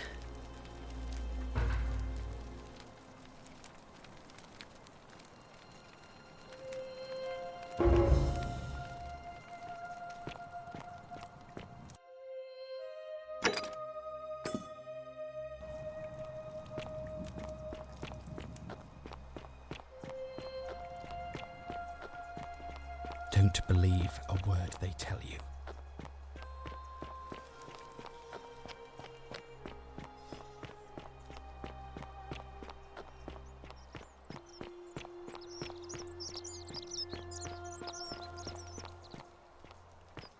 Welcome to my humble store. Hello again, my sartorial friend. What is on your mind? And in a city full of Romans, you are asking me? Because I am Greek. Let me tell you something about Greeks and Romans. My name is Georgios, yes. But the Romans, they do not care. They hear me say Georgios, and they think, ah, he must mean Georgius. Good Roman name. They do this all the time. They see us worshipping Zeus, they copy us, but call him Jupiter. They take Hades and call him Pluto, Persephone, Proserpina. I am flattered that they copy our ideas, but why must they change the names? Do they want credit for making it all up? Do they want to forget where it came from? At first, I pull my hair out. After a while, I give up, and I become Georgius the Roman. I accept the world is Roman now. Plus, I have no hair left to pull. But my point is this. If you want to know who stole an old Greek name, look no further than the sticky-fingered Romans. The plague you seek was pilfered from a collection of old Greek relics by none other than Dully. He cannot help it. Like a typical Roman, he likes shiny things, especially those that once belonged to my people. And besides, it makes him happy. So I say, let him keep it. I believe he still has it with him, in his cell, just opposite the Temple of Demeter. I hope that our paths cross again soon, my friend.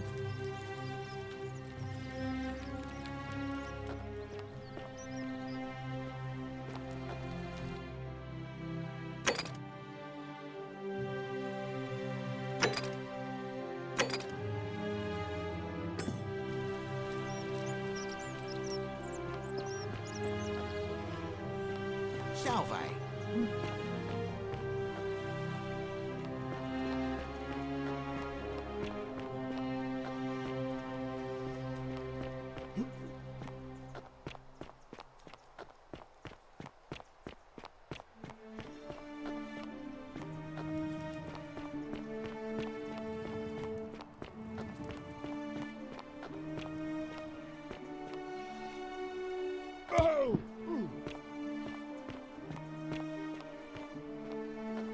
I love your clothes.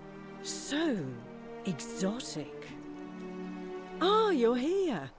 I'm so glad you decided to visit.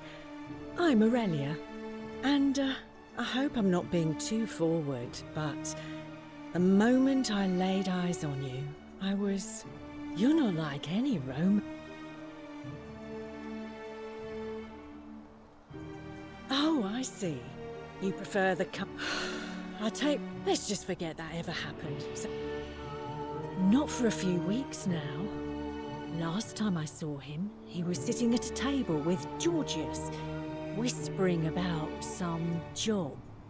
I remember because they kept looking over their shoulders as if they didn't want anyone else to know. So, naturally, I hovered. The one word I kept hearing was vanishing, and then, the next day, Kabash just disappeared. Coincidence? I think not.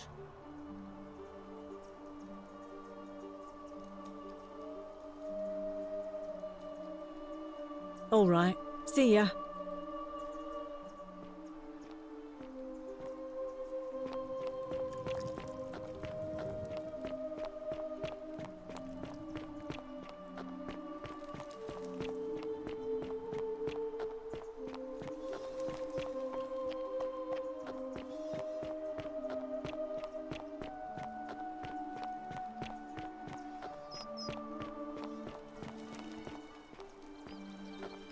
Greetings and salutations.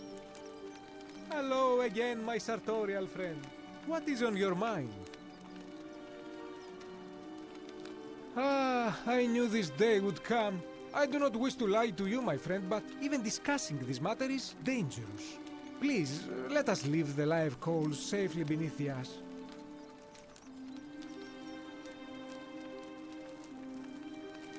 Very well.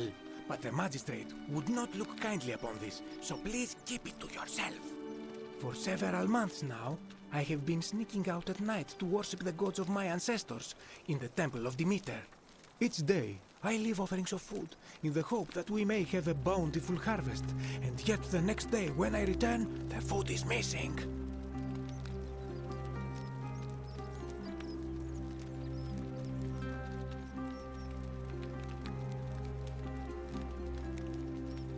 The offering, it is symbolic, you see.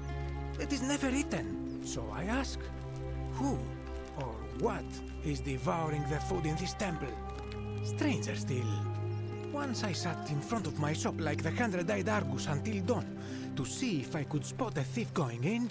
But do you know what I saw? Nothing. Nobody entered. And yet when I went to take a look, my offering was gone. It is bizarre, is it not? When I told my friend Kabash of this at the tavern, he offered to help investigate. He went in, and to my dismay, he was never seen again.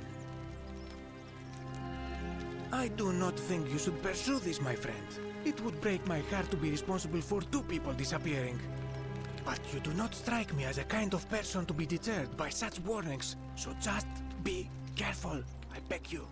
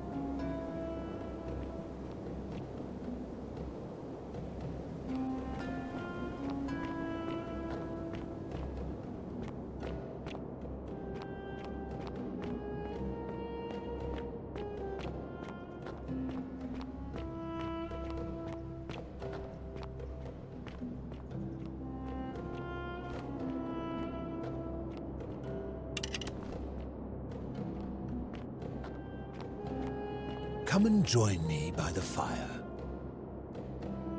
Welcome, welcome. May I ask your name? It's a sincere pleasure to meet you. Tell me, what brings you all the way down here?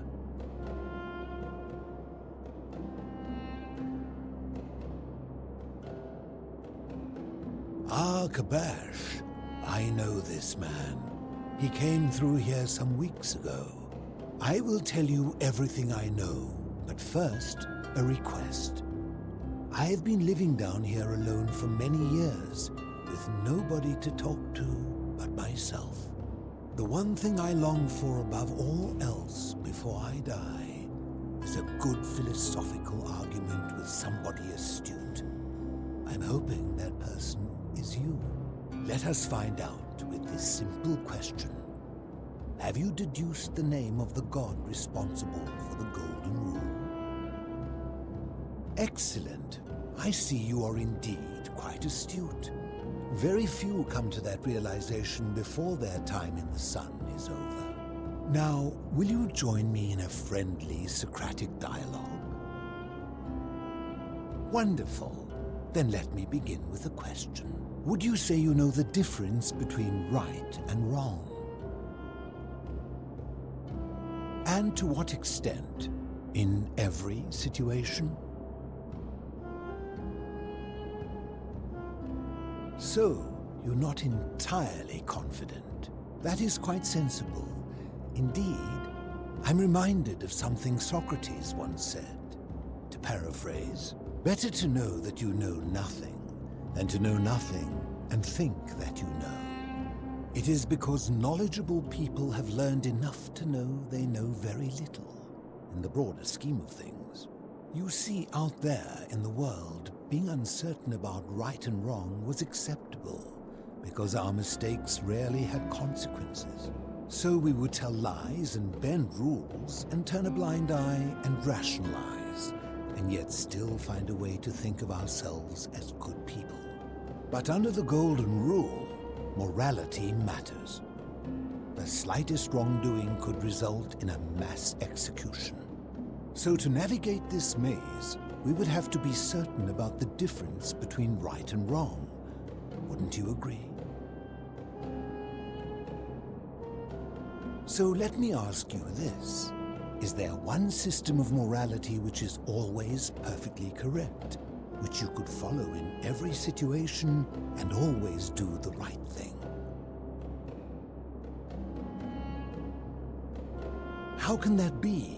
Since they all have differences, it follows that in some cases they would offer different conclusions about what is right and wrong.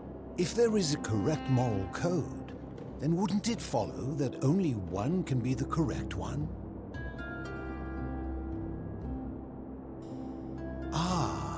You know, I think you'd find an ally in Herodotus, a scribe from among my people who lived some 400 years ago.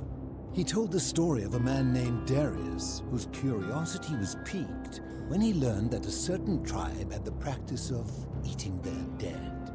He asked some Greeks who burnt their dead, "What would it take for you to eat your dead?" Aghast, they replied, "Nothing." Then he asked the tribe who ate their dead, "What would it take for you to burn your dead?" "Nothing," they replied, equally aghast. From this, Herodotus concluded that custom is king, that right and wrong are merely local ideas which do not survive the journey from one tribe to another.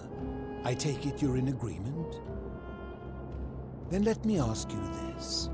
If you visited a tribe where they ate each other, copulated with the dead and drank wine from cups made out of human skulls, would you still maintain that within such a tribe there is nothing wrong with such conduct? And that's a credit to you. It is the mark of a civilized person to change their position when presented with a superior argument. My point is this. I don't think anyone alive truly knows any hard and fast rules about right and wrong. If there is one thing I have observed about rules, it is that virtuous people do not need them, and evil people will always find a way around them. And so we must accept our limitations, and the sad truth that no human society will ever achieve the utopia for which it strives. In mathematics, we would call it an asymptote, a line that can be approached but never reached. Because the only way to create a utopia is with the ever-present threat of force, such as the Golden Rule. This and no other is the root from which a tyrant springs when he first appears as a protector. And life under tyranny is no utopia at all. I'm glad to hear that. In any case, thank you for humoring an old man. I would be happy to answer your questions. You seek the plaque bearing the Egyptian inscription. It is a cursed object, and I would be happy to give it to you, if Kabash had not already taken it. I will tell you, but you may find him hostile. To prepare for your encounter, there are certain things you must know. Very few know this, but before the Romans came to this city, it was once entirely Greek. The architecture, the temples, and the people. When the Romans came, in typical fashion, they claimed it as their own, built over everything that could be built over, and renamed the things that could not. Thus, the Shrine of Persephone became the Shrine of Proserpina. And when they found an obelisk bearing the name Hades, they tore it off and replaced it with Pluto instead. And the city's dwindling Greek residents, witnessing this compulsive Roman conquest, decided to preserve what they could of their heritage. They gathered their art and valuables, secreted them away through the Temple of Demeter, and hid them here, out of reach of the Romans. However, there was one thing that always seemed out of place to me, and it is the very thing you seek. An even older plaque bearing an Egyptian inscription.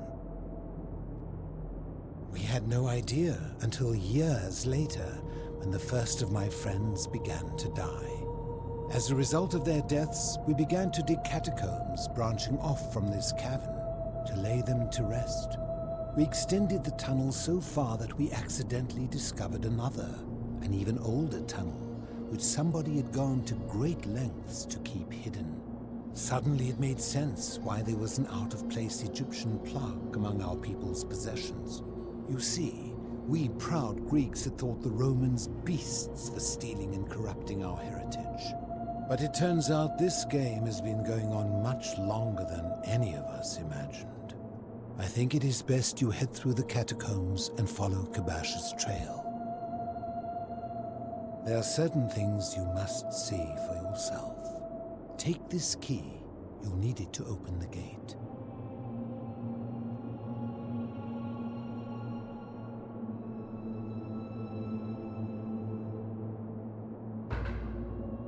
You mean, how did I end up living alone in this... I enjoyed our chat, but please, keep my presence here a secret, yes?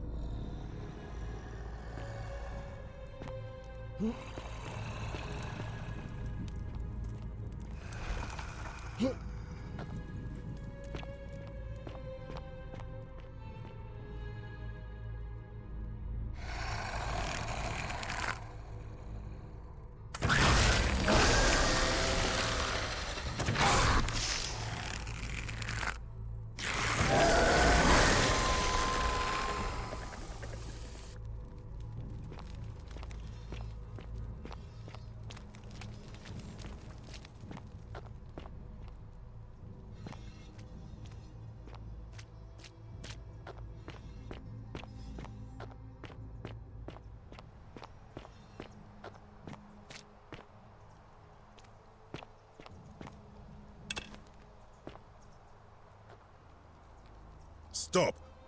Do not come any closer. Who are you?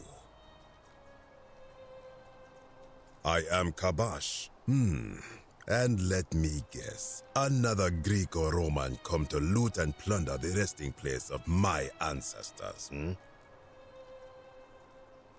To what end? That is welcome news. You really are not Greek or Roman, are you? I was planning to return it myself, but for now, I must remain. Here, take it and restore the honor of Osiris.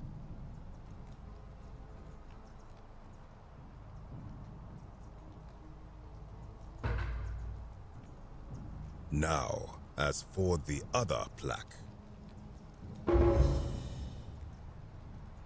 Indeed, I have it right here. I stumbled across a collection of dusty curiosities while searching for a place to hide from the hungry children of Amit, and there it was. You may not. In fact, I am about to destroy it. Because it speaks a treacherous, blasphemous lie. I will tell you, but first, do you know what this place is? It has a name, and that is the Duat. See what has become of it. I have been down here for weeks, piecing together its story, and here is what I have learned. As Egypt declined and the Greeks had their turn to flourish, their souls came here in great numbers. But instead of adopting our ways, they copied and corrupted them. When they found the obelisk bearing the name Osiris, the true god of the underworld, they desecrated it, removing his name and replacing it with Hades. Even the ferryman of the dead, known to my people long before as Kerti, they renamed to Keron. As if that desecration was not enough, they built over this place, using it as the foundation for their own underworld, so that ours was forgotten. My only solace is that the Greeks then suffered the same fate when the Romans rose to power, renaming Hades to Pluto, and the cycle began anew.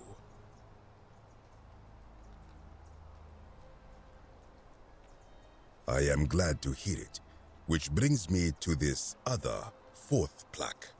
It is inscribed with a script I do not recognize, but it is ancient, almost as if it is older than the plaque bearing Osiris's name.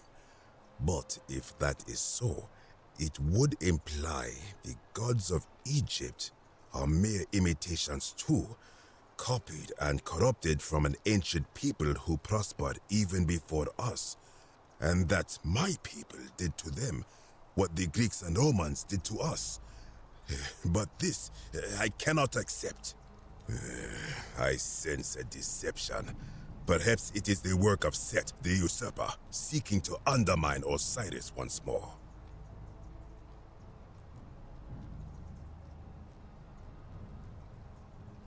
You will never know. This work of sacrilege must be destroyed, thrown into the black abyss below in Osiris's name. You are too late. It is done.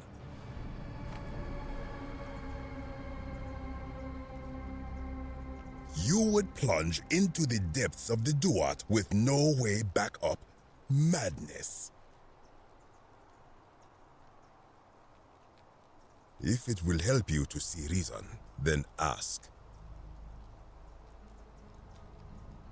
I do not know. What could possibly lie beneath the underworld? Perhaps it is infinite darkness. Perhaps it is the lair of Amit, the devourer of souls. All I know is, it would be unwise to venture down there. Most unwise.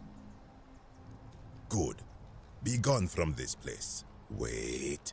You are planning to go down there. I see it in your eyes. you would plunge into the depths of the Duat with no way back up. Madness. We shall see.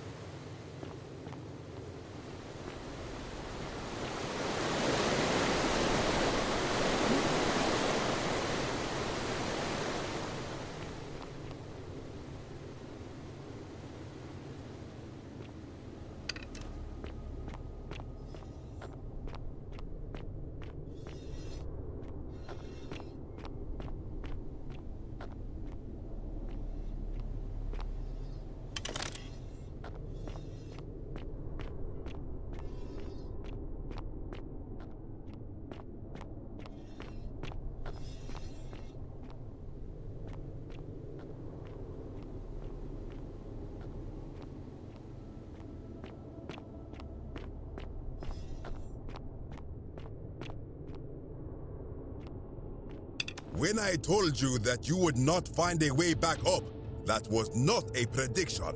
That was a promise. You will die here. I disagree. I warned you against coming down here, against perpetuating this sacrilege, but you persisted. You have undermined and dishonored the true god of the underworld. How did you think this would end, if not with bloodshed? Very well, I will listen. But if I sense deception, or if you further insult my gods, I will carry out my threat. So tell me, why should I let you live after you salvaged this instrument of blasphemy?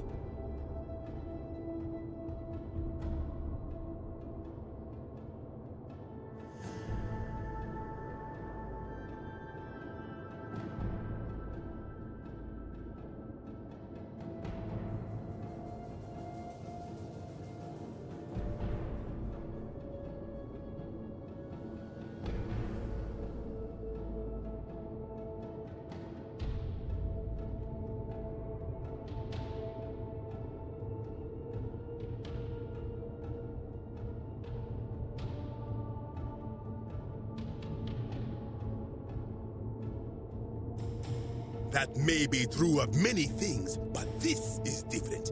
If our gods were copied and corrupted from an older civilization, does that not mean they are false? Does that not mean our prayers to our gods all fell on deaf ears because we were not even addressing them by their true names?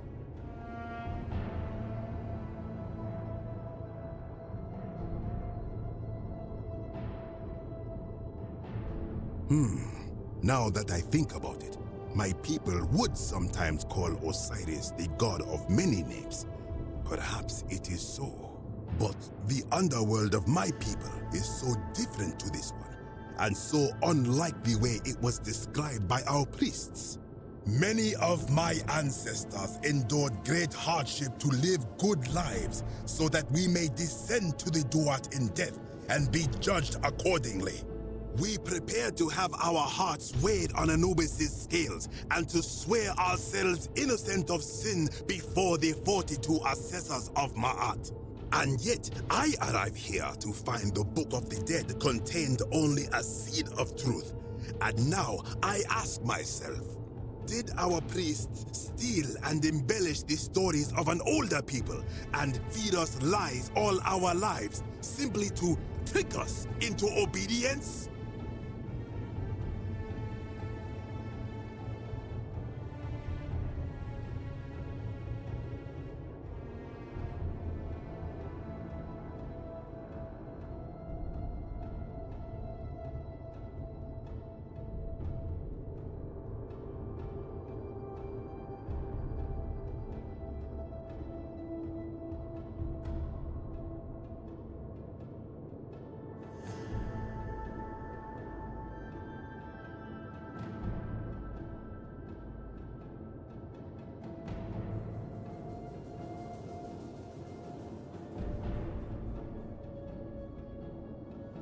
I am not sure I follow. Speak plainly.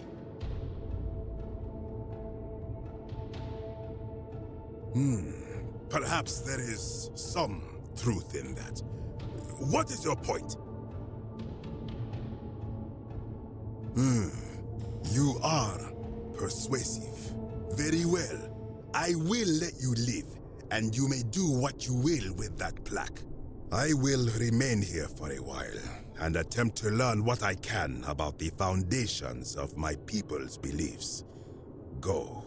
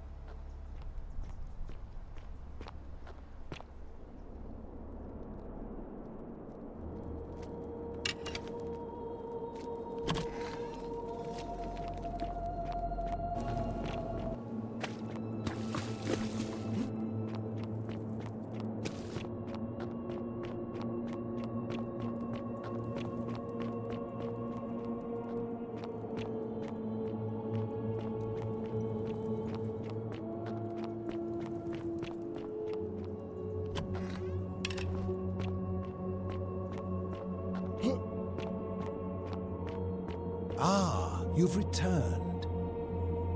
Good to see you again, friend. Did you find what you need? I enjoyed our chat, but please, keep my presence here a secret, yes?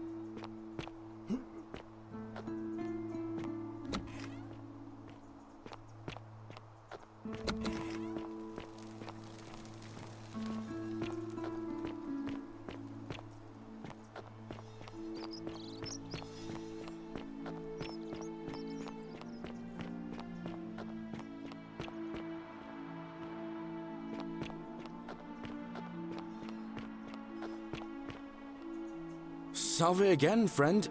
I went and did as you asked, and it worked. How is it possible that you've just arrived here and you already know everyone? You're Sisyphus. He was forced. Tantal. Oh. Anyway, I don't know which god you managed to. So, oh, and.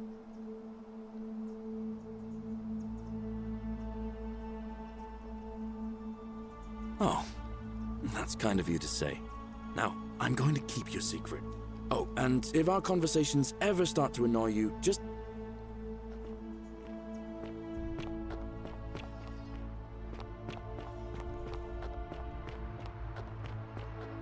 On your best behavior, I trust?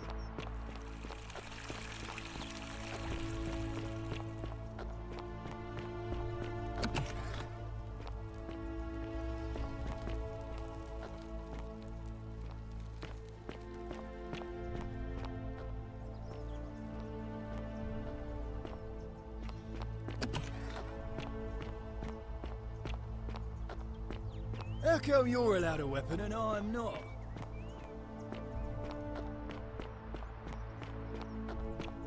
That's quite an impressive bow you have there. Just like Diana's. Ave again. Did you find what you need?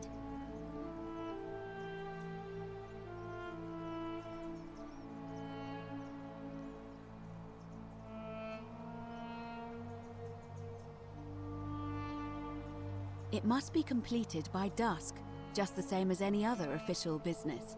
It'll be between Sentius, the incumbent, and Galerius, the challenger. Why do you ask? As I said, I'm planning to hold it before dusk, but I suppose I could hold it sooner, if there's a good reason. Yes, very well. Citizens, it is time.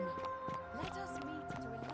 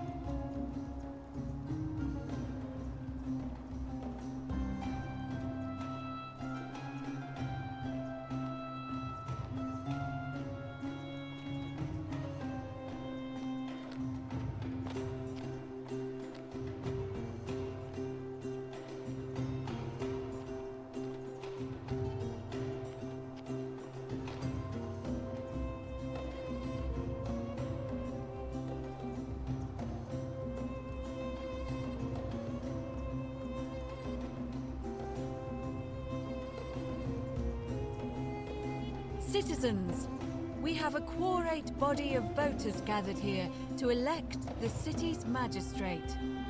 The candidates are Sextus Sentius Imperiosus and late nominee Gallus Galerius Helver.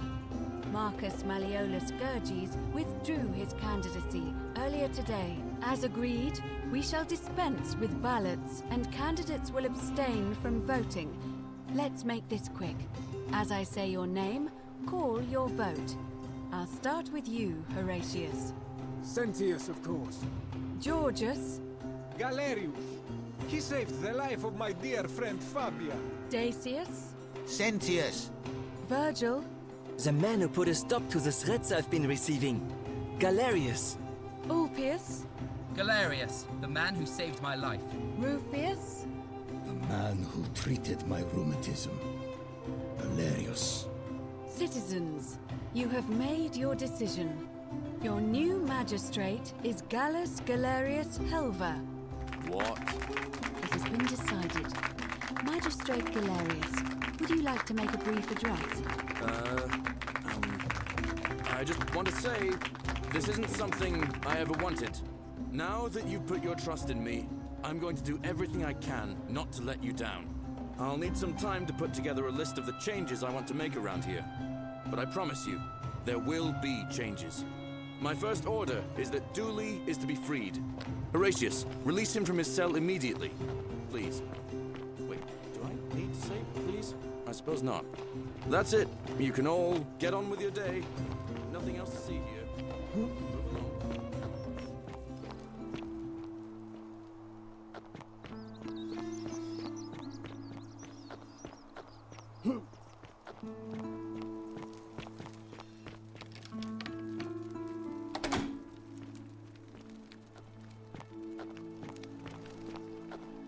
Salve.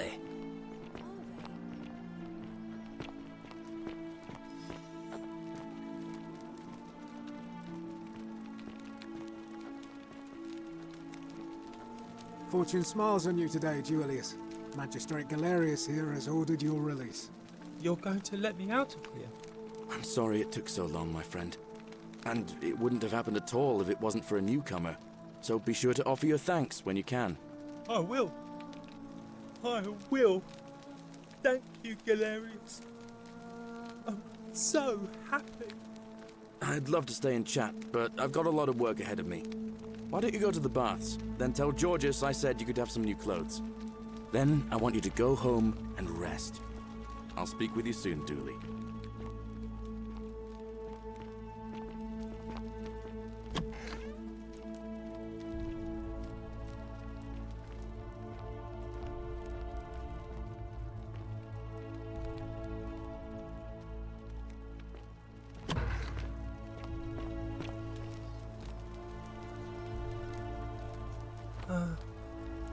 Hello? Oh, thank you.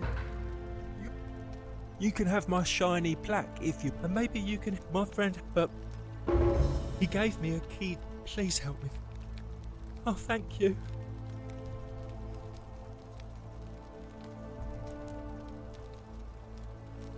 Hope you find it. Oh, look, maybe it is treasure. I can see it from...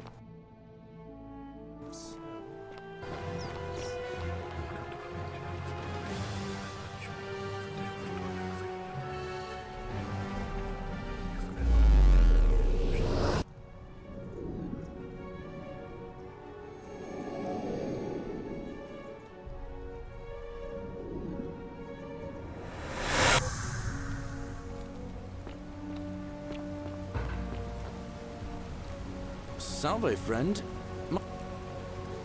All right then. I'll get out of your way.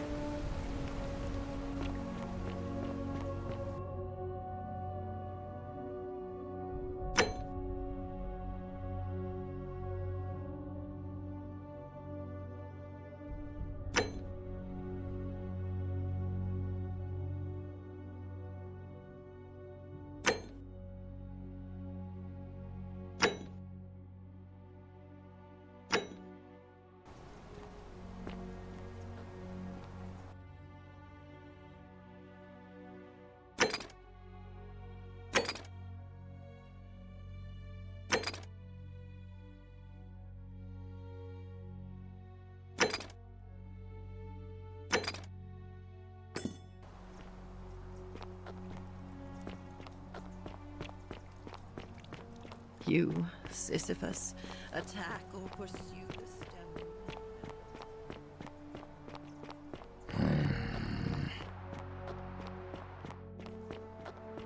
Greetings and salutations.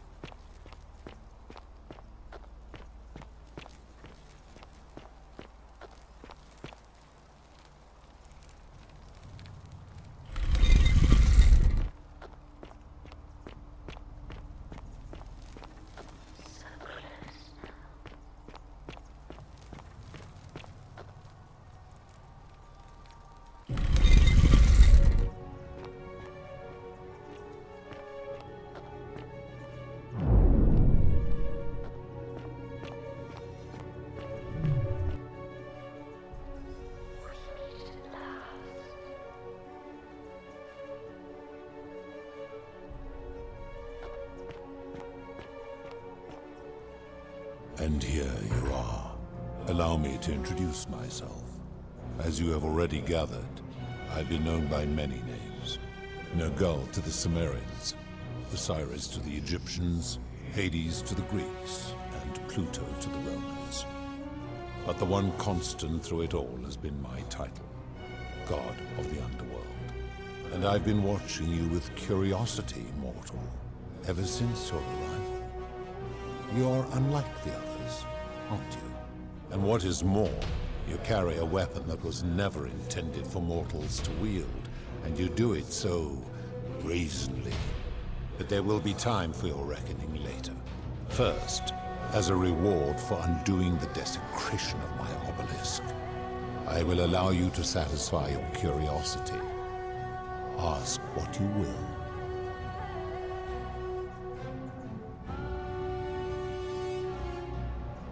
That is merely the name your people have given to it, but yes, it is my doing. I've always considered that the cornerstone of morality is the ability to determine right from wrong on one's own. No attempt to lay out rules like your Code of Hammurabi or your 12 Tables of the Roman Republic can ever cover all possible scenarios. This should come as no surprise to you, since the core principle has been expressed in many forms by many of your civilizations. The Egyptians made a rudimentary attempt with do to the doer to make him do. The Greeks refined it with avoid doing what you would blame others for doing. The Roman Stoics added, treat your inferior as you would wish your superior to treat you. Even the so-called cultists hiding among you often say, do unto others as you would have them do unto you. It is the simplest of concepts, and each one of you is born with the faculties required to apply it to any situation. Yet none of the peoples who expressed this rule were able to uphold it. Curious, is it not?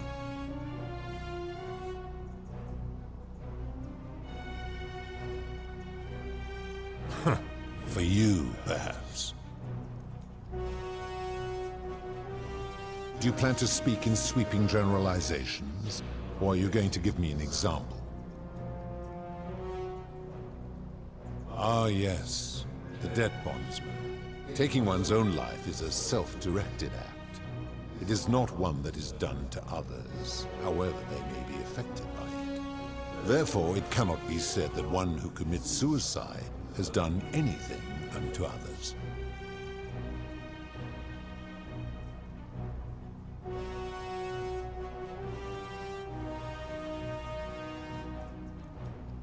Applying this rule always requires us to interpret the meaning of the words. A literal interpretation helps to minimize the ambiguities of your primitive language. Supposing you're right, and my law has been broken, and I should turn you all to gold immediately. Is that what you want?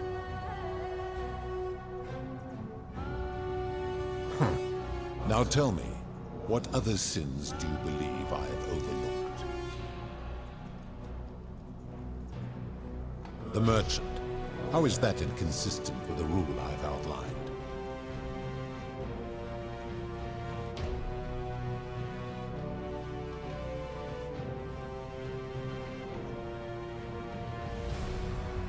I disagree. Having watched this merchant, that is precisely what he would expect from others, and he would be quite capable of paying the price anyway.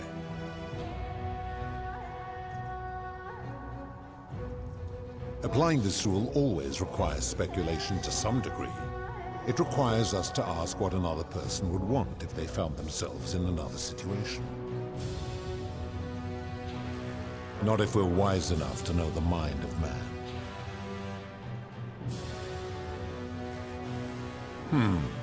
Supposing you're right, and my law has been broken, and I should turn you all to gold immediately. Is that what you want?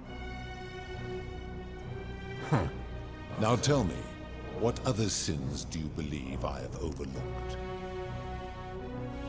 Ah, the tavern keeper, yes? How is that inconsistent with the rule? I disagree. Having watched that tavern keeper, that is precisely what she would expect from others. She would view it as a game, one she intends to win. Applying this rule always requires speculation to some degree. It requires us to ask what another person would want if they found themselves in another situation.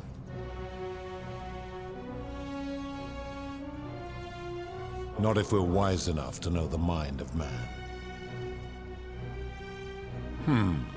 Supposing you're right, then my law's been broken, and I should turn you all to gold immediately. Is that what you want?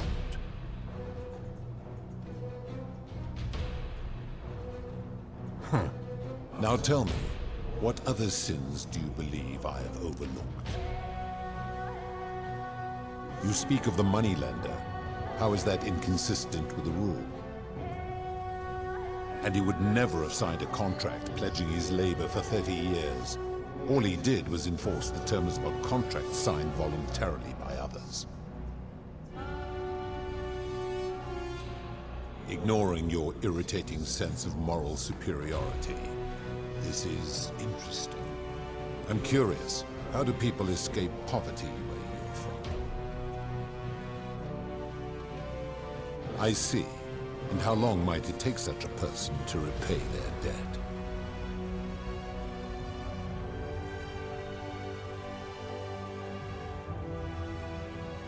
I fail to see how your system of loans is significantly different to a debt bondsman signing over his labor for 30 years.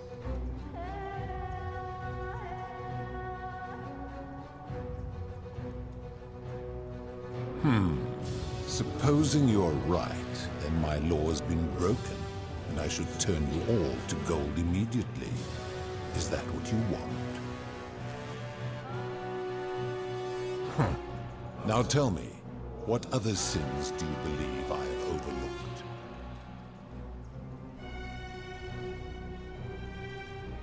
The midwife and the palace, yes. How is that inconsistent with the rule?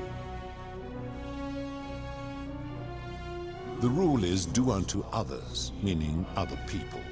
Those statues are something else now. Bloodless shadows, mere shapes of their former selves. They are forsaken. What happens to them is no concern of mine.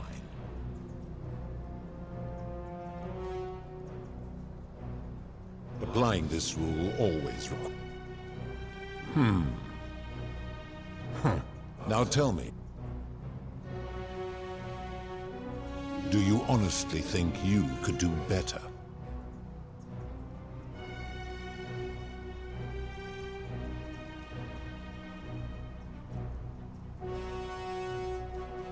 I should strike you down for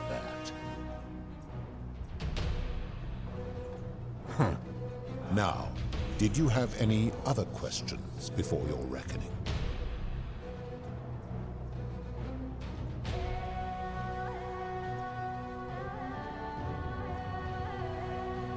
Very well.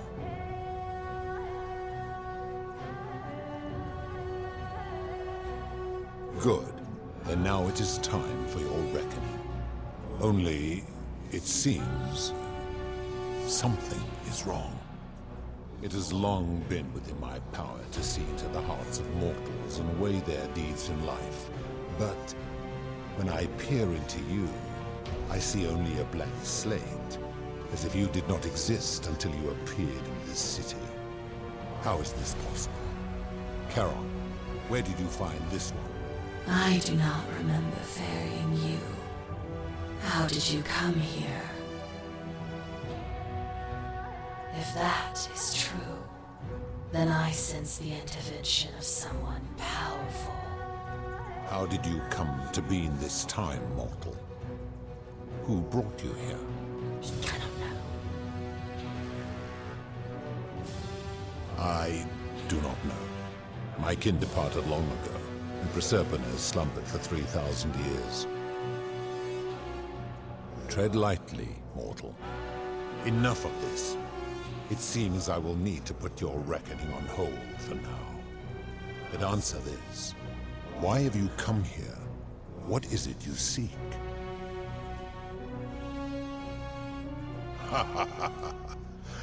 Your hubris is amusing, so I will allow you to make your case. But I warn you, if you anger me or waste my time with lies or wrong-headed arguments, you face death here. So, tell me, why should I put an end to the so-called Golden Rule?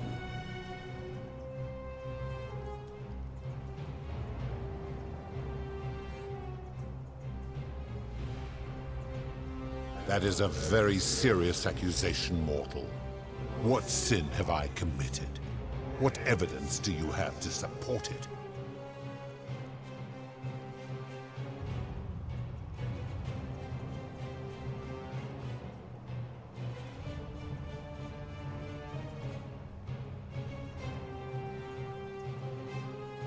Every one of those people was guilty of failing to ensure their peers lived virtuously.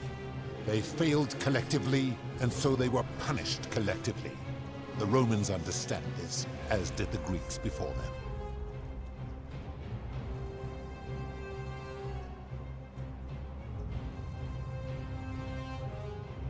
How unfortunate that we are not where you are from. Ah, but I am a god, and you are a mortal.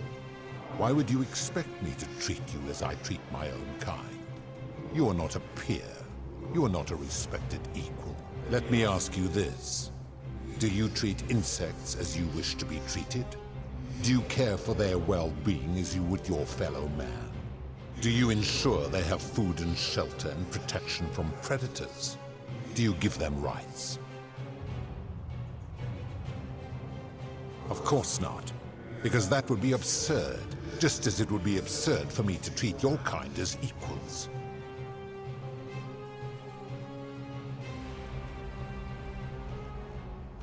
Where to begin?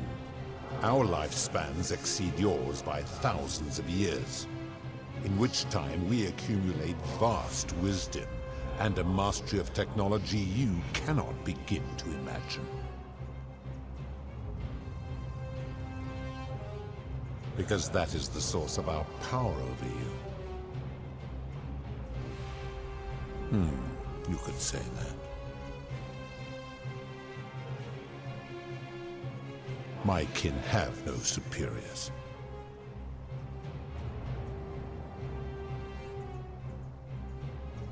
I suppose there is a hierarchy among my kin, with Jupiter at the top.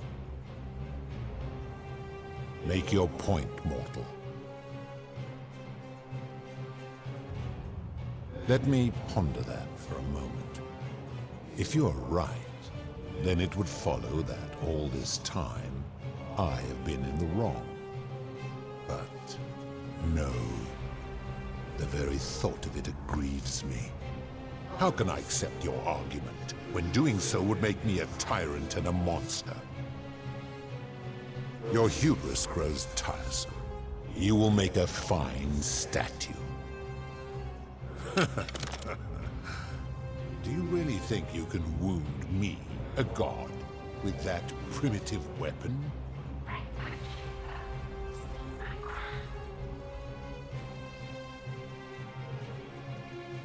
Pathetic. The many shall suffer for the sins of the one.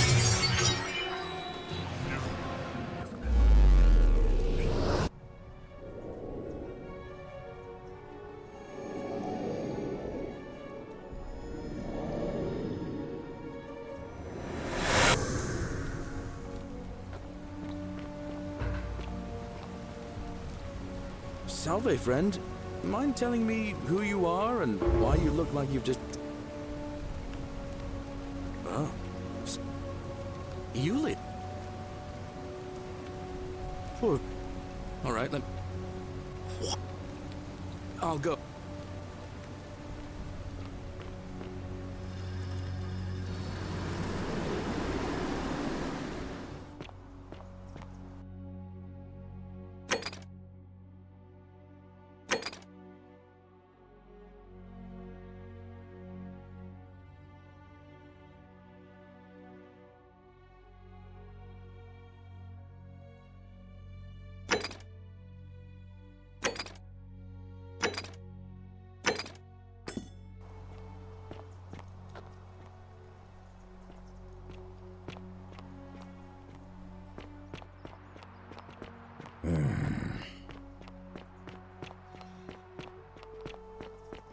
Greetings and salutations. Troublemaker coming into the city. I know, and I'll take care of him. Just go and hide, but not in the empty shrine. Wait, how did you know I was headed in there?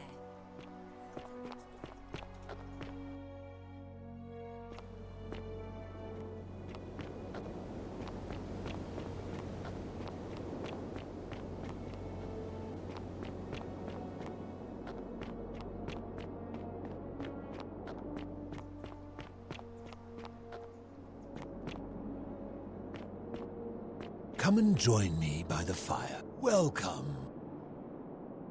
I was indeed, but we've never met before, have we?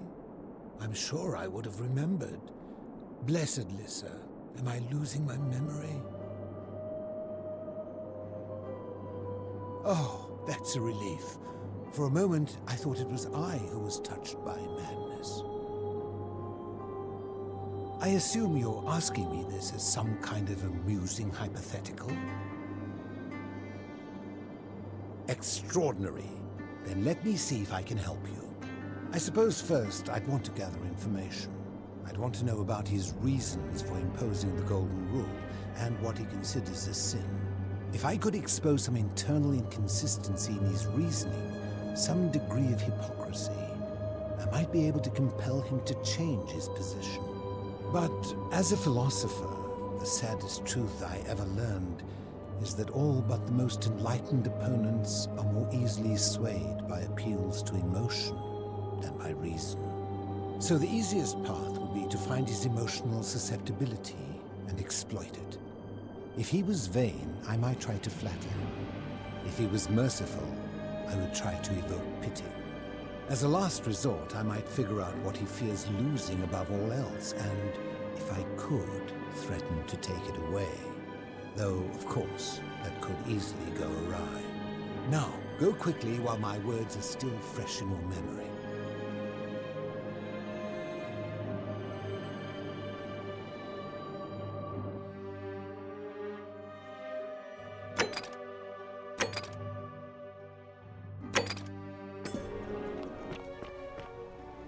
And here you are, and what did they first?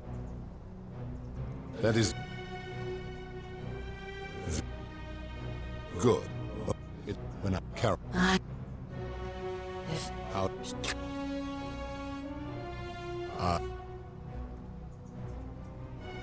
tread in what?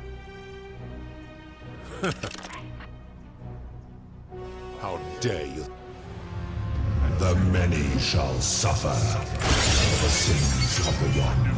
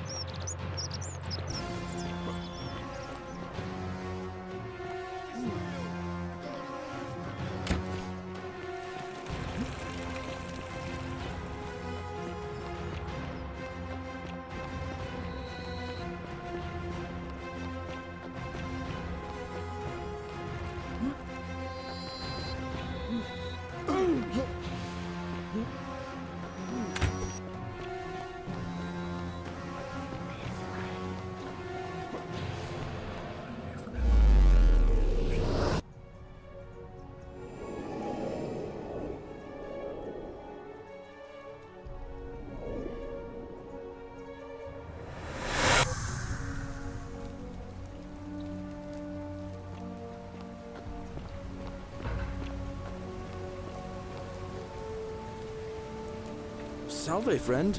Mind telling me... Oh.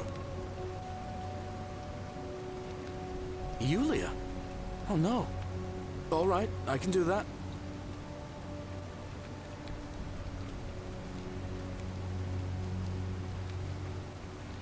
Poor Virgil. Poor Rufius too, I guess. What? All right, let me see. I'll go, but once I'm done...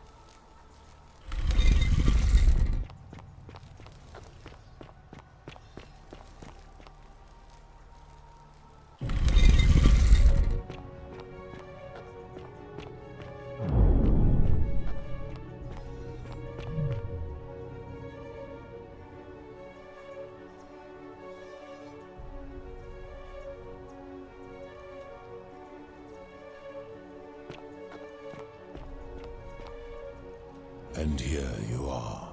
Allow me to introduce myself. As you have already gathered, I've been known by many names. Nergal to the Sumerians, Osiris to the Egyptians, Hades to the Greeks, and Pluto to the Romans. But the one constant through it all has been my title, God of the Underworld. And I've been watching you with curiosity, mortal, ever since your arrival. You're unlike the others, aren't you? And what is more, you carry a weapon that was never intended for mortals to wield, and you do it so brazenly. But there will be time for your reckoning later.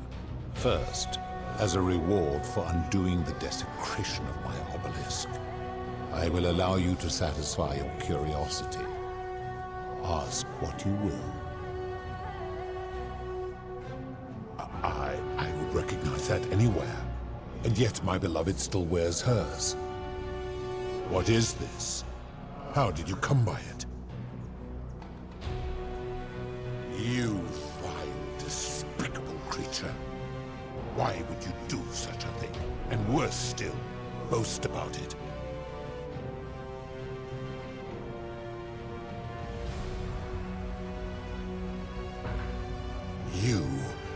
You have put me in an impossible position. If I refuse, you will murder her. And yet, if I agree, I will lose my wager and return to Elysium humiliated and alone.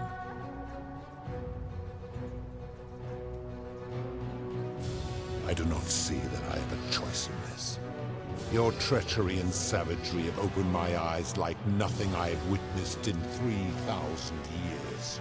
And now you have shown me your species' true colors. And I see that Proserpine was a fool to have ever believed in you at all. This has gone on too long. It is time for me to let go of this form, of her, of all of you. But know this, if I abandon the wager and leave for Elysium, neither she nor your kind may ever ascend.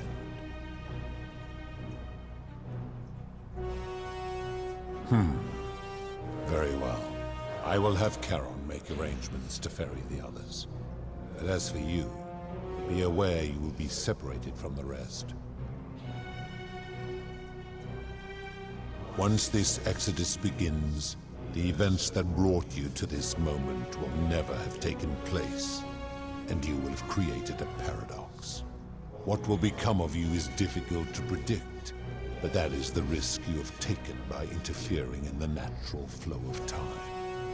Now, are you ready? You had best pray our paths never cross again, mortal.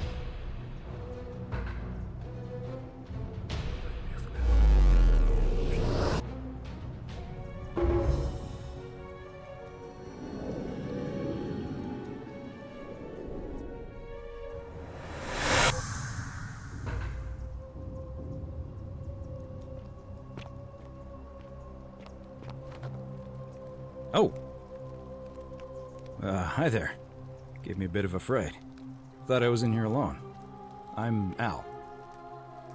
Well, here I am. I'm sorry, I didn't catch your name. Oh, did that lady in the forest send you in here after me? I guess I lost track of time, learning about the history of this place, and it is extraordinary. I'm fairly certain you and I are the first people to set foot in this city for about 2,000 years. Fortunately for us, the last person in here was a Roman man named Galerius, who inscribed an account into a tablet.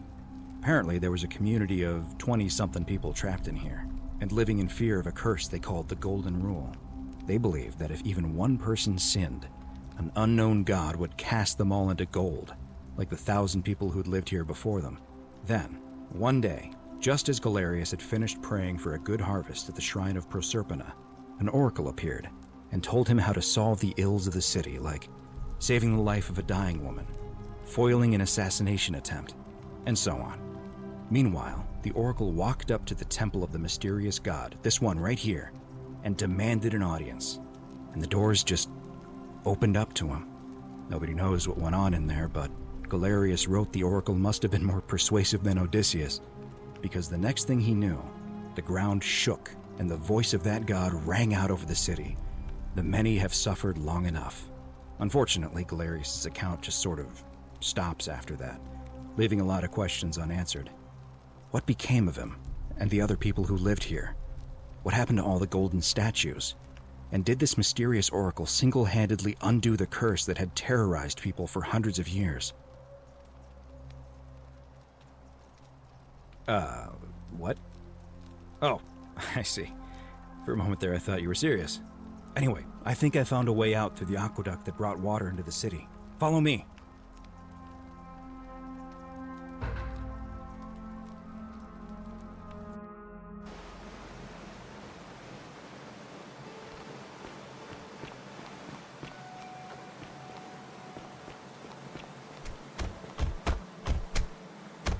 I'm gonna pause here for a moment and make sure nobody else has ever lured into this temple. You go on ahead. I'll be there soon.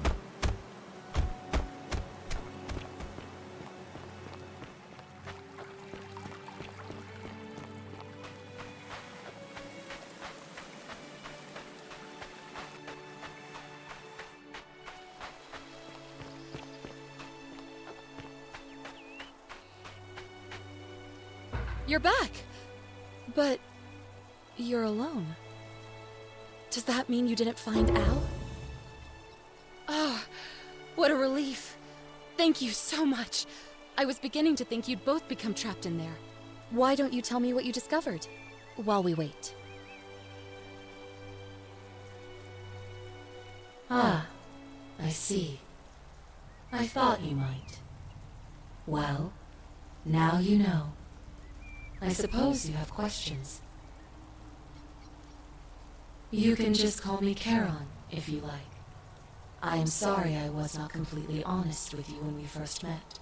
I do not enjoy deceiving people.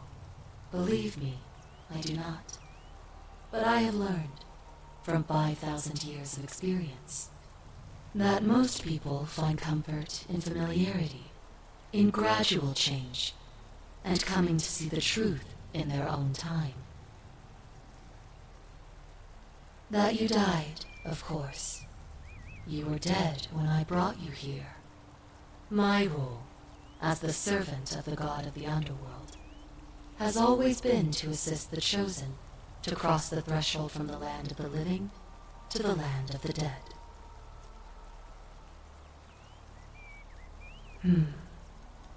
Usually, when people do not remember how they died, it is because they suffered a terrible trauma. Most souls would rather not remember. Ask yourself honestly, do you really want to know? As you wish. You were murdered.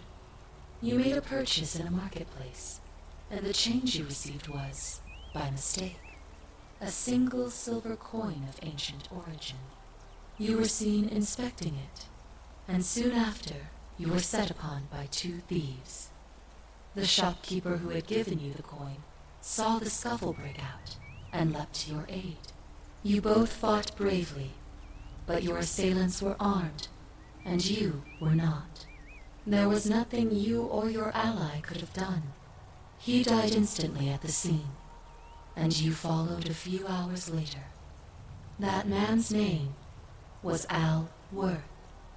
You were each in possession of a sacred coin, called Charon's Opal by some, and so it was my duty to bring you here. Perhaps you have heard the tales of the Greeks and Romans burying their dead with a coin in their mouths to pay the ferryman for passage across the river. Well, those stories contained a seed of truth, but not any coin would do. A long time ago, my master created 1,000 silver coins and had me distribute them across the world. My orders were simple. Whenever a person died in possession of a coin, I was to locate them and ferry them here. That is a question you would have to ask him, if that were still possible, in light of the path you have chosen. I am just his servant, doing his bidding. Only now, I find myself bereft of purpose. You see, the coins on you and Al were the last of the 1,000 in existence. There is nobody else to ferry here. Nobody to keep you company. After 5,000 years, the underworld has finally run its course. I see no point in keeping you here, but I have to ask one thing. That you keep this to yourself.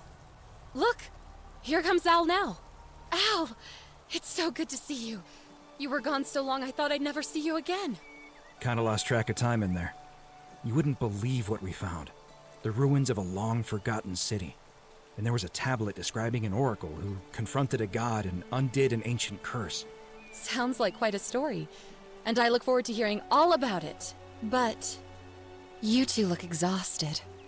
Why don't you hop in my boat and rest while I ferry you back to civilization? Sounds good to me. And you? Are you ready to go home?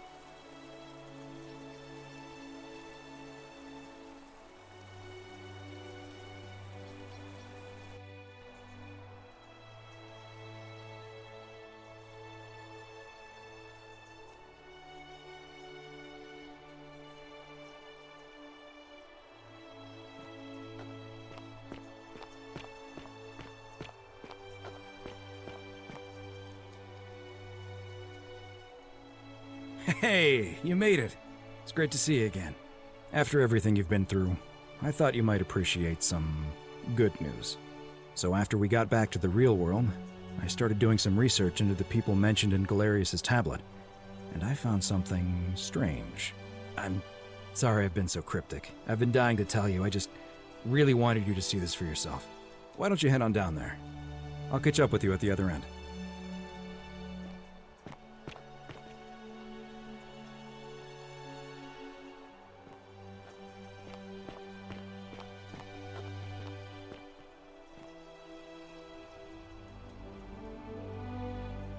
You're finally here. Remember me? It's a crazy story. After you disappeared, Charon appeared and told us she was returning us to the world. Even gave us some coins to help us start our lives over. Only, for some reason, she returned us to your world instead of ours. Anyway, I know we only ever had that one conversation, and I wasn't even sure if you'd remember me, but I wanted to say thanks for freeing us from the underworld and giving us a second chance at life. Oh, I used Charon's gift to buy a farm in Umbria. Got a villa on it too, with enough room for Dooley, of course.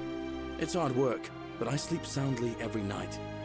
I'm finally my own man, and I wouldn't change it for the world. I know! I can't believe my luck either. But we're engaged and living together. We're planning to get married next spring. If you're going to be around, we'd love to see you there.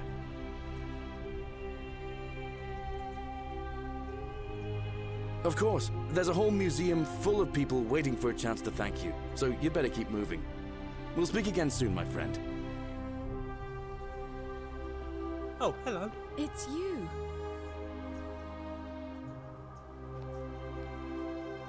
You're here.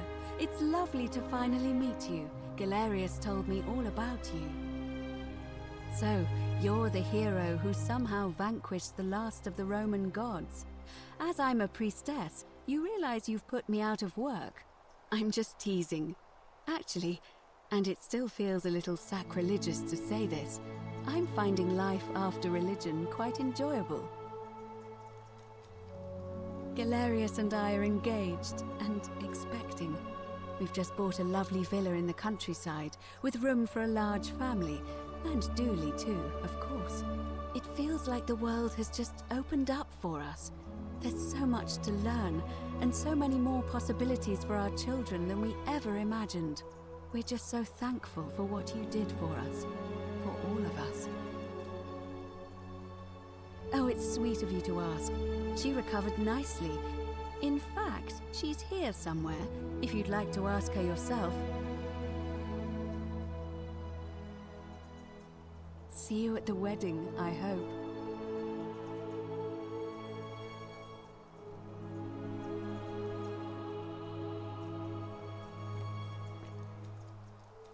Hello, I'm Dooley.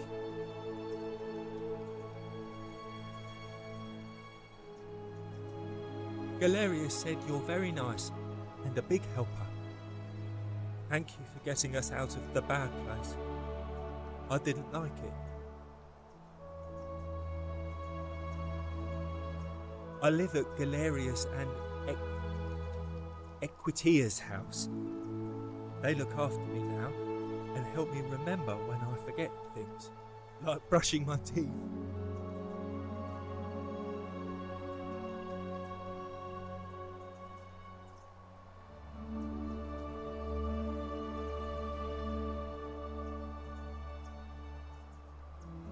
Bye-bye.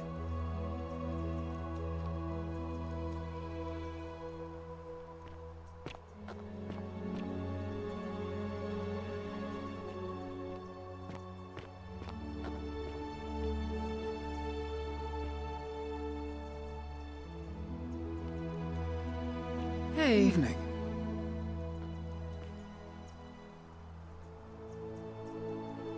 Hi there, I'm Horatius. I understand we have you to thank for giving us a second chance at life, and reuniting Scintilla with us as well.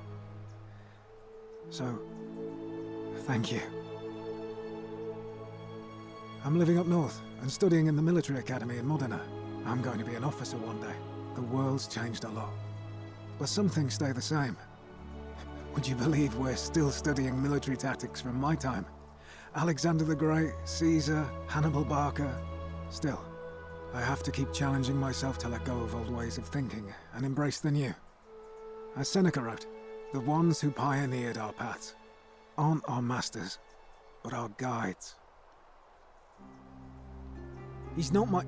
Oh, I see what you did there. Good one. He had more trouble adapting than most.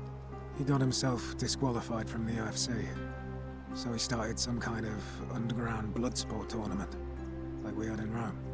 Suppose it appealed to people's baser instincts. And they say he made some good coin, killing a bunch of men like that.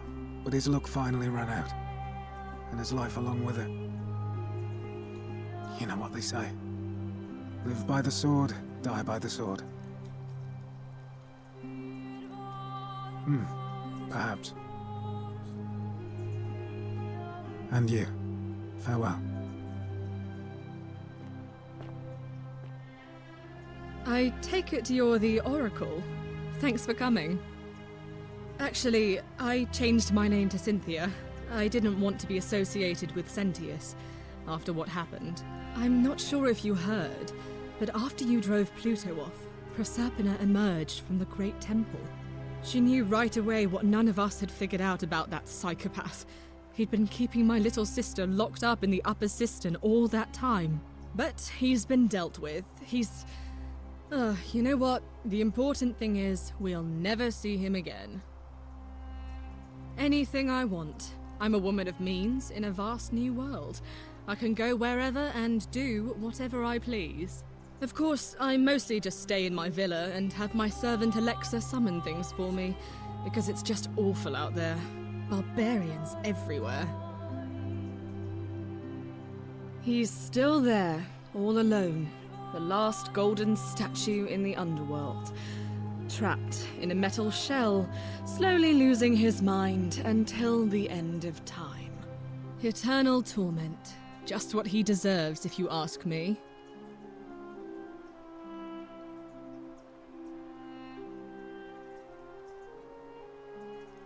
You too. See you around.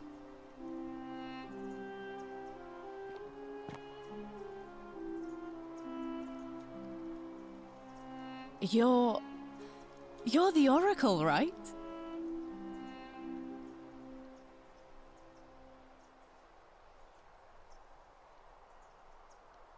Oh, of course, sorry. And I never got a chance to thank you for telling Galerius how to save my life. And of course, getting me and all of us out of a terrible situation. Oh, I barely recognize myself. I'm living in a house share in London with my wonderful girlfriend.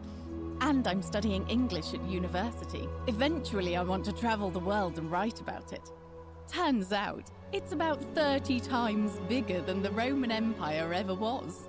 Did you know there are entire continents Rome never knew existed?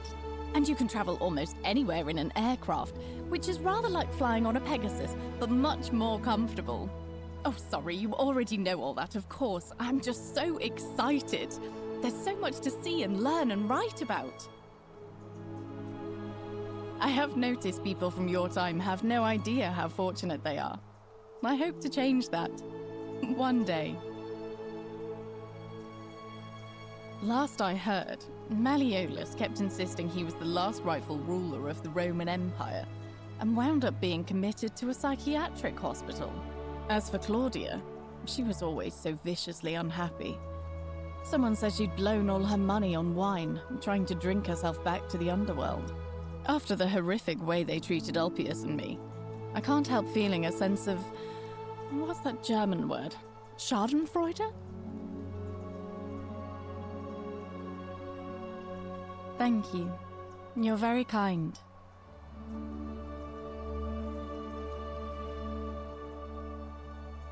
Ugh. Someone told me she was boasting about getting her claws into some rich prince, and how she was going to be living the high life from now on. Even in your time, life still isn't fair. Apparently he'd proposed before they'd even met, and last I heard she'd bought herself a first-class one-way ticket to join him in some exotic place called... what was it? Nigeria? Some people have all the luck. Well, you are the Oracle, so I suppose I'll take your word for it. Huh. I feel better already. Thank you. You too! If you're ever in London, let me know. We can go to bars and drink wine and listen to the stories of the 9 million people who live there. I hope so. Hi there. You are here. It's nice to finally meet you. Lucy is fine. I'm making an effort to blend in, as you can see. We are all trying to keep a low profile. If the world knew we died 2,000 years ago and were suddenly brought back to life 12 months ago, they'd never leave us alone. Speaking of which, I wanted to say thank you in person. I'd say the gods smile on you, but I hear you drove the last of them off. So... I'm studying to get into medical school. As much as I resented the responsibility of keeping everyone in the city alive, when it ended, I realized I missed it. So I guess I'll just keep saving the world, if begrudgingly, one patient at a time.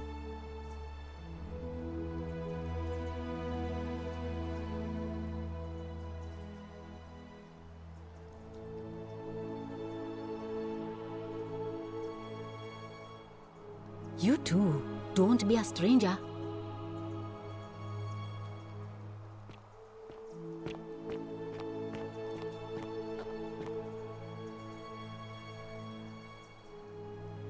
Hello. Magnificent museum, is it not?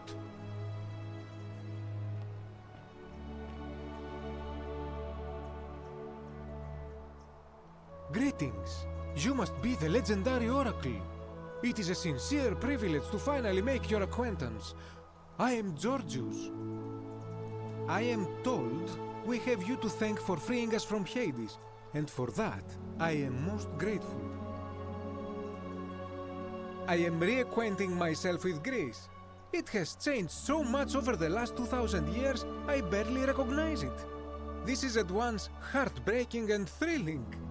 Perhaps one day, once I have seen all of this new Greece and sampled her delights, I will settle down in Santorini in a villa overlooking the Azure Aegean Sea. I hope you will join me there and regale me with the story of how you faced off against the fearsome god of the underworld and won. You too, my friend. Hello. I take it you're the oracle everybody's talking about. It's a pleasure to finally meet you. We have... I'm sorry, I don't remember. In any case, I'm Philip. I never thought I'd leave that cave, let alone the city. And now I'm living in the 21st century. What a time to be alive. And it seems I have your catabasis to thank for it.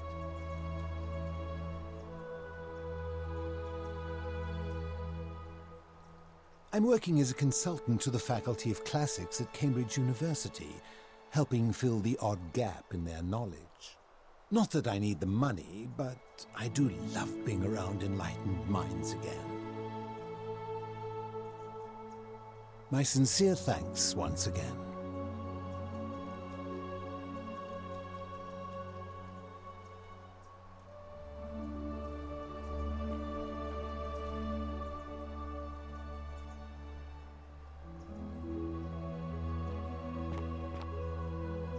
You're the one we've been waiting for.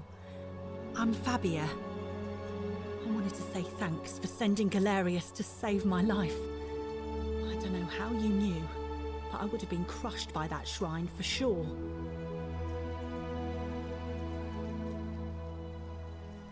I'm just so happy to be here with you and everyone together again, even if it's just for one more night. Well, it's not like I have to work with all the silver Charon gave me, so I just do what makes me happy. Mostly that means baking for my friends and looking at memes while binging TV shows in yoga pants. What a time to be alive. Thank you. I really am. You too. Magnificent museum, is it not? Some soiree, innit? Ah, hello at last. You must be the oracle I've heard so much about. I'm Daisius. Listen, I wanted to express my sincere appreciation for what you did. If it wasn't for you, I'd never been able to sell all those useless old relics I accumulated. Whatever you did in that temple made me a very wealthy man. Thank you. Most gracious of you. I took the money I made from selling my trinkets and started investing in the stock market. That's where the real money is now. In fact, I was hoping to ask your advice, you being the Oracle and future seer and all that, on which stocks I should invest in next. I can't decide between fossil fuels, tobacco, gambling and arms. What would you recommend? Oh, don't be like that. You can tell your old pal Dacius. I won't take no for an answer.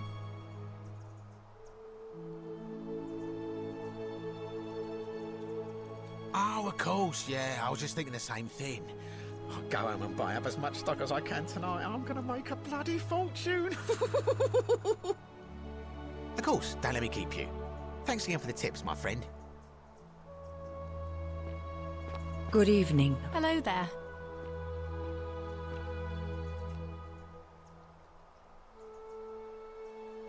Oh, hello. It's lovely to meet you. I've heard so much about you. I'm thankful that you're here. I was sure the person who drove off the last pagan god would have more important things to do than visit the likes of us. But thank you for coming and for saving our lives. What you did was extraordinary, and I'll never forget it. I'm living in Rome again, in a charming little flat by the Tiber. Not far from my old place. Oh, and I'm training to be a crisis counselor. After you sent Galerius to persuade Ulpius not to take his own life, I was inspired. I just want to spend the rest of my life helping people, like you helped him. Thank you. That means a lot. And you. Oh, and I hope this isn't too forward, but some of us are going out for a drink after this, if you'd like to join us. Wonderful. I'll see you soon. Greetings. Thank you for your kind words and for liberating us all. In all the time I was in the underworld, I never once imagined that I might end up in a place so much like Elysium. I'm recovering. Octavia was kind enough to let me stay with her for a while, at least until I'm well enough to be independent again. Ah, you remember that. I'm a little tired of Ovid, but that's all right. I have 2,000 years' worth of poetry to catch up on now. I'm already up to the 19th century, and am quite enjoying the work of a fellow named Poe. I think I may have found a kindred spirit. Men have called me mad, but the question is not yet settled whether madness is or is not the loftiest intelligence.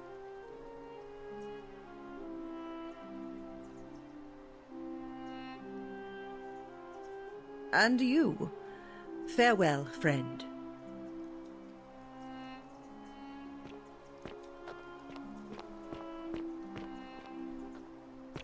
What is up?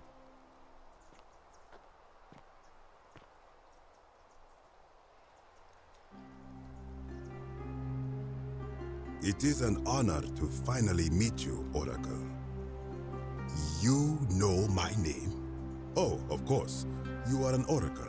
You know many things. I too would like to offer my thanks for releasing us from that place, and for your role in bringing us here. This world is truly wondrous. For a time, I returned to Alexandria, but they have no need of another fisherman, and I came to see there is nothing for me there. Instead, I have decided to follow the custom of your youths and backpack the world. It is a great adventure, and I have met many people from many cultures. I spent the first 25 years of my life avoiding the 42 sins that would deny me access to the afterlife. Now, I think it is time I had some fun.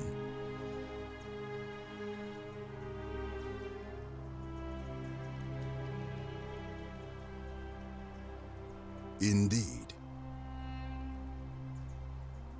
Thank you, Oracle.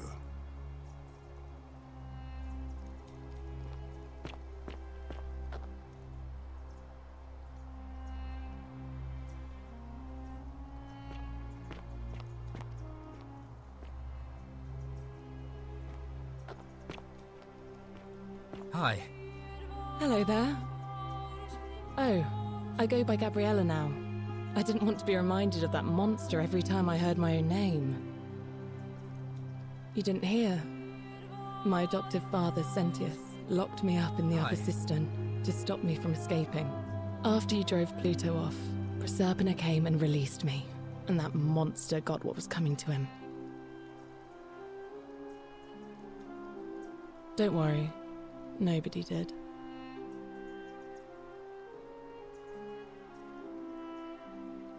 I'm living with Ulpius on a little vineyard in Umbria.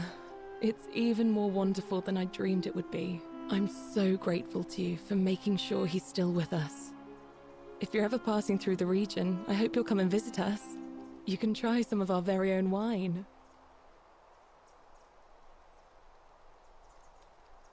Thanks. You too.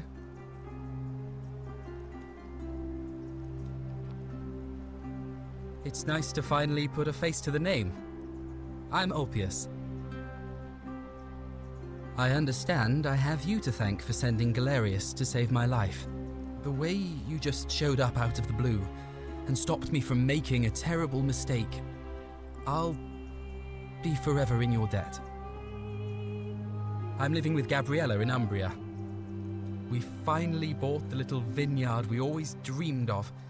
It'll be a little while before we know what we're doing, but every day I look at her and this extraordinary new world with all its beauty, and I think, what if I'd given up hope and missed out on all of this? So we're living each day to the fullest. And we end them all the same way, sitting together on our terrace with a glass of our wine, which the locals say is almost drinkable now, and watching the sunset over the rolling hillside. And I couldn't be happier. Thank you. I wouldn't be here without you. You too.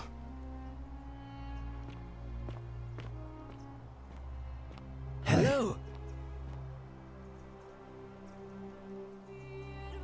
Nice to meet you. I go by Rufus now. New start, new name. Oh, and thanks, by the way, for what you did. Sorry, I'm no good with the mushy stuff. I live with Virgil in Rotterdam, not far from where he grew up. It's very modern. Destroyed in the war, and it rebuilt itself. Good place for a fresh start. Haven't decided what I'm going to do with my life yet. One adjustment at a time. You too. Look us up next time you're in the Netherlands. We're grateful.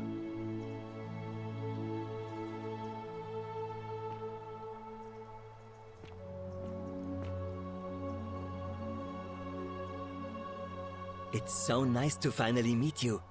I've heard so much about you.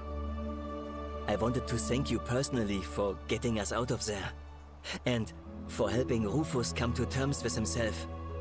He may come off a little gruff, but once you get past that, he's a lovely fellow.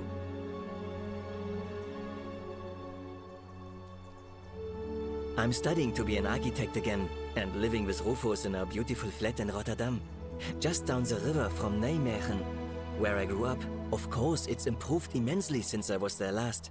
Gleaming futuristic buildings and clean streets full of educated, accepting people. You natives of the 21st century have no idea how fortunate you are. You too, as Rufus said in his own laconic way. If you're ever in the Netherlands, we'd love to show you around. It's the least we could do.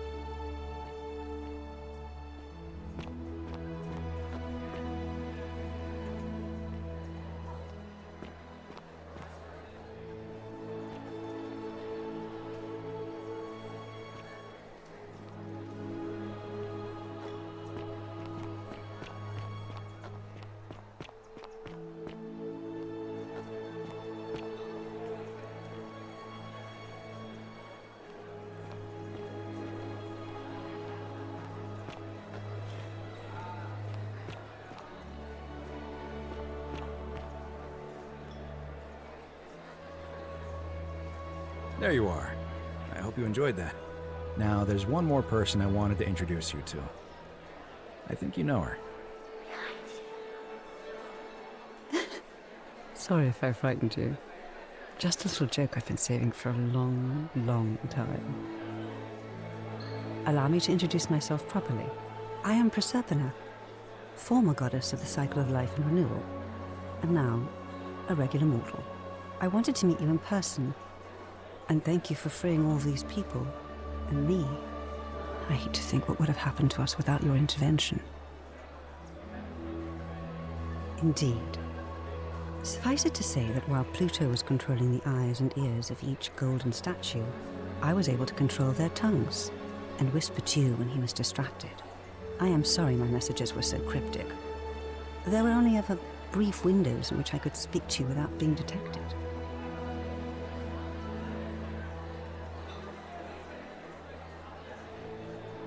I did. I may have given up my immortality, but I still retain my gifts as the goddess of a cycle of life and renewal. After witnessing Pluto punish countless poor souls over thousands of years, I knew this generation, the final wave, would not survive. So I tried to give them a way to buy more time. A second chance. Rather, as many second chances as they needed to avoid his wrath.